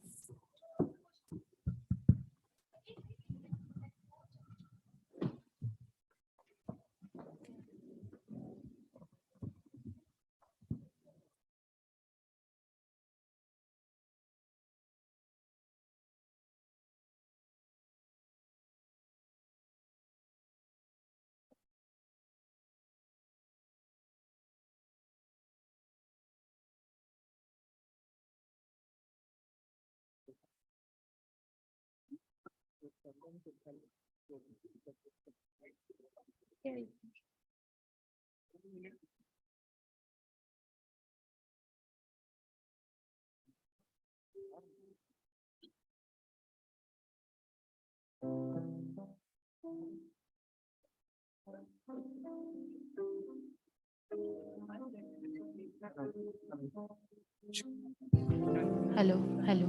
Yeah, they're working.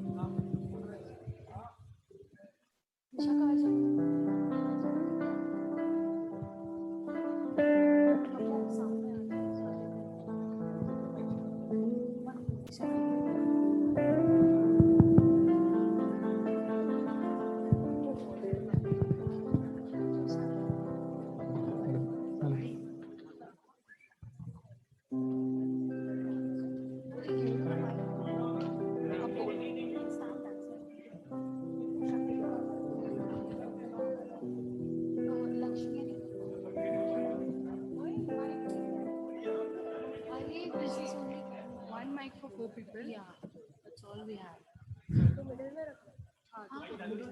वहाँ पे let her take it and then let her give it to us.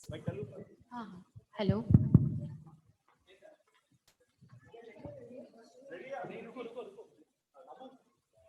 Yeah.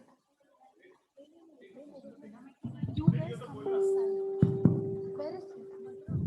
Wait, I want to grab. So जरा बीच में रखना so that I can see.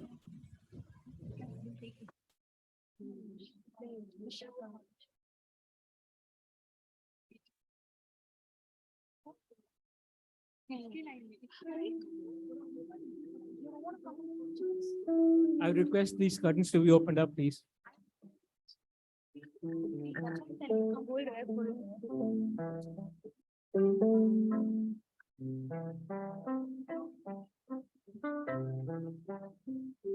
तो अर्ज किया है,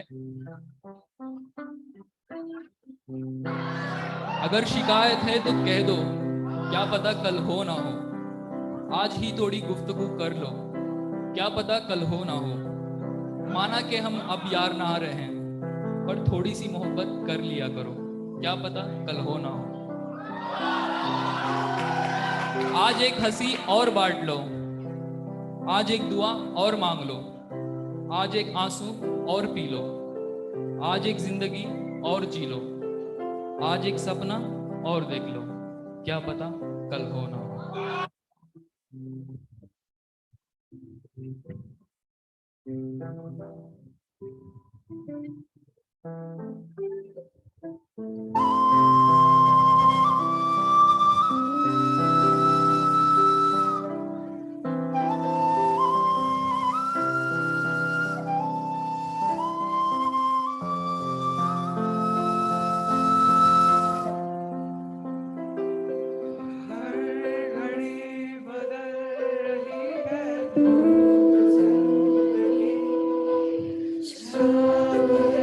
कभी कभी है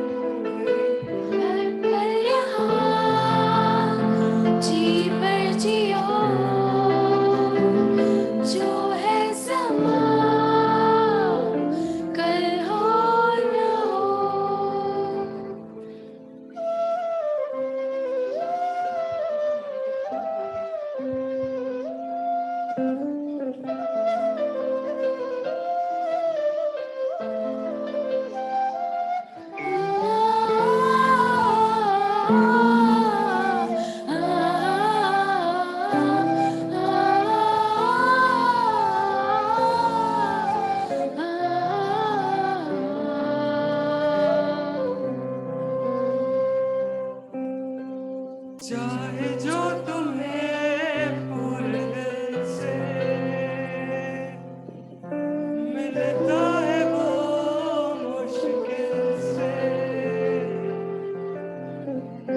ऐसा जो कोई कहीं है, बस वही सबसे हंसी है। उस हाथ को तुम थाम लो, वो मेहरबान कल हो ना हो, हर पल यहाँ जी पर जियो, जो है समा कल हो ना हो।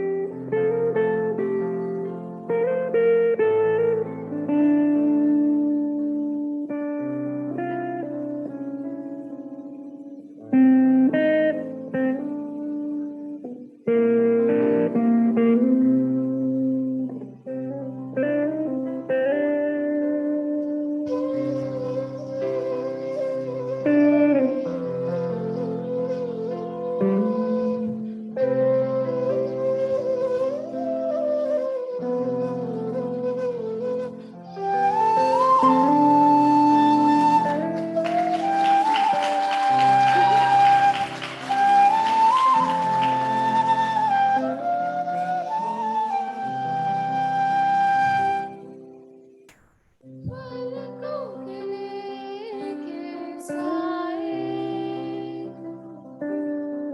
पास कोई जो आए,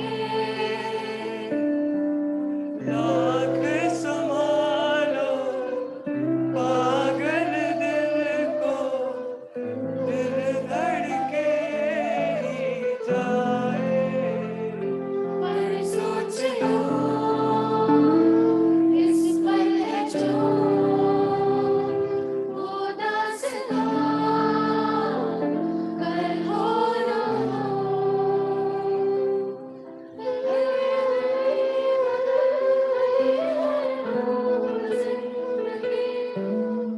शाम है कभी कभी है धूप जिंदगी, हर पल यहाँ जी पर जियो, जो है समा कल हो ना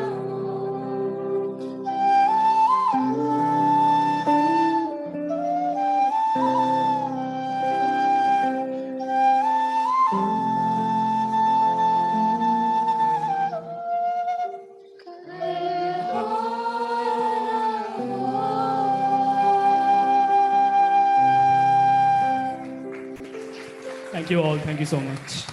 Thank you.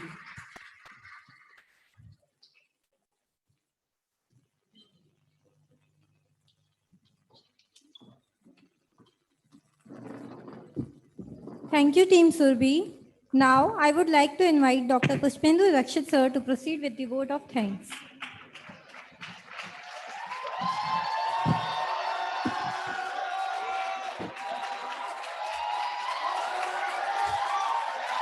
Okay. Yeah. So good afternoon to all again. And really, I am first of all thankful for being here and having a very good cooperation and patience. I know we have surpassed the lunchtime, but still, as everybody, your friends have all, no, please be here. Yeah, I think the lunch team can be there, volunteers. They have to get the things ready because after 10 minutes we'll be there. So I request everyone to be just seated 10 minutes more. And it's really a very great moment. And I thank, first of all, each individual to be here. And those friends of us, they performed a lot. And really, they did a very good job. And it takes really a great pain. And organizing an event of such grand scale and scope with all global delegates, Indian delegates, almost we had 50 research paper, and we are having almost around 60 to 70 authors, available presenters. We saw every track almost 10. I congratulate each and every winner and also the students. So we never thought that just we'll be writing the research paper. I keep promoting, do research, and then after that, the day has come when even we have put it to conference. For many, this is the first conference experience that they have hold an international platform. Everybody learns, we all are learning, so they all will be learning and developing themselves and having a research-centering attitude. Moving forward towards the vote of thanks, and then we'll be having our salute to our national anthem. At the onset, we would like to express our heartfelt gratitude and thank to Honorable Chancellor Sir, His Excellency, Amity University, Mumbai, Dr. Ashim K. Chauhan Sir. Your blessing motivates us every day for making such events with grand scale. We would like to thank our Honorable Chancellor Sir, Dr. A.W. Santosh Kumar Sir, who is always supporting like a pillar.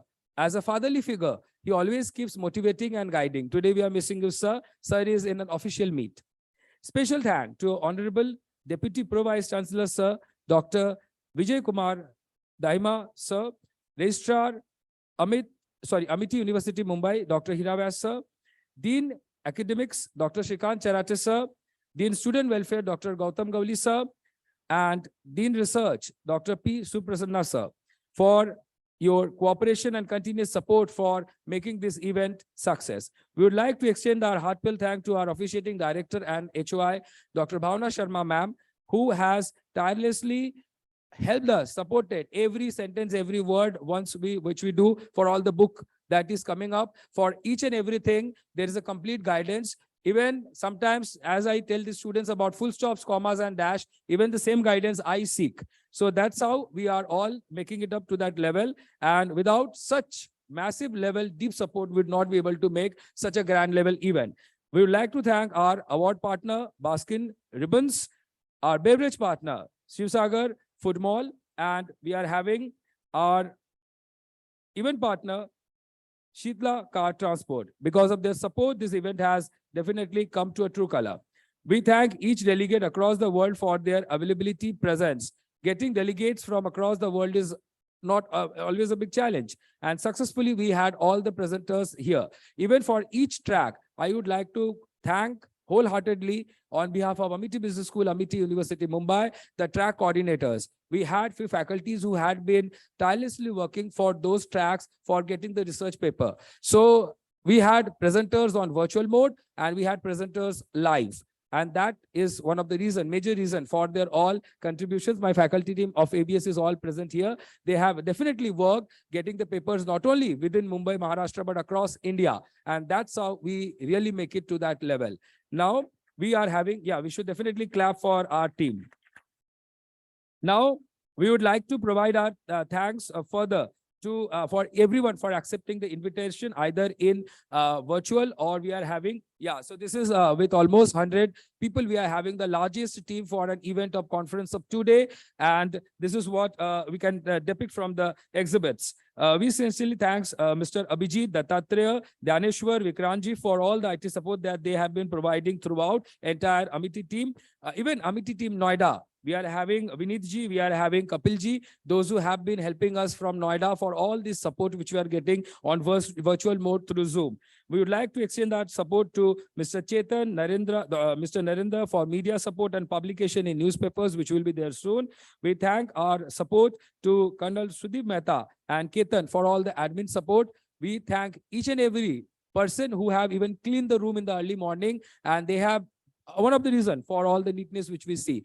And then after that, I thank largely to all my students who are as an audience sitting today learning something, all the delegates who have been there for paper presentation, and along with that, the team of we have team anchoring, gladiator, then we are having team Survi, the performance, the team Rangoli, who have demonstrated one of the biggest Rangolis so far that we see in the programs. And along with that, we are also having the team of volunteers. And then we have team of Click It Up. That's for the team of photography and videography. Then we are also having the performers, we are having the volunteers, we are having the caterers. Those who are nothing less than that, they are all trained and they are like looking like a season. So they all are trained that way. So they manage everything. Registration desk, they have managed it well. Those who are standing tall over the event, managing the crowd. There are hustle puzzle at times, somebody shouting, doing something, or making somebody sit quietly. So they are still standing and they do it well.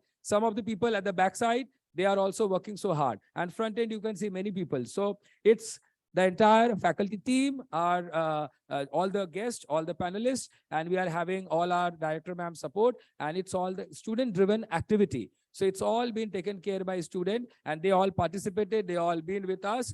And I request similarly, on a large scale, you keep your presence accordingly. Now I request everyone to go for a high rise, and we'll be going ahead with the national anthem. After that, I request everybody to, I thank everyone that they maintain decorum and discipline while having the food. So again, everything is ready. Food is waiting for us. So again, properly, neatly, we need to go there and we need to consume the food. So just I request everybody to have a high rise for giving tribute to our national anthem. Thank you.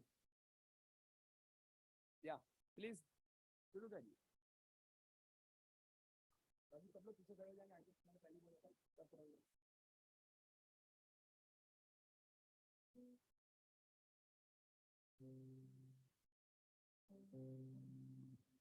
Hello, hello.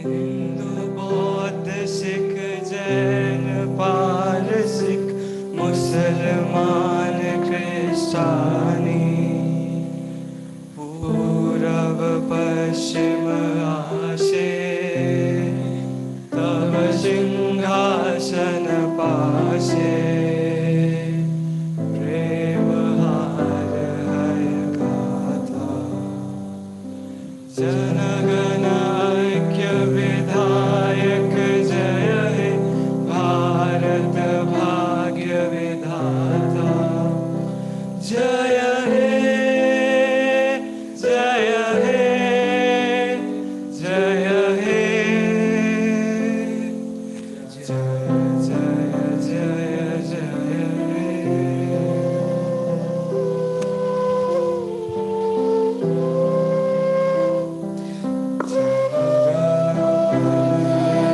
अधिनायक जय हे भारत भाग्य विधाता पंजाब सिंध गुजरात मराठा द्राविड़ उत्कल बंगा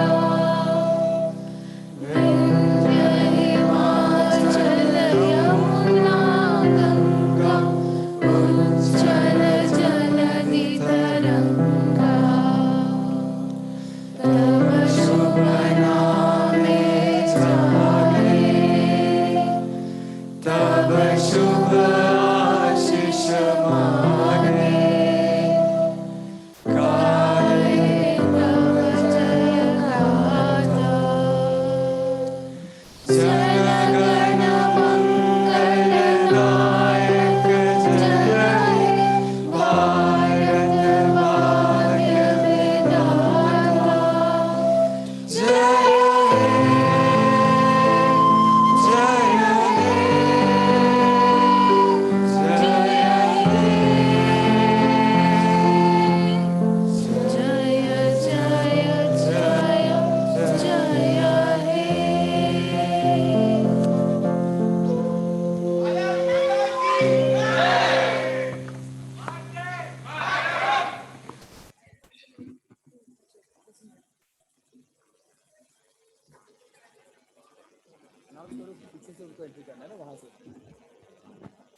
Thank you, Team Surbi.